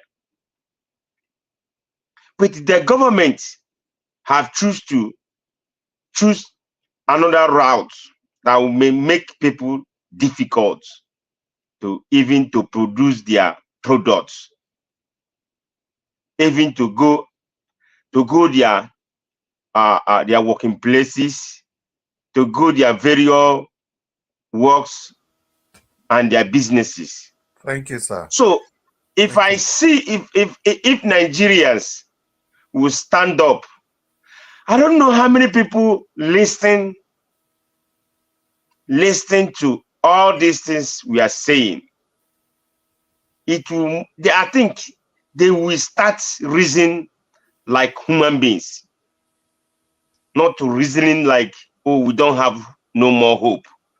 Because if he doesn't have no more hope, or he reason that your hope is, you know, is shattered, that means that person, the country is gone. So Nigerians, for me, we have to start making this to work out. Not every election we go out there, we cry. Every election, we been councillor election, be governorship, being presidential, anyone. We have to try to see the way we're going to get it right and put these people that they are, if not with citizens, they won't do anything. There will be no election. If citizens rise up today, say no, enough for this nonsense they have been doing, and they stand on their feet, say no election. Thank you. Come vote. Thank you. Yeah, thank you, Ogachi Mize. Oga Prince Collins, you did there? Yeah, and there.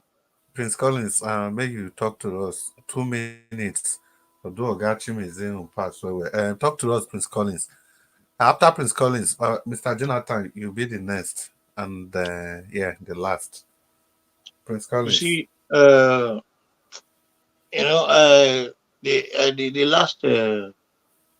last submission now just to talk about solution. But actually, we don't really talk about this issue. We don't emphasize that many times. The solution now we're supposed to talk about, but one problem is there is one thing just go imagine. I need to talk on. Use pidgin English because of our listener in case people want listen. Africa people, the problem we get is say God to bless us and He can't make us lazy. As God bless us, He can't make us lazy, and that laziness can't eat it to us to the extent that it can't take away our right sense of belongings. It can't take away that uh, part of the sense where you say if you take fight for your right because of the danger where you losing your right, they go give you. How? Because some people will say how this explanation look vague. You see, if we compare ourselves to Western world, for instance, especially the part of the world where their weather not they favorable, they not the seafood eat, their soil not they germinate anything, talk they want produce to give them any food. If I take United Kingdom, for instance, as a typical example, because there are other part of the Scandinavians that have got soil like that.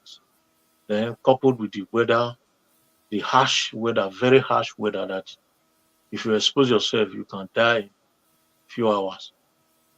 We not get those kind of hardship. For instance, if you look the history of most Western world today, there was a time in their life where somebody gave me a story I met a wonderful historian in Barcelona. This man told me that there was a time that his grandfather, this man is already about 70 something. I met him in a flight. He told me that his grandfather told him that there was a time, once upon a time in Europe, where they will wake up, about 15 people will die in one street. Why? Because there was a strong winter. They have this cold dealing with them. There was no firewood for them to fetch to set fire. So people were dying before they could come out with the call solution. So before they could come out with heater, people were dying on daily basis, not even daily basis, hours. For like everywhere, like it was like a desert. So those kind of situations will make you to become very desperate to fight for your right. Africans have never had that kind of situation. Most time when they have difficulties, they just till the soil and they are fed. And once the stomach is full, every other thing is just like Edo used to make parable that like you said, when hunger is taken care of, you feel like as if you are a landlord, even if you have nothing in your pocket, because you can feed your stomach. We've not had that strong difficulty. That is why we cannot be our brother's keeper. We have not had any strong experience. We have not had any hard time. That is why we are feeling this way when we cannot stand up to fight for our right. For instance, in this Western world, if your energy is put off in just 3 days, everybody in that street will go on admission because they are going to have very cold weather and children might die of it. So these are circumstances that will make you to say, okay, yes, in whichever way, whether I fight for it, I would if I don't fight for it, I will die. So let me fight for it and die. I don't know if somebody's understanding what I'm saying. Africans have no serious issues that will make them commit themselves to fight for their right, because if they can still eat and go to sleep, they eat and relax themselves, they are still breathing. They have no reason to fight. I think that is the problem we have. We have no solid reason to fight this fight. Because if we have solid reason to fight this fight, nobody can take a right from us and we'll just be looking at them and look at them as if they are doing nothing. How can somebody wake up in the morning under the rain or sun, stay outside with his family? Some will even die in the process. Some people were shot in this election. They died. Some went on admission. Some have bodies, are disabled.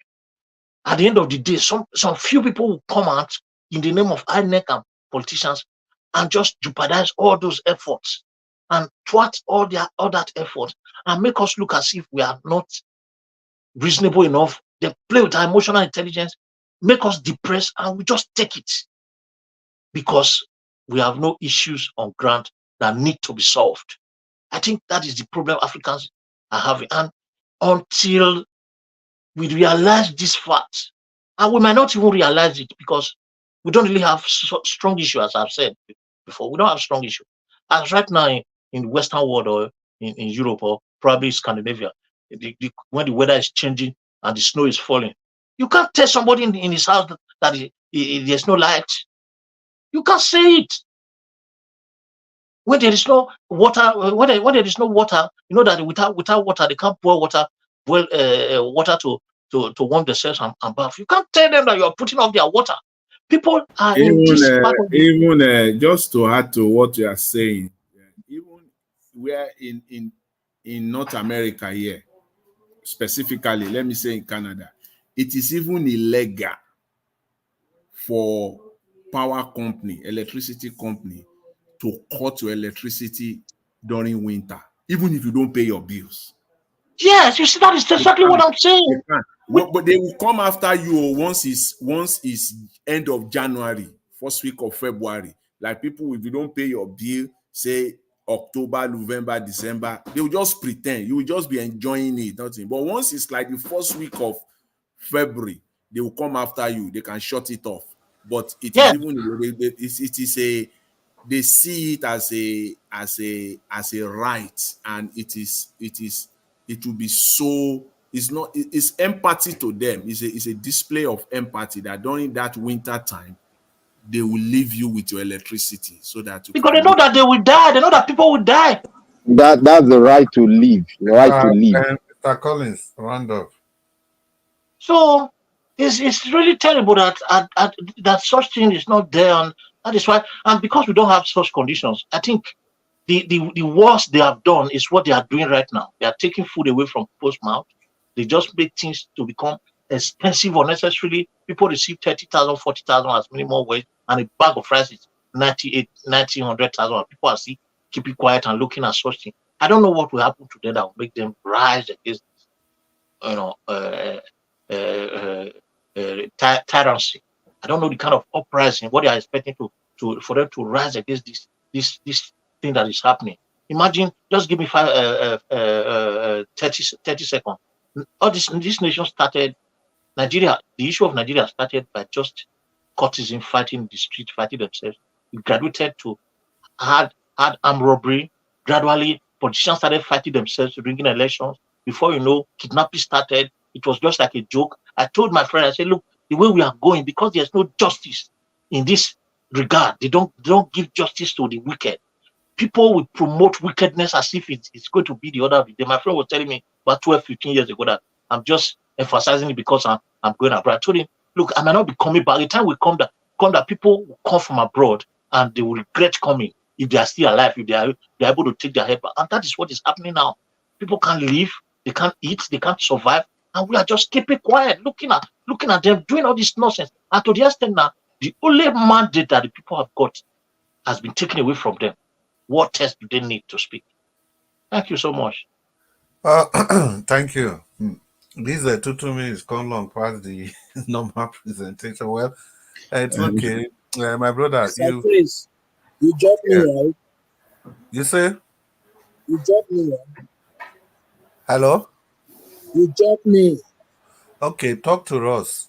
If you don't talk, Abdul Malik, talk to us. See what I'm trying to say. Mr. Foley, we have very big condition in Nigeria. You know what it takes when somebody not eat just a day or just like 8 hours or 10 hours. You know how you will feel. Is it not a big problem? It's a very big problem, understand, when you did not eat for how many hours. It's just because of the mindset they have. It's their mindset, understand. We have a very big problem in Nigeria. Why some people, they cannot even afford their children's school fees? Is it not problem? That is not problem. That is a problem. It's a very big problem. It's not that they don't have much problem. It's just because of their mindset. But in the other one, if you are telling me nobody can unseat Tinubu 2027, that is not true. I disagree with you because you see when military was, yes, I disagree with you. When military people were in the regime, is it not civilian unseat them? the people are planning against this guy. You will see what will happen to 27. They will unseat him. He will not be there. Just bet me, quote me anywhere. He will not be there. Because democracy means the majority of the people in the country. How many military men, how many are there? Or all these forces in Nigeria, how many are there? They are not up to 1 million. Both soldiers, police, Air Force, Navy, and others. They are not up to 5 million. We have 200 and something million in Nigeria, 290 million currently. If those people stand up and fight for their rights, what will happen? Look at the 2023 election, 21 million march, all the region in the country. But when they stole their mandate, they did not do anything. That is a problem.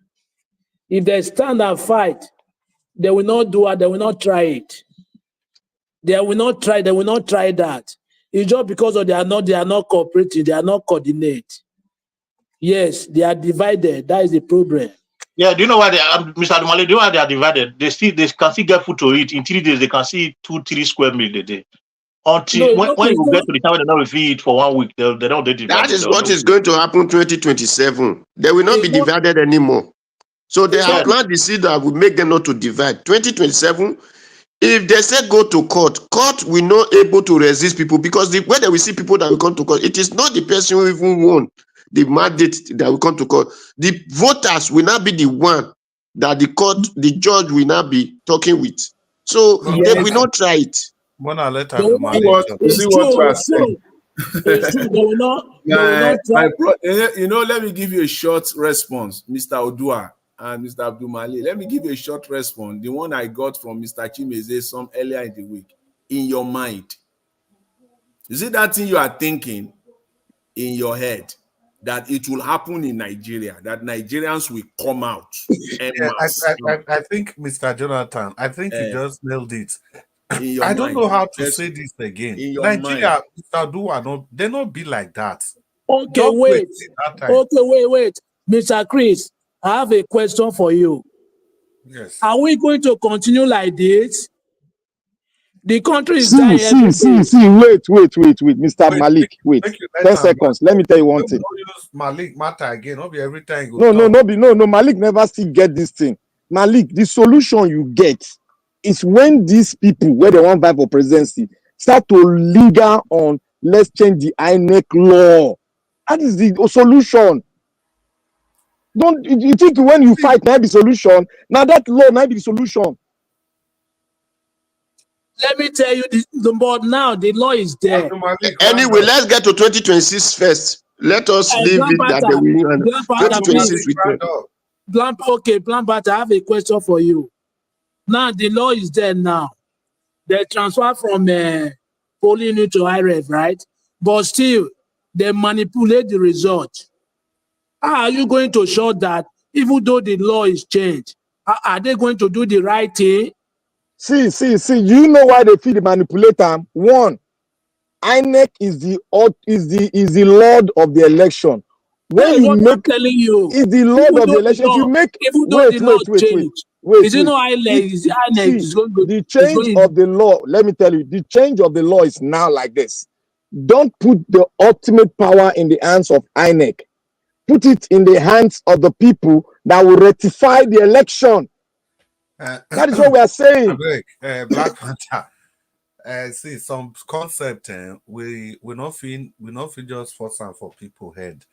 We have to give them time. See, just a month ago, election was September 20. Not even just 2 or 3 weeks ago. If any person, not even any person, if Oga Jonathan will do here, so if he tell any of us, say, maybe we not campaign for our political party again, we go listen, because that was the direction he was going to. Nobody for listen.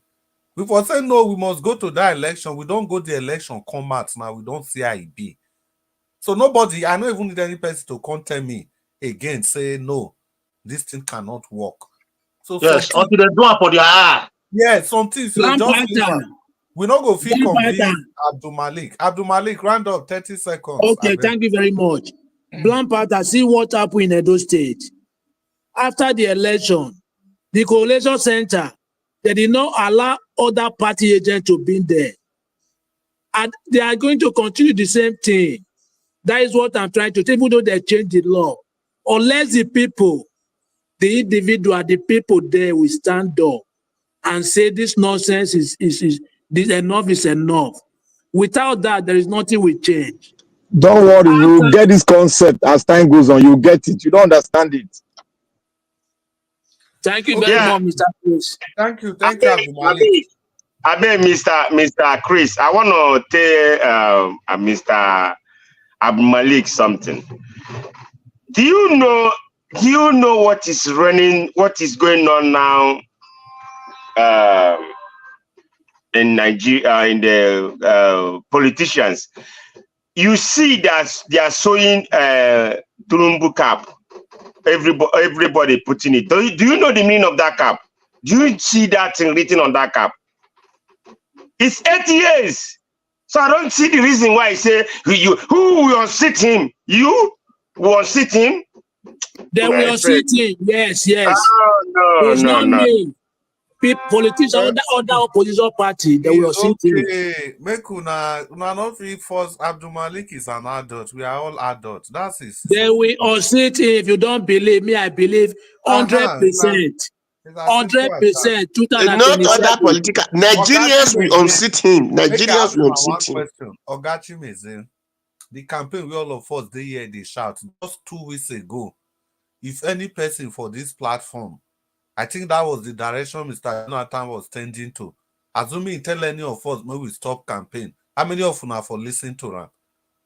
The thing don't happen for our eyes now. So it's as simple as that. Abdul Malik has an opinion which he has held on to fast. Now events, experiences, now go make and change. And who knows, he might just be right at the end of the day. But from the things on ground. Mr. Chris, I beg, help me talk to this man. What do they call it? Tony Africa. Talk to him.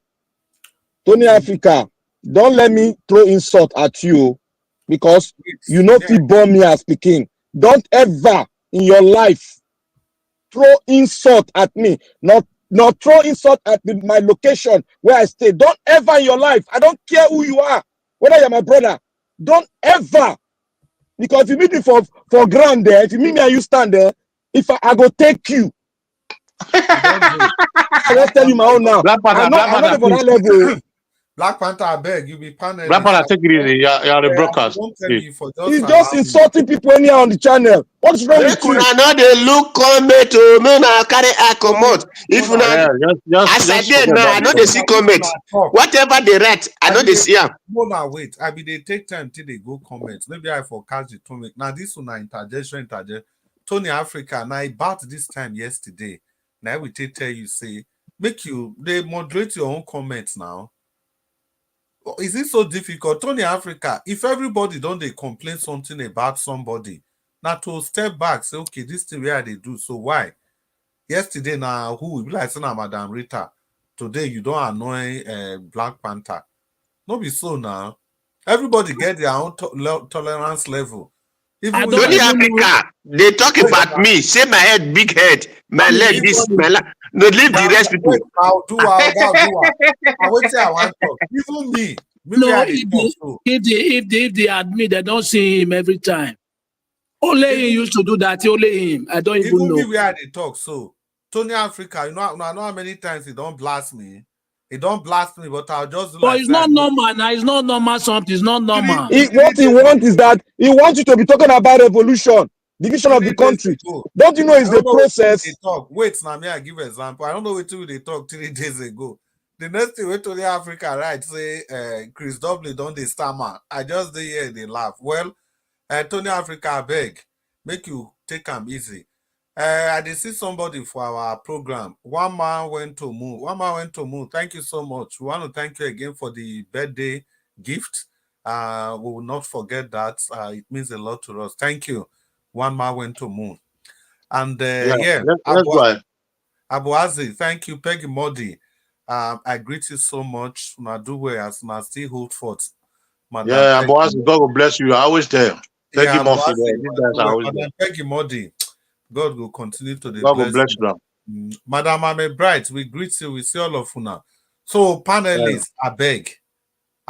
Yeah, it is. Wait, Mr. Chris, it is high time, we take a vote, and I go bring her up when Nigerians go come here. Satan will take a vote on this nonsensical statement he makes online. He make us look like a fool. You think if I say I don't want to talk on Nigeria issue, what the hell are you talking?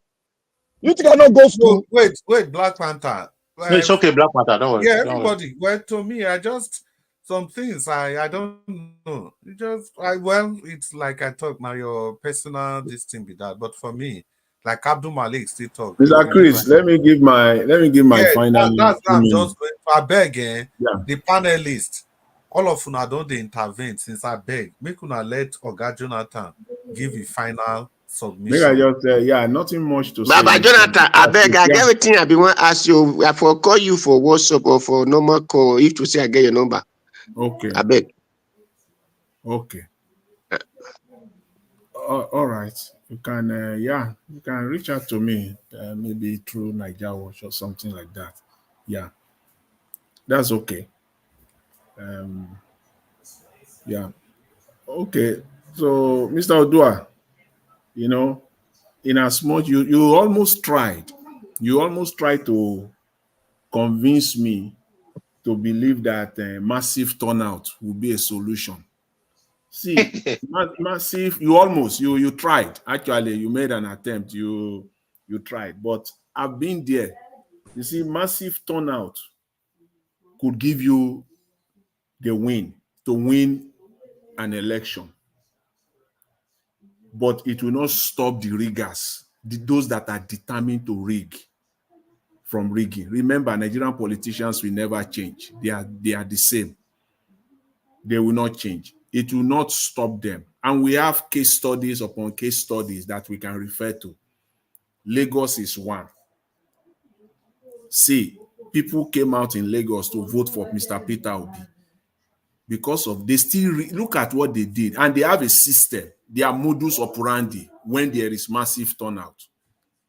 They will make sure that the election is so close. Maybe 10. Look at what they did in Lagos. Less than 10,000 votes between Peter Obi and between Labour Party and APC in Lagos State. They will rig. It's not going to stop them. Look at what they did in Edo State 2 weeks ago. They rigged it because the people who wanted the PDP guy to win, they came out. They did their own bits. But they will make sure that they will still rig. So you can't stop the determined rigger. A determined rigger, a man that is determined to rig, you can't stop him. So Nigeria is not a normal country at all. We just have to look at it from that. Nigeria is not normal. Massive turnout alone is not going to help us. And in 2027, if anybody is thinking that they will get Tinubu, get rid of Tinubu, I don't know which process that you will be relying on or upon to get rid of Tinubu in 2027. And I don't know any politician in his right mind that will go into that election thinking that it will. See, you have to understand the political structure of Nigeria, the geographical structure of Nigeria when it comes to election. You have to look at, okay, if a political party, say Labour Party, for example, Labour Party now wants to win in 2027. Let's even take it. Let's give it to you that Labour Party is coming and people are going to vote for Labour Party massively. You still have to divide Nigeria into that geographical areas. How will Labour Party do or fare in the northeastern part of Nigeria? State like Borno State. They will rig there. They will rig the election. They will go to such places. That turnout that you are talking about, you can see the turnout in Southeast. You can see the turnout in South-South. Southeast and South-South alone is not going to give you the presidency of Nigeria. Southeast and South-South alone is not going to give you the presidency. You still need to go and capture some state from the Southwest and from the Northwest. You must capture states from the northwest. So how will that happen? Do you still expect that people will still come out massively from the northwest, state like Sokoto, state like Kaduna, state like Kano in the northwest Nigeria? How? So these are the dynamics of the Nigerian politics. Which politicians, they know. In fact, they have it. It's right in front of them. They know these dynamics very well. If you like, win 99.99% of the entire Southeast, they're not going to fight you. If you like, win 99.99% of out of the 6 states from the South, win 5 of them or 6 of them like that, they will not care with you. They will not going to fight it with you. They will go to the Northeast and go and model things up there in the Northeast and divide the Northwest into 2 or into 3. So the massive turnout we see, the only way this thing is going to work is to have a fair process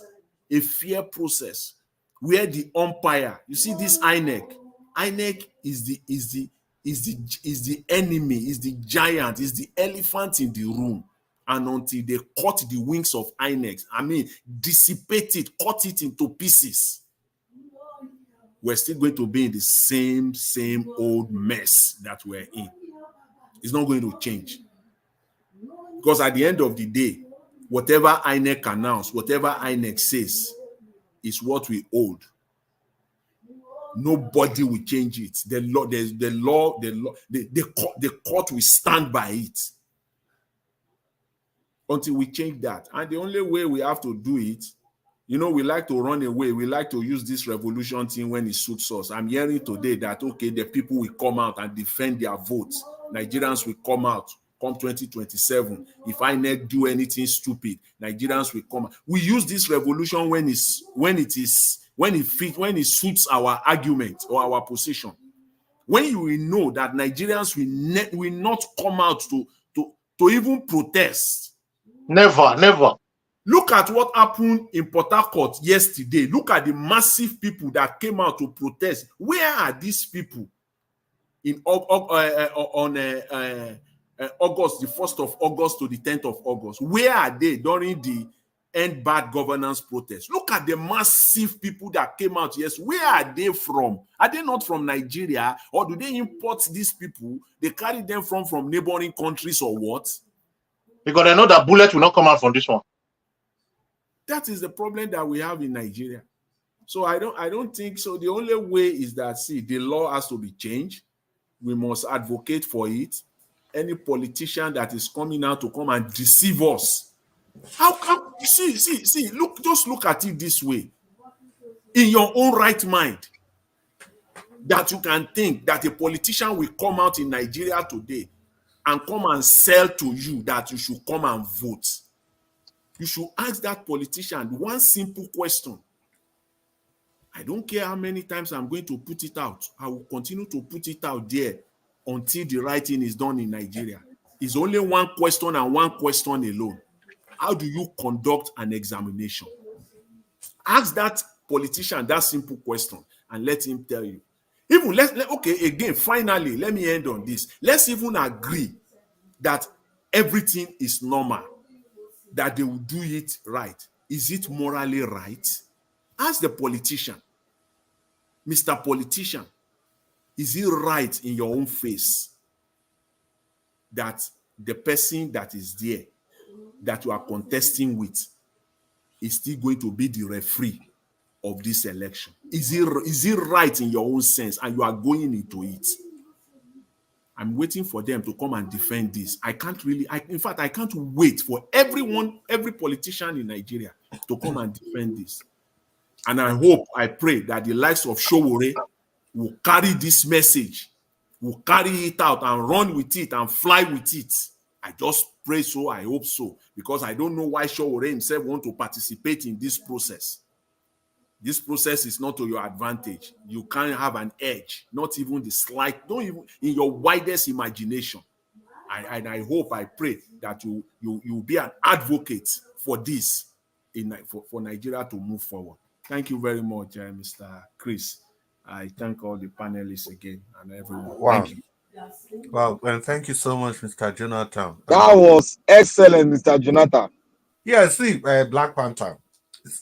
See, in life, the greatest disservice you can do is to deceive yourself. That is the greatest disservice you can ever do. Even if you argue for public in your quiet time, you should be able to tell yourself the truth.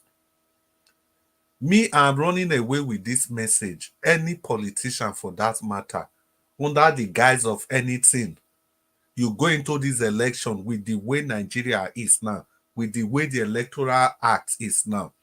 I completely agree with Mr. Jonathan, say the person is fraudulent. If simple as ABC. If with waiting they do Peter Obi, then if they don't do and finish, they'll come they say, the people not protest. How they want it? When? How? I beg. Well, all of you people have presented you have aired your mind, and we do this every day. Later today, it's another time to be with us. Mr. Chris, I beg 10 seconds.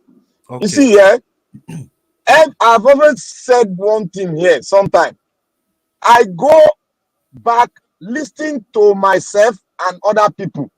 I learn and I make adjustment, and everybody talking here, you are part of everyone's research because you've learned it from your mind. You've meditated on it, and you came out to give what you've meditated on in your research to the people, for the people to decide.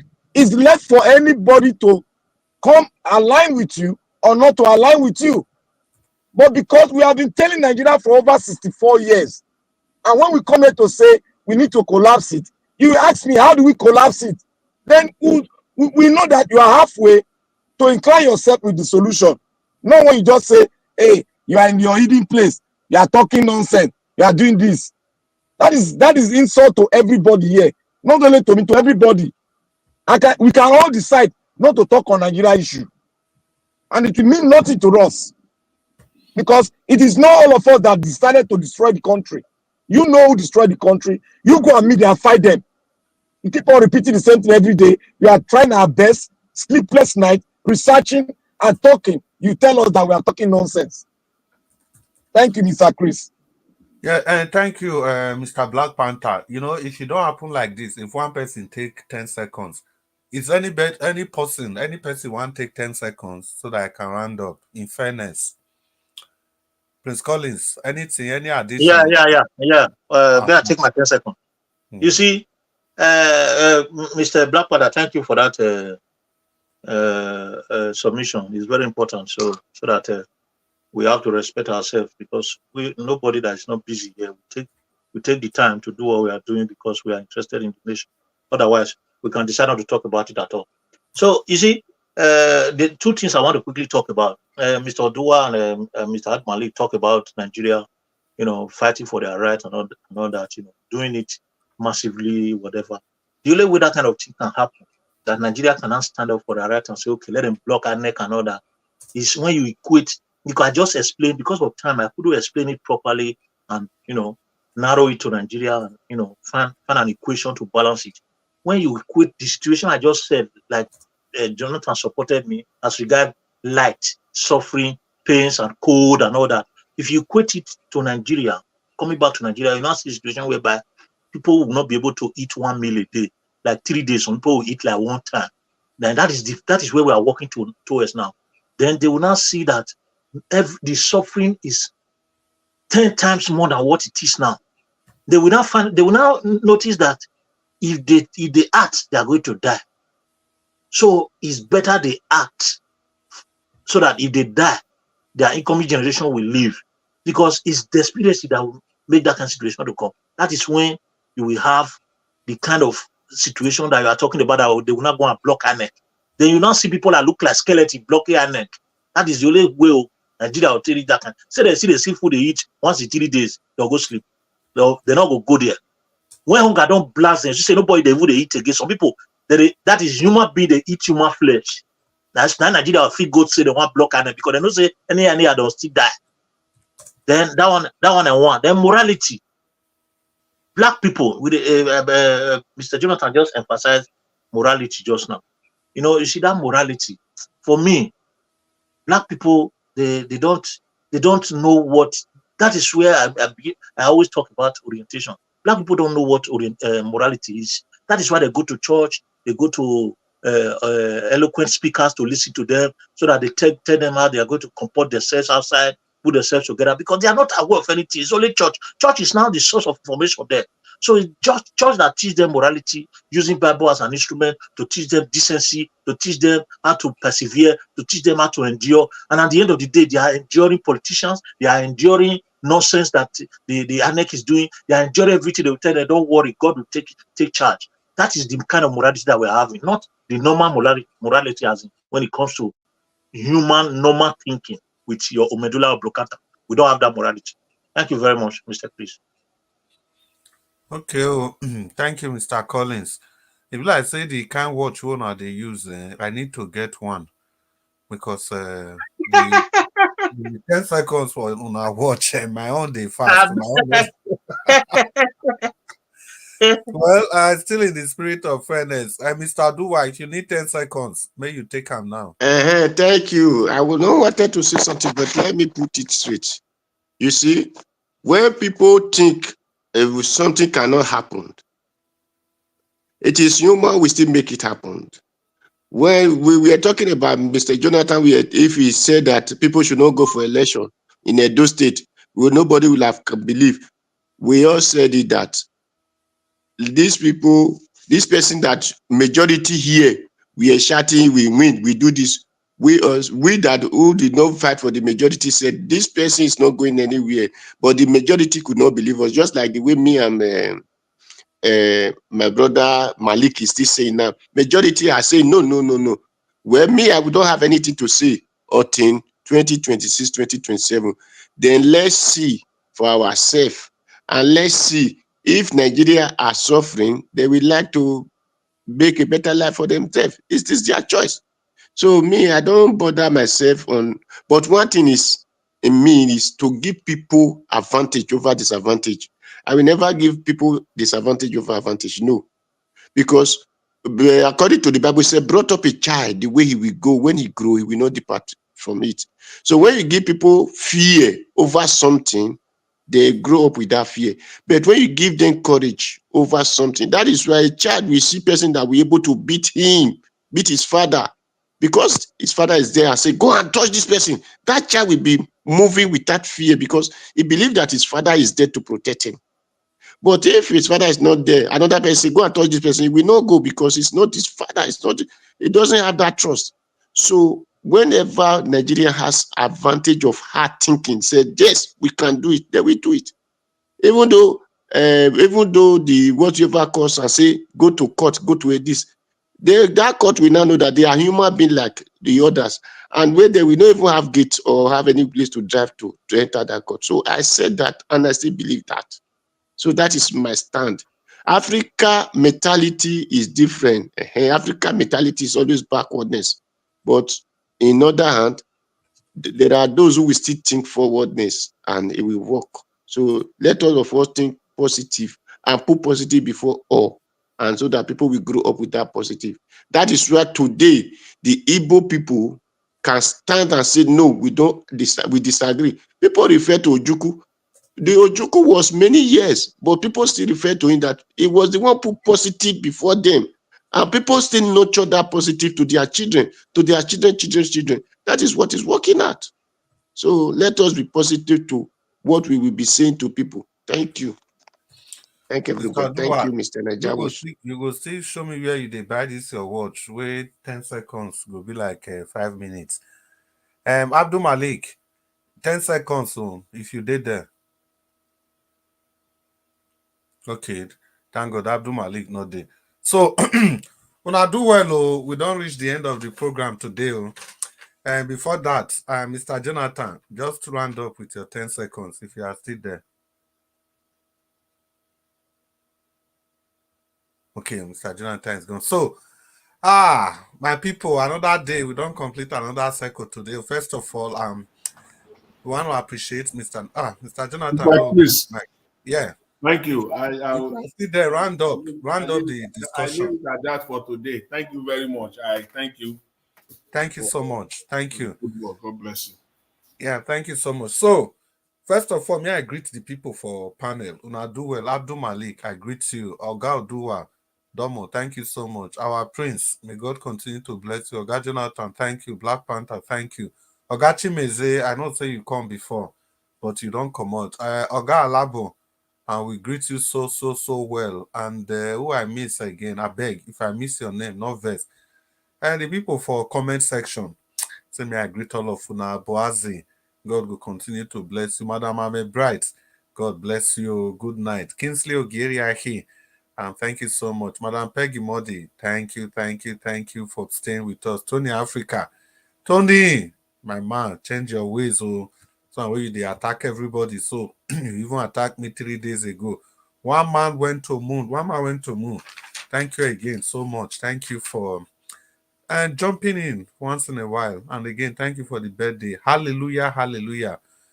We greet you. Thank you so much for being in the program with us.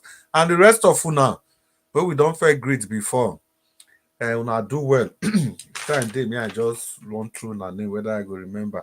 Lady Eugenia, Chinwe Adeye, Aboazi, Johnson Emmanuel, Great Mind, Ola Adewale, Mercy Omorege, Charles Moses, Madam Nena Ogbona, Riyomi Abdul, Madam Maka Fojobi Sonny N, Bomosa Omorege, Peters, GK, Kingsley Ogiriaki, Kingsley again, Ume Florence, Vital Sekwebele, Madam Ame Bright, Pius Monye, Blessing Deba, Daniel Brown, and Abby Kingsley, Amaka E, Madam Love Maduka, D. Raul, and of course the people where I don't greet before. God will bless all of you now. Make we go sleep. Tomorrow we go later today we go continue the discussion. Organa and Jawaj, we thank you so much. May God continue to bless you. Thank you for giving us this broadcast. We have been able to discuss and cross-fertilize ideas. And there's no way I will end this without saying thank you, Peggy Modi, for being a member for 17 months. And the overall thanks go to Mommy Diaspora. Mommy, thank you so much for your support and everything. We cannot say it enough. So, my people, una do well, una good night. Organa and Jawaj, good night, and thank you so much. We hand over the mic back to you, Domosa. So, people, good night and bye. Thank you. Thank you very much, Oga Chris. Thanks for the wonderful job. I appreciate you, sir. Thank you very much, everyone that put their voice into this today. I'm gonna go bless you now. Come to the end of the broadcast. We'll try again later on by God's grace. 6 p.m. Join us here. Subscribe to Nigeria Watch channel so that you can join us here on the live broadcast, live interaction together. Thank you very much, Mommy. I appreciate you, mother of all Mommy Diaspora. I appreciate you, Mommy, and appreciate you, Aboazi, and everyone right there on the comment section. My people, we've come to the end. Allow us to end the show. Take care, and Chris, thank you very much, and everyone that came to the panel today. I appreciate you all. Good night. Bye for now.